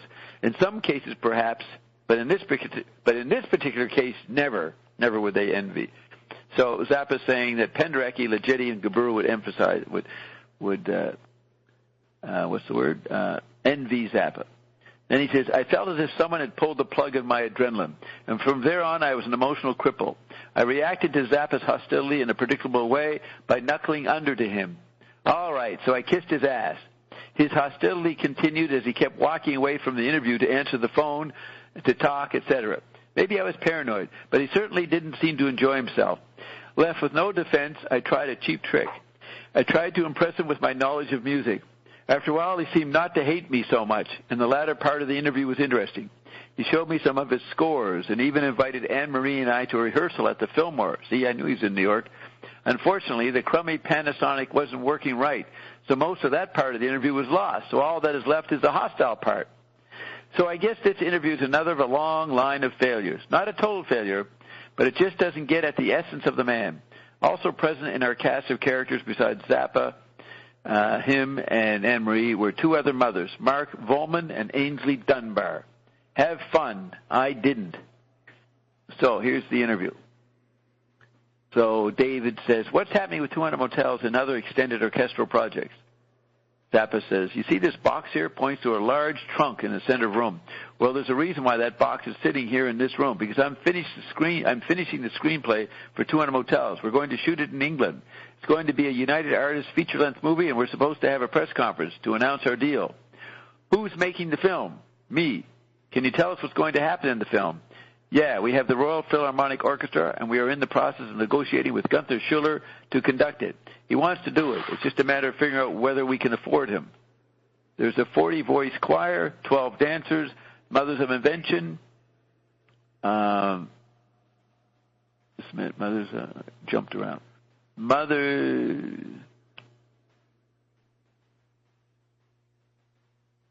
There's a 40-voice choir, 12 dancers, Mothers of Invention, new and old. Are you bringing them all back together for this movie?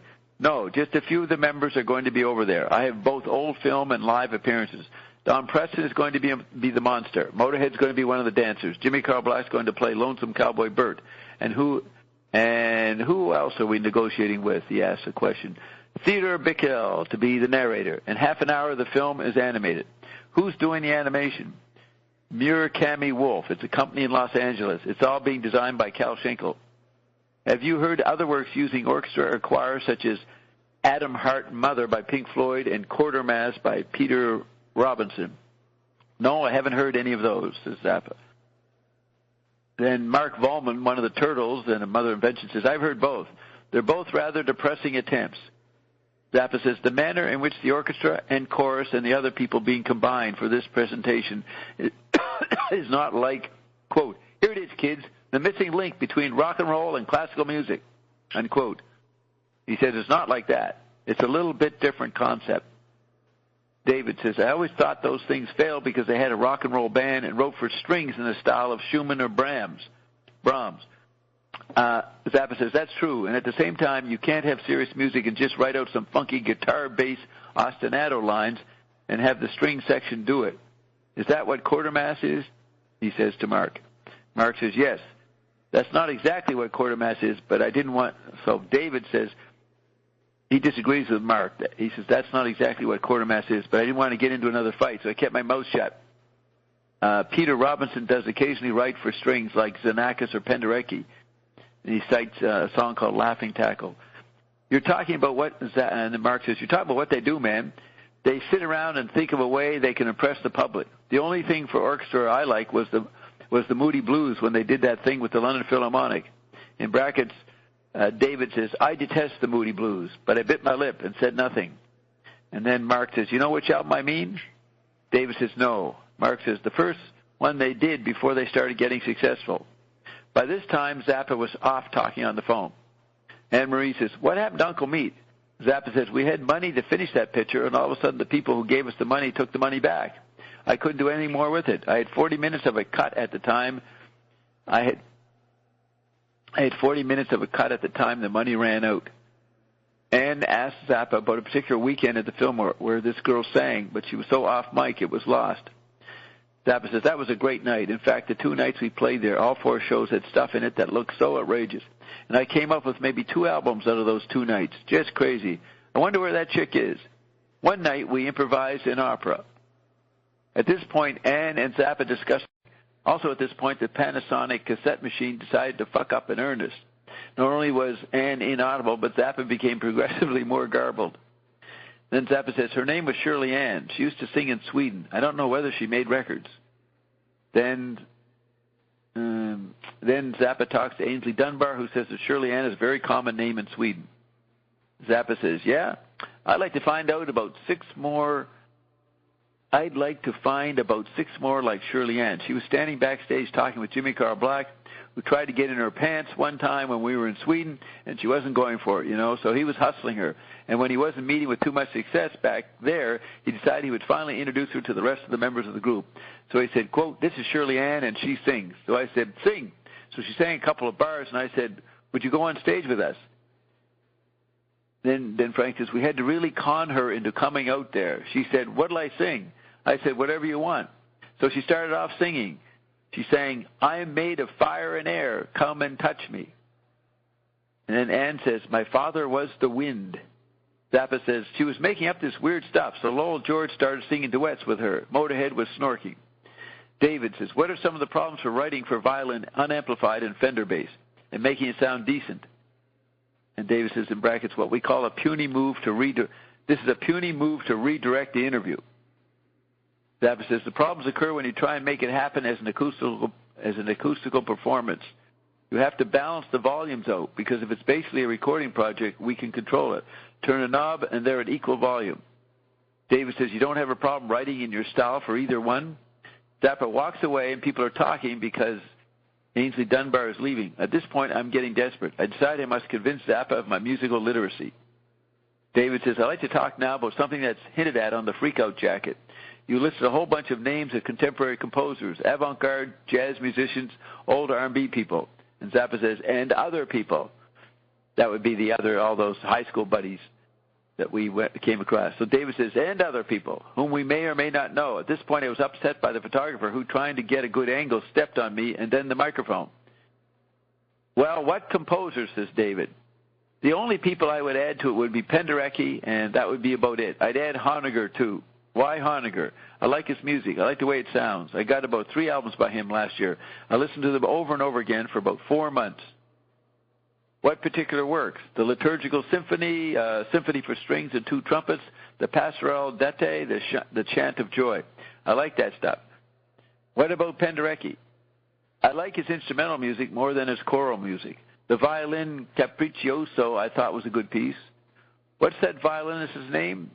Zappa and David in unison. Paul Zukovsky. Then David says, the Threnody for 52 string instruments for the victims of Hiroshima. Have you heard that? Zappa says, yeah, I have 2 different versions of that. Yeah, says David, the Victrola and the Phillips. Frank says, I like the Victrola one better. Why? The sound is better. What about the composers on the Freakout album? Could you say why you like them or what elements of their music have come into yours? Zappa says, the only composers I like consistently, I like about 90% of what they write. The ones he likes, and he likes about 90% of what they write, are Perez, Stravinsky, and Webern. Just about everything they write I enjoy, with lesser degree of enjoyment for Schoenberg and Berg. What do you like by Schoenberg? There's this septet for baritone, voice, mandolin, guitar, clarinet, cello, violin. I like the orchestra pieces, the ones with, quote, Summer Morning by a Lake, unquote. Oh, yeah, Opus 16, 5 pieces for orchestra. Zappa says, I like most of Bartok, too. David says, I thought so. How about some of the electronic composers you mentioned, like Kagel and Stockhausen? Zappa says, I'm not so impressed by Kagel's electronic music as I was by this lecture he gave at a college in California where he played a tape of a piece called Anagramma. Have you ever heard it? David says, no. Zappa says, I don't think it's released. I got the score to it. It's fantastic. It's for chorus and percussion. There's a harp in there and a few other things. I'm surprised they never put that out. But the orchestration was unbelievable. For instance, in the percussion section, there are 2 giant rolls of paper that these guys have to rip up on cue. And it's really notated out exactly. They have sheets of tinfoil that they play, and it really sounds good. And the chorus is singing phonetic texts. It's probably the basis of, and he names his own song on Freakout, It Can't Happen Here. So he's saying that Kagel piece influenced that Freakout performance. It can't happen here. David says, I think you quote most from Perez and Stravinsky. Zappa says, you do? You do think that? Can you prove it? David goes, can I prove it? Well, I caught a few quotes from The Rite of Spring and The Firebird by Stravinsky. So he's talking about quoting musically from Perez and Stravinsky. Zappa says, can you prove it? Can I prove it? Well, I caught a few quotes from The Rite of Spring and The Firebird. Frank Zappa says, no, that's pretty obvious. Then David says, I saw you once on stage do part of Integral by Perez. Did you ever do that? Yeah, we did that with the Los Angeles Philharmonic, but we also used to play the opening oboe line from Octandra, another Perez piece. We used to play that all the time. Did Ian Underwood play that on the oboe? Nope, we played a screaming fuzz tone thing, sings it for me. Big crashes and gongs and shit. We used to throw that in the middle of regular rock and roll type stuff. We play something that sounds like a 1950s saxophone instrumental and then end it with Octandra. David says, Absolutely Free is probably the first example of sprechstimme in rock. Zappa says, that's incorrect. The first example of sprechstimme in rock can be attributed to early blues singers. John Lee Hooker was doing it a long time ago. All the Delta performers half talked and half sung their words. David says, did that come from anywhere, that particular section? It sounded like Schoenberg or Webern. Where you were the reciter. Did that come from anywhere, the particular section where you were the reciter? Was that you? Zappa goes, she tickled his fancy all night long, quoting from the album. David, I'm not sure about this, but I think I heard a little bit of Sati. Could that be possible? Or Sati. Could that be possible? Zappa says, there's no overt quotes from Satie in any of the music. Not like taking the lullaby from the Firebird and playing simultaneously against another background from the Rite of Spring, like we did in the Duke of Prunes in quotes. How have you approached the quote? Have you tried to be as gross as possible sometimes? Zappa says, sure. As an example, to give you an idea of the intellectual capabilities of the people who review this music, I've been accused of quotes from Boris Godunov, a fantastic array of composers I've never even listened to, let alone would rip off any of their music and stick it in there. But just by playing part of a Stravinsky number in one of those songs or doing an interview saying to a guy, yeah, there's a Stravinsky thing in there, then the word Stravinsky appears in an article someplace. And the kids who've never even heard of Stravinsky might say, quote, wow, I wonder what the rest of his stuff sounds like, unquote. The same with Perez. So in a way, I've accomplished a certain broadening of musical horizons for a small number of people. David says, aren't you also accustoming people to the music by playing it on stage? Zappa says, hardly, not by the way we do it. They wouldn't even recognize it in most cases if they heard the original.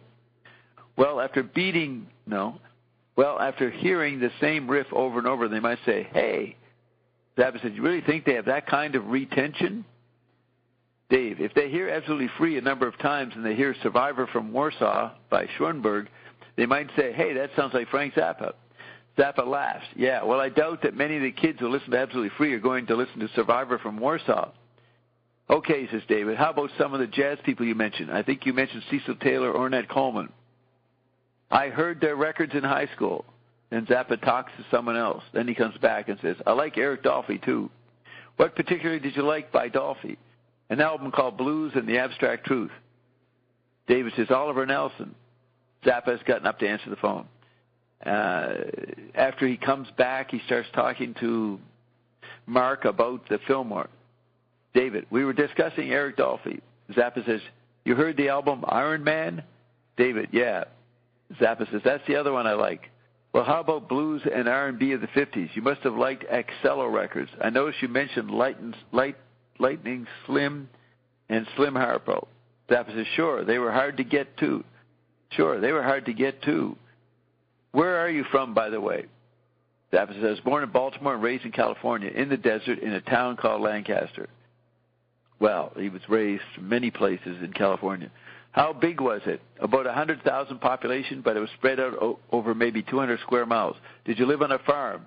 No, I lived on a tract of little stucco houses, Okies with cars dying in their yards. You know how you always have to pull up a Chevrolet and let it croak on your lawn? Did you go to high school there?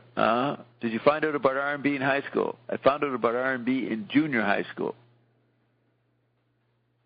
Where did you find it? One day I was listening to the radio and I heard this record come on. It was called G. David says, The Crows. Yeah, says Zappa. And then I by the Velvets. And I said, that's it. Was there music in your house that you heard? Zappa says, we didn't even have a record player. What was the first music you ever heard? Oh, I had heard background music to soap operas. That was it, though. Swing bands on the radio. When did you first hear jazz and contemporary music? The thing that led me to Perez's music was an article in Look magazine saying how great Sam Goody's record store was. Sam Goody sells records so well that he can even sell a record called Ionizations. They even called the album wrong. It was the complete works of Edgar Varese, Volume 1. And they were telling how ugly this record sounded. It was just drums and sirens, and nobody would want to own this record, and Sam Goody was actually selling it. Was this the one on Columbia? Zappa says the first album was recorded in 1950. He didn't get anything out on Columbia for another 10 years. This album was EMS, which stands for Elaine Music Stores, number 401. It had a gray cover. They had two different covers out on it. One was gray with a big portrait, one was black and white.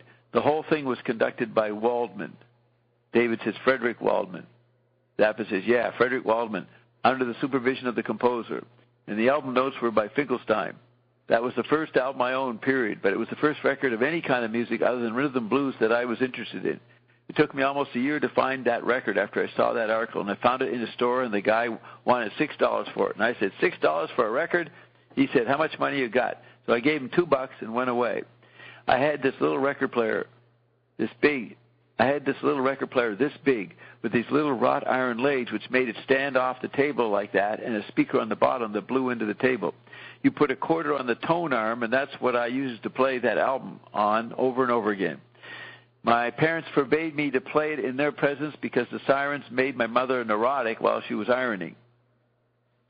Mark Volman comes in and says, our first records run so close together. Yours was Perez and mine was Jan and Arnie. At this point, the tape becomes totally inaudible for the next 10 minutes. When we join our heroes again, Zappa is talking about his early experiences with recording studios.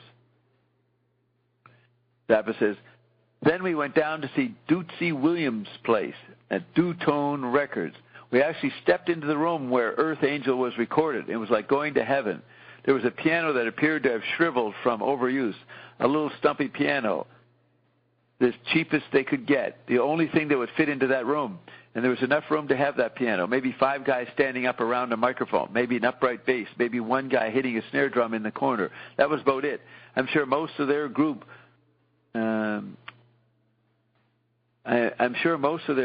vocal masters were done in that little room.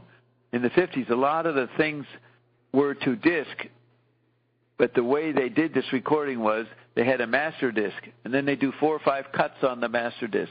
They'd have like 6 versions of the same song on a big disc.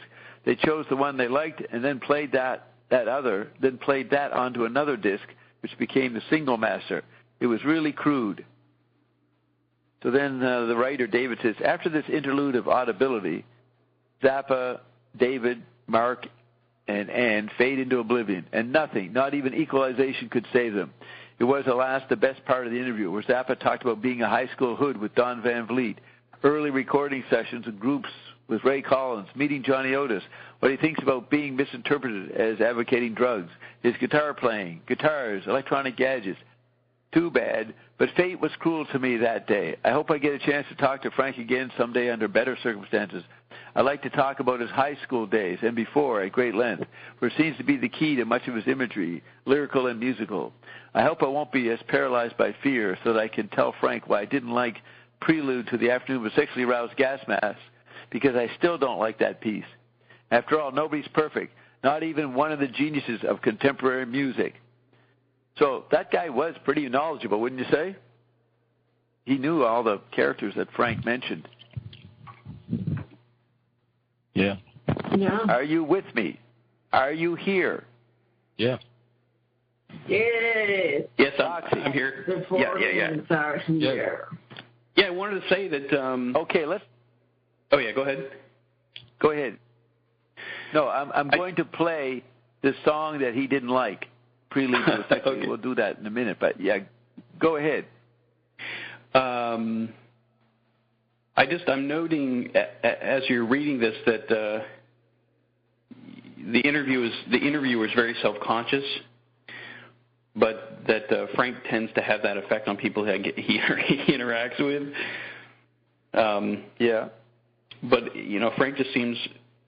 There's this persona that's created by these articles and the media, basically, that without interacting with him just makes him seem like this, overly critical, serious, not very good-humored artist who's, struggling with his own whatever it is, unexpressed creations or. Right. And if he weren't, if this guy interviewing him wasn't deferent because of his celebrity status, it just makes you wonder what Frank would be doing or where he'd be or who he'd be hanging out with, If Frank was not a musician? Right, if he wasn't a celebrity or creative, it's the persona, at least that's created, makes it seem like he'd be just a difficult person to get to know or get along with. Well, he wasn't that way when I interacted with him. He was a nice guy. It's just that, remember, he's a huge genius, and he has to play for 10-year-olds. Right. You got these idiotic interviewers. He doesn't have a good image. I mean, Rolling Stone, he said, smeared him in '68. Now, this is like 3 years later. He's not happy with the media coverage, probably. he doesn't give a fuck on some level, so he doesn't make any attempts to be nice. But occasionally there are good interviews where he is nice, and then the people get along. But the guy is totally distracted. It's like he had to eat. So if you remind him he had to eat, he'd get pissed off at you because he was so into making stuff with his ears that any other thing that came along would interrupt him and bug him, it seems. Right, especially when he's running a tour. Yeah, I mean, this guy had to do everything. He had to organize. He's like a hands-on manager, which may be a fault, but who's going to handle all the problems that are going to come up? Because he's got union people that don't even like him. Unions fuck up his stuff. So yeah, he caused a lot of headaches, I guess, and I don't know if you could say he could be nicer or something. Not necessarily. Plowed on. I'm just saying. Yeah. I'm just saying that the persona. Buddy. Spot on. True. You said. Spot on. No, plowed on. He plowed on through. He plowed on through. Okay. Yeah, he said his frustration also was just dealing with band members that had to have, bring family along and had to take care of that whole sort of logistical nightmare. But I got that. I was just noting I never saw that. Wait. Bart, I never heard of that. What? He complained about musicians bringing their families? Where is that? Yes, that was when he was talking about how the struggle that touring was part of it, was having to manage crew members who felt like they had to take their family with them and a whole bunch of other incidental sort of luggage and belongings or something to that effect. He was just saying... Where is that said? Where is that said? Where is that said, Bert? Same interview. Okay. Bart. Yeah, I recall that. It's when he was talking about the benefits of electronic instruments, like moving to the synthetic instruments and producing the studio. If you find that, send that to me. I've never heard that interview, so it doesn't sound familiar. So if you can ever find it. Okay. So there's this magazine, Jazz and Pop, and they get some illustrator to do pictures of Paul McCartney, Frank Zappa, Jim Morrison, Leon Thomas, he's the guy who sings with Pharoah Sanders, and John and Yoko 30 years later, so that'd be 2001. So they have a little poem. So they have a picture of Paul McCartney. It says, "Wasn't it heartening when Mr. McCartney put aside favorites and subpoenaed all? 3 decades after, quote, an ego trip's not so good. I'll be starting another group and calling it Paul." So that's the satire on him. So they have a picture of Zappa as Colonel Sanders. Remember, Colonel Sanders is the little puppet inside the glove compartment of the Volkswagen bus that runs the global concentration camp. So they have a picture of Frank. I don't know if they knew that. No, they could have known that. This is a couple of years later. So they have Frank as an old Colonel Sanders running to deliver something, a steaming something. Doesn't look too appetizing. So the poem is, Frank Zappa is quite a smart cookie. His talents seem almost spooky, way ahead of his time.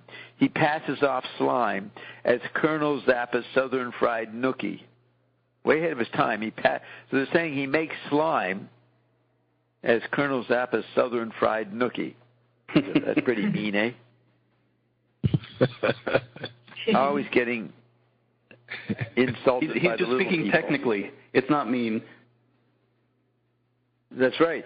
And he said in some interview around 1980, he says, "I'm a genius. Just don't hold it against me." Ooh. People, and Ian says the same thing. If you start standing out, little people will hate you. Don't hate me because I'm beautiful. Hey, look. What? Don't hate me because I'm beautiful. Bert? What's that? Right. That's what I say. Seneca, the Roman philosopher, he said, if you don't want to be criticized, don't speak, don't do anything. If you don't want to be treated what? Badly? What's the word? Criticized. So to be, don't speak, don't do anything. Because it doesn't matter if you are good or bad. Yeah, but what's... Just if you speak or do anything, people is going to criticize you. What? Right, but what is the opening words you say? That's what Seneca said. Oh, Seneca said that. Okay. Don't speak. Don't do anything.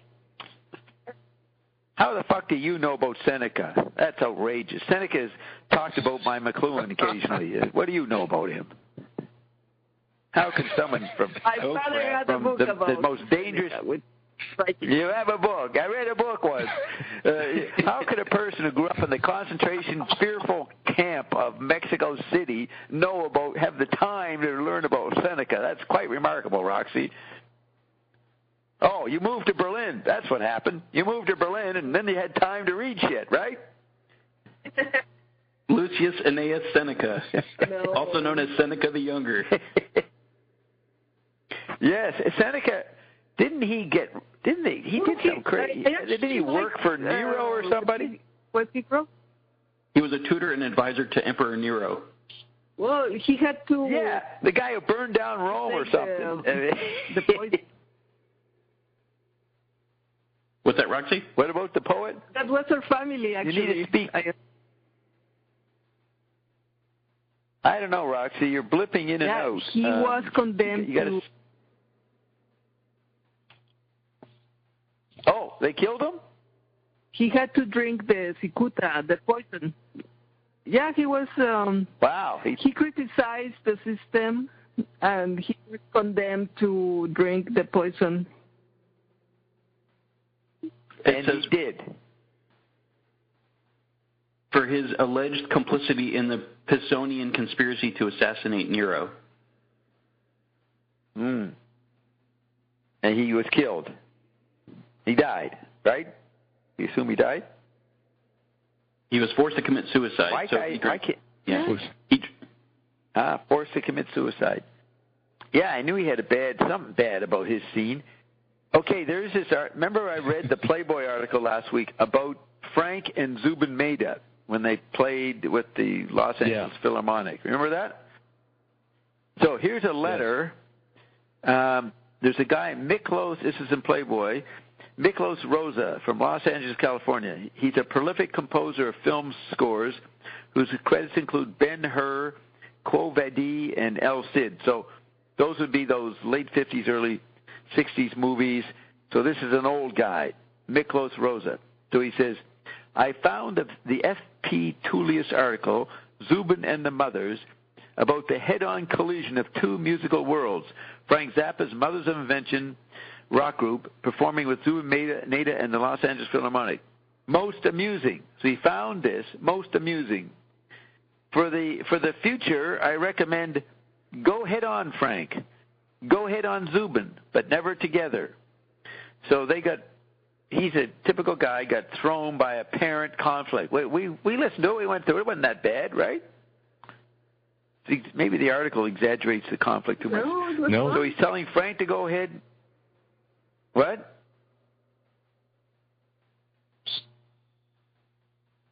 What we listened to was fine. Yes. Everybody tries to be real polite. You wait, then you give. There was a lot of reverb for each other. The acoustics of the hall were terrible. There was a lot of reverb. Reverb, right. The acoustics of the hall were terrible. But everybody was having fun. Yeah. The audience had fun. So there's a famous guy, Yehudi Menuhin. You ever heard of him? Everybody's heard of Yehudi Menuhin. He writes a letter from London, England. So I don't know if he was there, but he violinist, says... I think. Beg your pardon? He was a violinist, I think. Oh, okay. So he says... He was a violinist. That's the problem. I didn't ask you to repeat yourself. What do we do, Bert? We get Roxy to phone in again? It's just... it might be a delay. It's a delay. I mean, you have someone in Hawaii, someone in Germany, someone in Sweden, and someone in Texas. Switzerland. Switzerland, sorry. Well, yeah, but Skype is really... I don't know. Skype is real weird today. Okay. The rock against the Philharmonic. Roxy, I don't know how much more we're going to do, but you could hang up and I could call you. That'll make you clear. And we want you to be clear. You always have something useful to say. So you could keep your Skype on and just answer your phone, right? You're not talking through your phone. Okay. All right. Hello. Here we go. Okay, I'm going to flip over.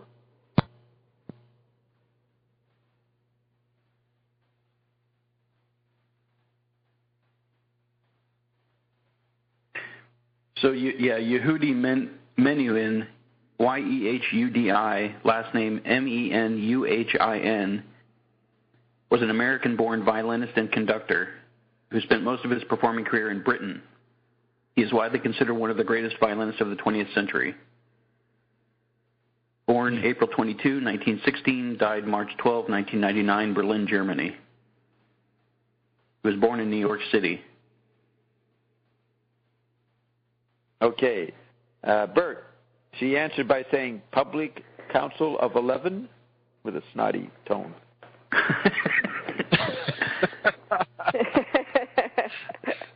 Get the snot out. Council of 11? Right. Okay, so she's clear. So here's what Yehudi Menuhin says. I suspect it to be an indication of my middle age that I find F.P. Toulous's description of the Zubin and the mother's run contra tiresome. The exposition of so much noisy egotism is an indication of the mental age that Zappa is so very lucratively exploiting. The exposition of so much noisy egotism is an indication of the mental age, M-E-N-T-A-L, mental age, that Zappa is so very lucratively exploiting. To shock the complacent, to shake up the conformist, to rattle those of constipated mind is and always has been the duty of every intelligent creature and every truly creative artist. But it is a sad indictment of our times that screaming and obscenity are the only means left to effect change. Even more distasteful is the financial profiteering that is part of the whole symbiosis. He means ecology, I guess, by symbiosis. If these neo-prophets donated 1/3 of their appearance fee to the sad and needy, perhaps even to those establishment symphony orchestras such as Zubin Mehta's, then one would feel better able to accept them as a part of society. I congratulate Tullius on his graphic and lively description of the encounter between the classic orchestra and Zappa's group. Zappa is obviously a very talented man. A pity he sees fit to blast his ideas through a cannon at huge regiments. A pity he sees fit to blast his ideas through a cannon at huge regiments. So they all begrudgingly say he's a talented guy, but then they make their little snarky statement. And if I'm not mistaken, Zappa's mistress, Nigel Lennon, her husband through the 70s and 80s was Yehudi Menuhin's cousin. So there is Yehudi Menuhin. So this is 1971 when Nigel Lennon hooks up with Zappa. Yehudi doesn't know that Zappa is going to be connected to Nigel through Yehudi's cousin. I could find Lionel's name was, find Lionel's book. He wrote something. He was an L.A. poet.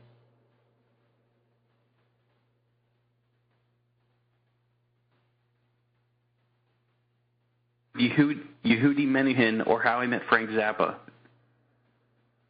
Is that tonight? Is that what's on Amazon or someplace? You're reading that? There's something on, Fat Man on the Left, 4 Decades in the Underground. Yeah, that doesn't sound like the title Yeah, that's what he did. He wrote about his life with Frank. Or with I'll read and all that. They're showing, you can take a peek at the books. I'll read a little. Okay.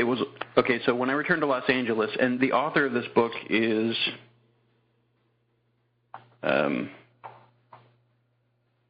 Lionel something. Lionel Rolfe. Yes. So it says, when I returned to Los Angeles, I did not forget what happened in London.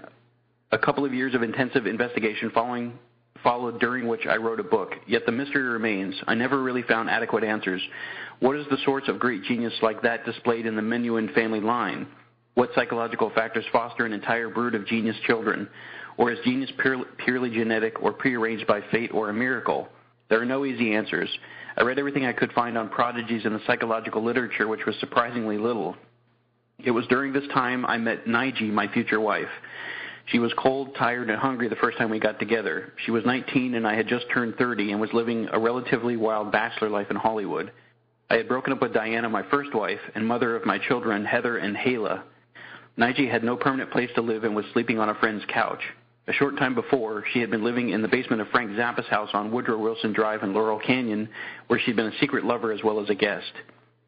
But Nige and Zappa also had an intense musical relationship. She watched the great musical cynic cry as he played her some Bartok, for example. After a while, Frank's wife got upset. She knew he was not faithful to her, but she didn't appreciate it being thrown in her face. So Zappa prevailed on Ruth and Ian Underwood, musicians in his band, to put her up. Ruth was Nige's closest friend at the time, anyway. Nige had also played guitar and sang in the band, so she was welcome to sleep on Ruth and Ian's couch. Years later, when Ruth and Ian were splitting up, Ruth came and lived with us. Let's see if I can find some more.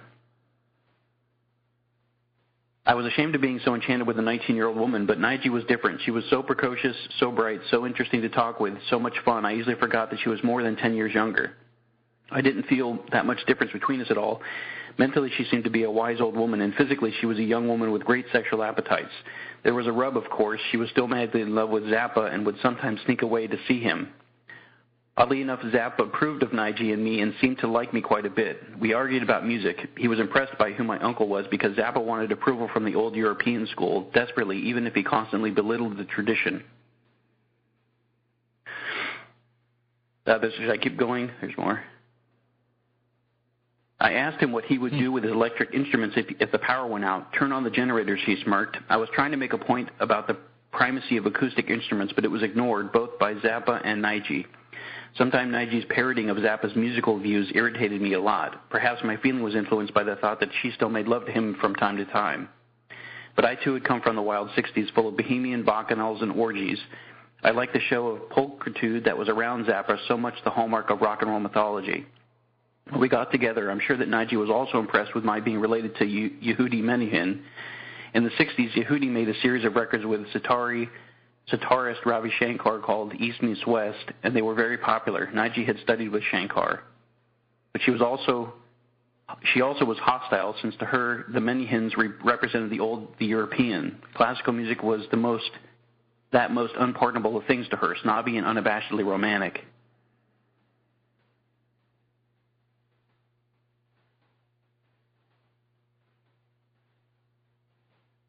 Nige had a reputation of being kind of a wild woman. Once her father took me aside and warned me that she wouldn't stay with me. She never stays with anyone, gets bored too quickly, she'll move on, he said.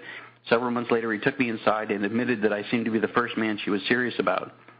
He said it sort of with a smirk that said he couldn't see what she saw in me. Another person, a journalist who knew her as part of the Zappa circle and knew the wild stories of Nige at some of Zappa's after-concert orgies, offered her view of the apparent contradiction.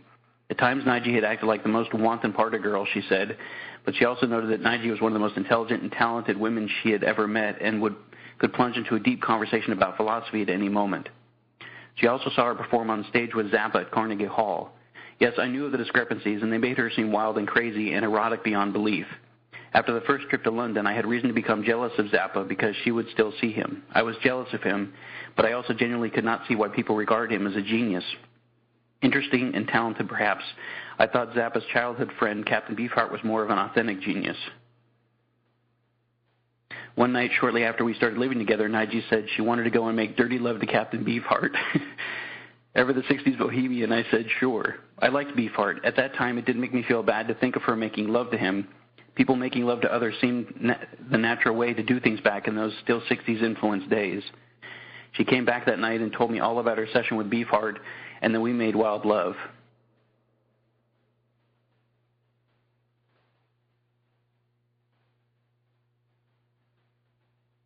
Ooh. So I'm skipping down in this book where there are passages mentioning Zappa.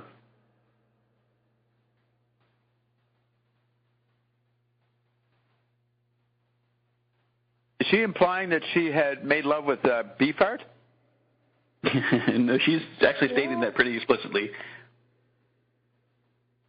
Okay, listen to this. I'll tell you my involvement with her. Of course, I fucked her, here to heaven and back, of course. I was not going to miss out at all this shit. But anyways. Before Beefheart or after Beefheart? I got her when she was 69 years old, so a little later.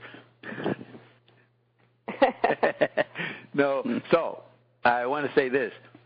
So I think it's online somewheres. I wonder if it's even available. So I did a long dialogue with her in 1995, say, 95, 96, through Jerry Fialka at Jerry Fialka's place in Venice. And it's a very good, long discussion. I mean, she knew a lot, I knew a lot, and it's good. Then we played her me talking to Zappa, and I've told the story many times, but just that now you're hearing more about her, you might appreciate this a little more. So she's the only person in the world who's heard the audio of me talking to Zappa through the Evergreens. So she heard it, and do you know what she said at the end? Do you remember me telling this story before? I can't remember. She said, that must be Frank. He said Stravinsky's Rite of Spring, which I think is singular, he said it with an S, the Rites of Spring. And he said it that way through the Evergreens, and she said he always said it wrong. So here was the Spirit still saying it wrong, the Rites of Spring, if that's the wrong way. Whichever one way, singular plural is the wrong way. So she was quite impressed with the fact that the Spirit was saying the Rites of Spring erroneously in reference to Stravinsky. She also said singular. That was Zappa's personality. What? It's singular. Yeah, so Zappa said it with the S. And she also said that was Zappa's personality. She could hear Zappa's personality in there. And so the one person who heard it was the right person to play it because she kind of validated it. So that was nice.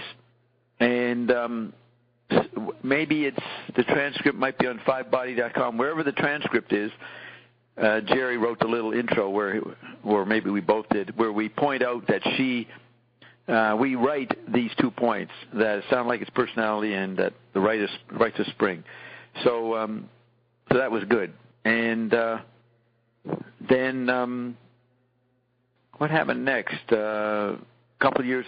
So I met Lionel, her husband, and many years later they did split, and she ended up with some guy, musician on Long Island in New York City. But back when she was still with Lionel, and she also gave me copies. She did a book on Alfred Jarry, Jarry. Do you know him, Roxy? The playwright in late 19th century in France, who did Père Ubu, the King Ubu or whatever. So she did a book on Alfred Jarry, and one guy in our Finney's Wake group made a big deal how Joyce was very influenced by Alfred Jarry and pointed out all the references to Alfred Jarry in Finney's Wake. And then I asked Joyce through the Evergreens was there a lot of Alfred Jarry? Was Jarry important? And he said, well, he was one of the many things I threw into the soup of Finney's Wake. So she did a book on Alfred Jarry and maybe another book, and Lionel, this guy we're reading, he did a book on the poetry scene of L.A. in the 40s, 50s, or 60s or something. So So Nige gave me those books, and she also gave a book to Carolyn to see some kind of rough version of something to get it published in New York. And I don't think Carol made much of an effort to get it published. She was too busy, or she just didn't feel motivated. So that was the last involvement with Nige for many years. And then I talked to her on the phone, I don't know, around 2000, and she was not too keen on talking about Zappa. I guess she was sick of talking about Zappa. So that was my last encounter. And you probably can go on YouTube, since they have footage of many of the musicians who play at the Zappanale in East Germany, in Bad Doberan, that I went to in 2011. And you could probably see, I've seen, there's a YouTube of Nige playing there with her band, or a band. But that's the story of Nige Lennon. So and her book is called Being Frank.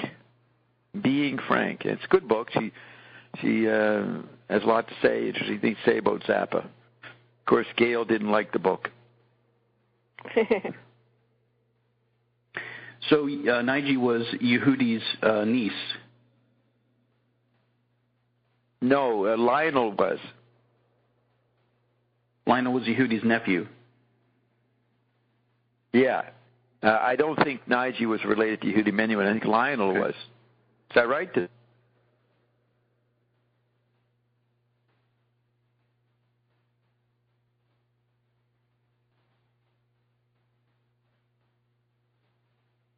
Well, Lionel was more of a sophisticated. Nige was a working-class girl.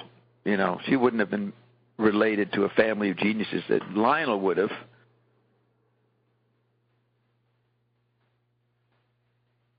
And okay, right, yep. He's talking. He doesn't seem to know that Yehudi commented on Frank, you know, in Playboy magazine. Right. So okay, well that's good. Yeah. Can you send me the titles? There were 2 books, eh? Well, it was one book. I think that might have been the title of the first chapter. The book is called Fat Man on the Left, 4 Decades in the Underground.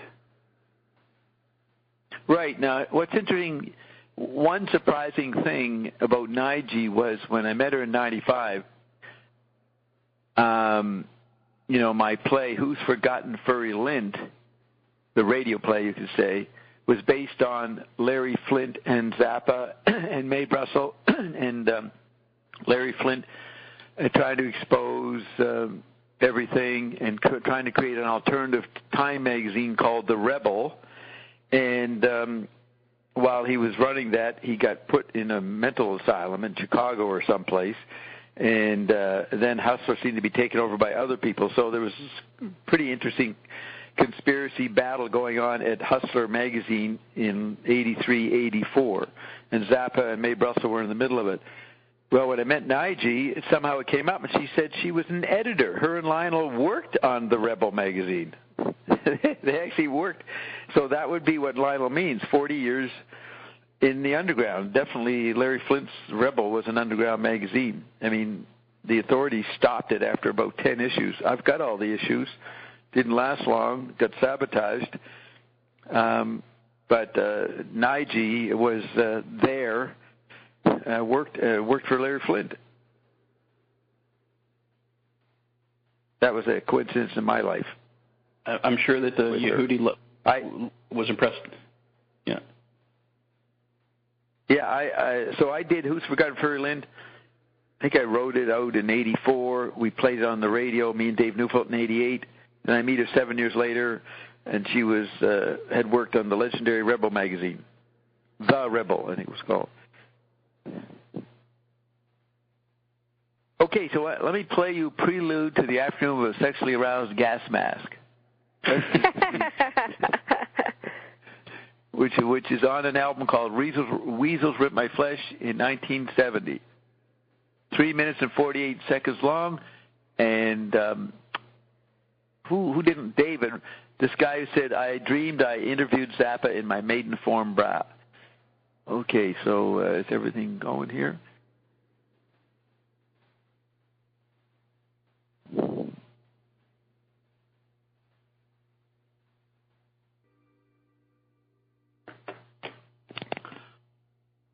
Well, that sounded pretty good. Yeah, I would say actually. Yeah. The opening noises reminded me of Roxy's voice. Something about, I don't know what it was. It sounded like what Roxy would sound like if she had to do that.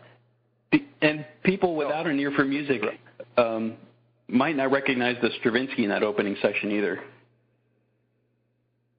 Is that right? Is that where it is? Obviously, obvious Stravinsky influence there, yes. And Roxy influence. Okay. Yeah, they talk about different places where Stravinsky shows up, but I don't hear it there. Is it like the very first part? If I go like this.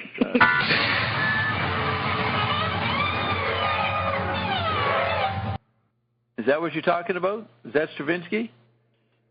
Probably the part where Roxy was sort of screaming Yoko Ono style in the beginning. Right there.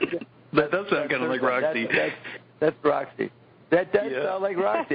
Somehow she's done that. We've heard her do something like that. That's right. Yep. There it is, Roxy. Been validated. Then it went into Project X, which is a nice song, but I didn't want to go through that, so I stopped it. So are we all happy with my interpretation? Just a sec.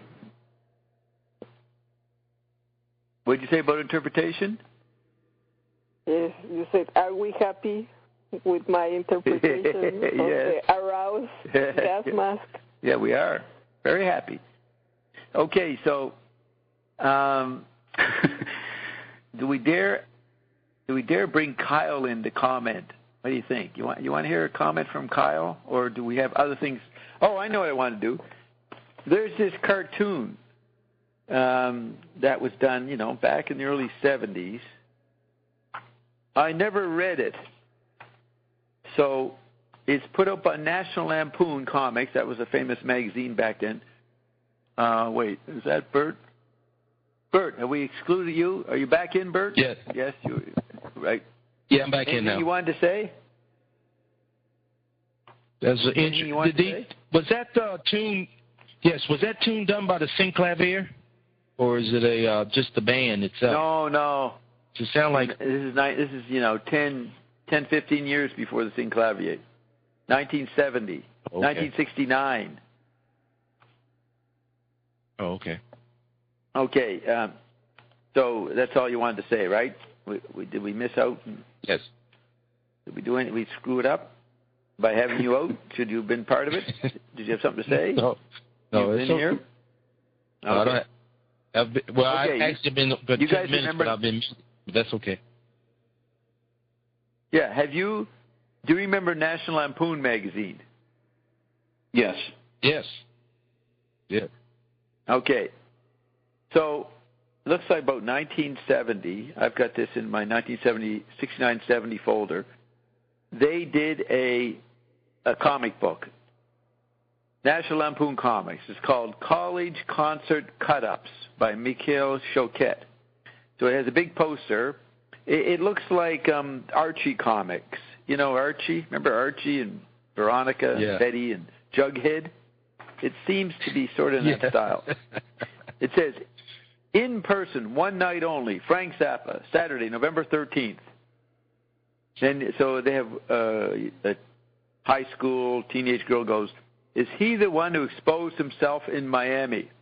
That would be Jim Morrison. Then this guy goes, gosh, Sally, I'm not sure. So I guess that's a joke that Zappa's being misidentified with Jim Morrison. So then, and it says other names are Joe Orlando, Henry Scarpelli, and P. Bramley. They get some kind of credits. So then you go to the comic, the story, and it says, days in advance, the homecoming committee makes careful plans. So a guy with a pipe, so maybe these are teachers. Guy with a pipe, maybe a few students. The homecoming committee. Faculty and students. Yeah. Right. So it probably has some faculty and some students. So it says, all right, we've got to make up our minds. Is it one famous act or two semi-famous acts? So the older guy says with the pipe, what about Simon and Garfunkel? Another guy says, the Brothers Four were good last year. They were even better the year before. Then this kid who's looking at Playboy with nude images says, I want to be MC. And this other woman, young teenager, says, no, let Rick do it. He can really crack jokes. And some guy in the back says, with sunglasses and a hippie bead, says, hey, listen, my cousin knows one of the guys from the Moby Grape. And then another guy goes, there's no the. You know, when he says from the Moby Grape, he says, there's no the. And the hippie guy goes, there's no what? It's just Moby Grape. So then this other teen girl says, how much do you think it would cost to bring the Beatles back together? and there's a poster of the dog in... Oh, yeah. There's a poster with the dog in Peanuts. You know that dog's always lying on the doghouse. That's in the background. Snoopy. Snoopy? Yeah, Snoopy. Okay, so they're going, the Brothers Four were good last year, and this girl says they were even better the year before, so they keep having the Brothers Four. Okay, so then... So you're reading, I'm following along, you're actually reading comic book pages. How are you seeing that? Where do you find that? It's a AFCANET. You're Google. Oh, this would be the Zappa archive. They even have this. It's incredible what they have at that archive. That's pretty good. So the next page it says, finally, after much preparation, the big day arrives. And these two teenagers are saying, gee, do you think we missed them? The other guy says, you stay here. I'll have them paged. So you actually see in the drawing, you see the mothers coming through. But this couple, they don't think these guys are the musicians, I guess. So they're trying to figure out who are the musicians. And then this guy says, do you have any baggies, Mr. Zappa? Did you all get to sit together on the plane? And Zappa's looking a little disturbed. So I don't know why they said they simply missed him, because they do. What's all that noise? Ooh, man. Don't move. Is that you, Bert, moving? Scraped. Yes, sorry. All right. Okay. Yeah, don't move. So I don't know why I don't know if I'm right to say they don't recognize the mothers, because they do.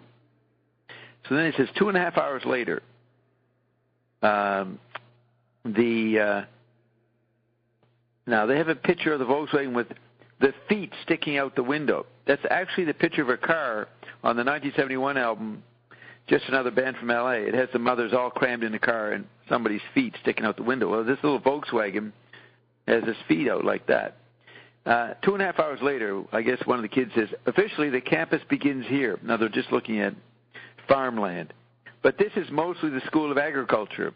Wait till you see the new library, though. Have you ever played at a college before? Then another teenager says, actually our school is pretty liberal, except for the jocks and some fraternity guys. And another teenager, one of the English teachers says he smokes pot. Whatever you do, Mr. Zappa, don't eat in the cafeteria because the food is really terrible. So then they get to the Holiday Inn, and the high school student guy says, we booked you in here because we figured you wouldn't go for Howard Johnson's Motor Lodge. And it says, Holiday Inn, welcome Pawnee City JCs. Later at the gym, they're looking at the poster, and the teenager, saying, the posters came out really great, except the date is wrong. Then the girl says, but it doesn't really matter. Not too many people are coming anyway. They're all tired from last night's hayride. So Frank just remains silent. He's not saying anything, but he's kind of frowning. So then, now they're on concert, on stage, and it looks like they're setting up, they're doing the afternoon sound check or something, and the kids are setting up props. So somebody says, "Is that any better?" Zappa says, "Great. The hum and the feedback balance perfectly."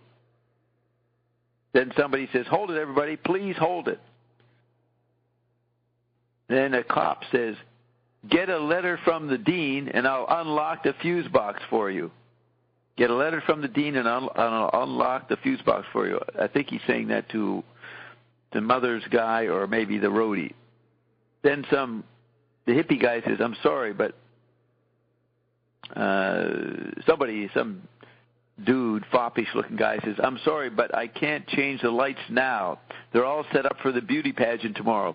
You'll have to work with, quote, surprise pink, unquote."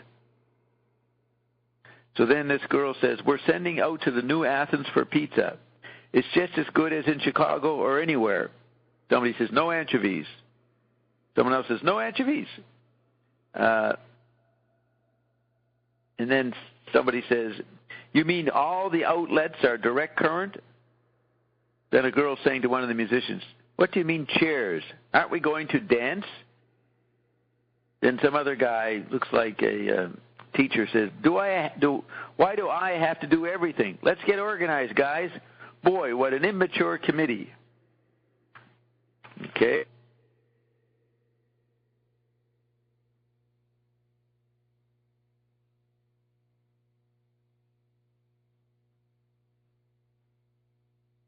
Room. From the Bob Dean. and then there's a sign, "Go team, pulverize Peoria." Peoria is in Illinois, I think. So then the student guy says, "Gee, Mr. Zappa, I'm sorry. I just can't get any cooperation around here." And then some girl asked Frank at the musicians, "What do you want on your pizza?" Zappa says, "No mayonnaise." Then somebody comes running in saying, "You're on, you're on." And then the cop is saying to someone else, "Get a letter from the dean and I'll unlock the soap." So then the MC is saying, "And now, getting on top of things, as Liberace said to Tiny Tim, let's have a big hand for a really way out group, Fred Zappa and the Mothers." Fred Zappa. So then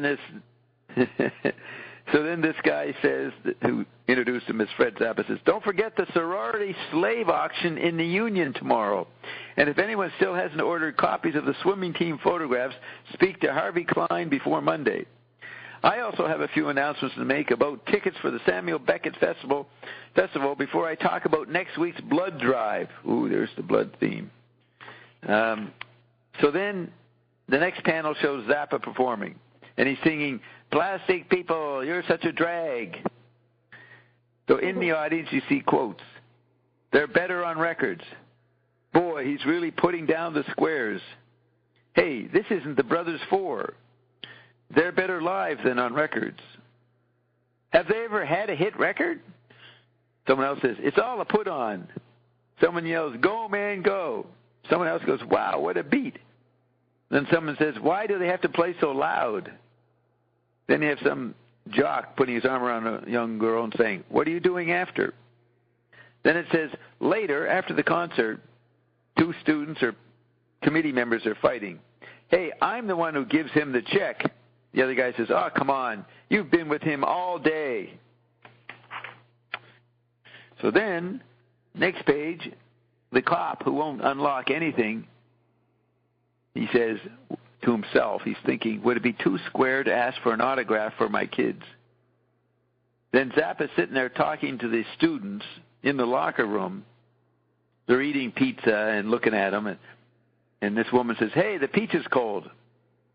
Then this woman asks, like the school newspaper journalist says, "What do you think of the government?" And Frank says, "I think they're trying to take over the country." And then another student journalist, "Hey, maybe you could write a piece for the Crimson Crier. I'll ask the editor, but I'm sure it's okay." Then another kid says, "Just don't make it too long or use dirty words. Not that we care." And then some guy's singing, 900 miles, you're 900 miles from your home. then 800 miles, 800 miles. So it shows the different mothers talking to different students, but then it shows 3 mothers in the showers with people creeping over above them and taking pictures of them naked in the shower. So one of the mothers says, "Did the pizza ever get here?" And then outside, one of the students is saying, "Let's all go to the Jolly Coachman." And there's someone actually filming the mothers showering naked in the washroom. Some other students are asking somebody, and they said, "Did you ever take lessons?" Shortly, we go on to the next page. Somebody says, "How late do bars stay open in New York, Mr. Zappa?" Then the student, the self-conscious committee member, says, "This isn't much," as they enter a bar. "This isn't much compared to the places you guys go to." Then you see some old men, and they're saying, look, Tiny Tim, ha, ha, ha. They think Zappa's Tiny Tim. He actually has similar hair. And there's some guy broadcasting. He's saying, "It's 11 o'clock, and we end another day of regular broadcasting." So the girl says, looking at these mean older guys, says, "Why don't we go straight to the party?" And then, on the sign on the bar wall, it says, "In God we trust. All others pay cash." That's something that Ion says. "In God we trust. All others pay cash." Another sign says, "Beautify America. Get a haircut." So now they're at the party, and things start to swim, they say. At the party, things start to swim. Some guy says to Frank, "Another brew, Frankie?" Then this student says, "I have some anti-pollution songs I wrote. Would you like to see them?" Zappa says, "Yeah, sure, sometime." And then there's some guy singing, "Come sit by my side, come, dumb changes." Then they show a photograph of a motorbike. So some guy says to one of the mothers, "Some chopper, eh?" And then the mother says, "I was looking at the motorcycle, actually." So there's a beautiful girl on the bike. The guy's saying, "Some chopper." The mother invention pretends that chopper refers to the girl. Then another woman, older woman, asks the mother, "What's your sign?" And the mother invention says, "I don't have one." Then someone says to Frank, "Where do you guys buy your clothes? Have you ever met the Beach Boys?" Another guy asks the mother, "Is there more action in New York or out on the coast?" Another guy asks the mother, "Is wrestling fixed?"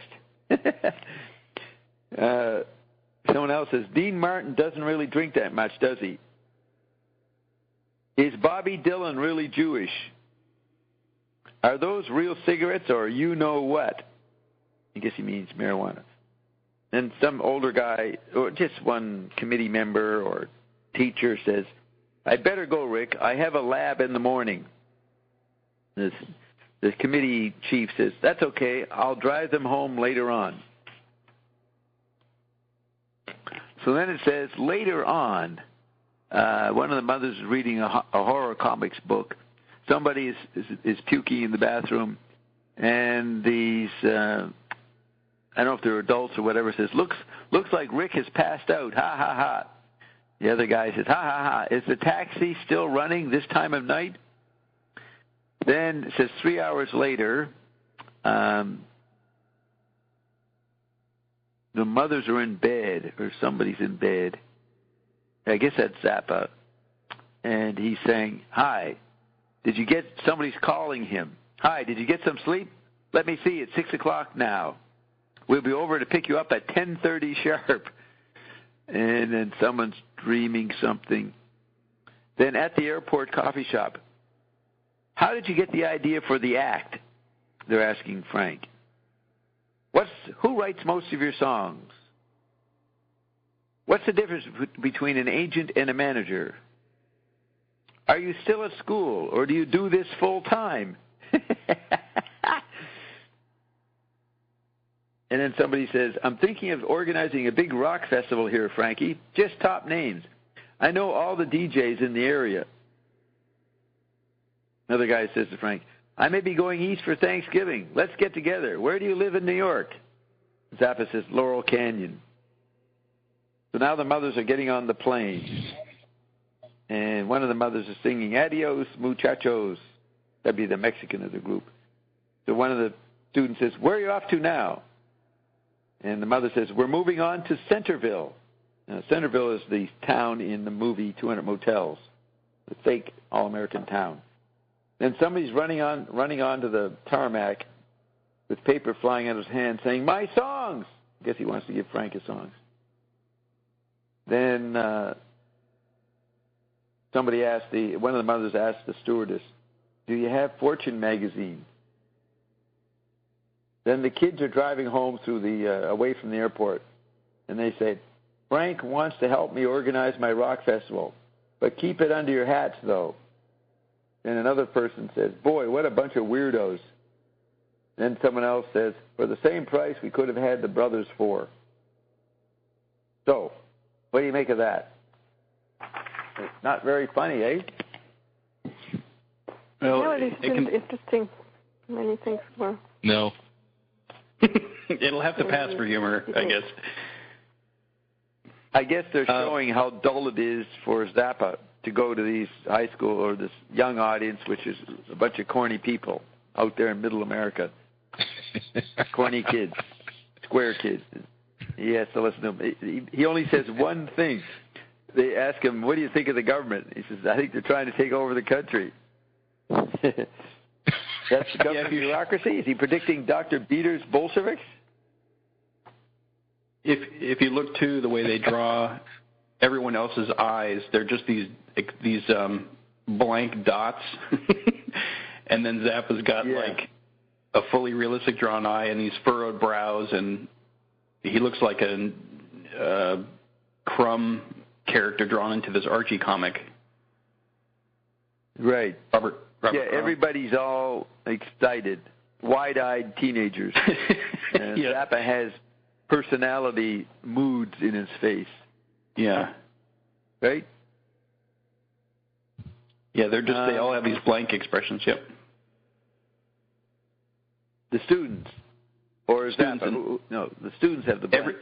Everybody but the mothers have these dots for eyes and these sort of blank expressions, blank surprised expressions. Yeah. Okay, so have we come up with any more inspiration? Shall I start to play my private reading? What do you think? Yeah, I think is it a good one?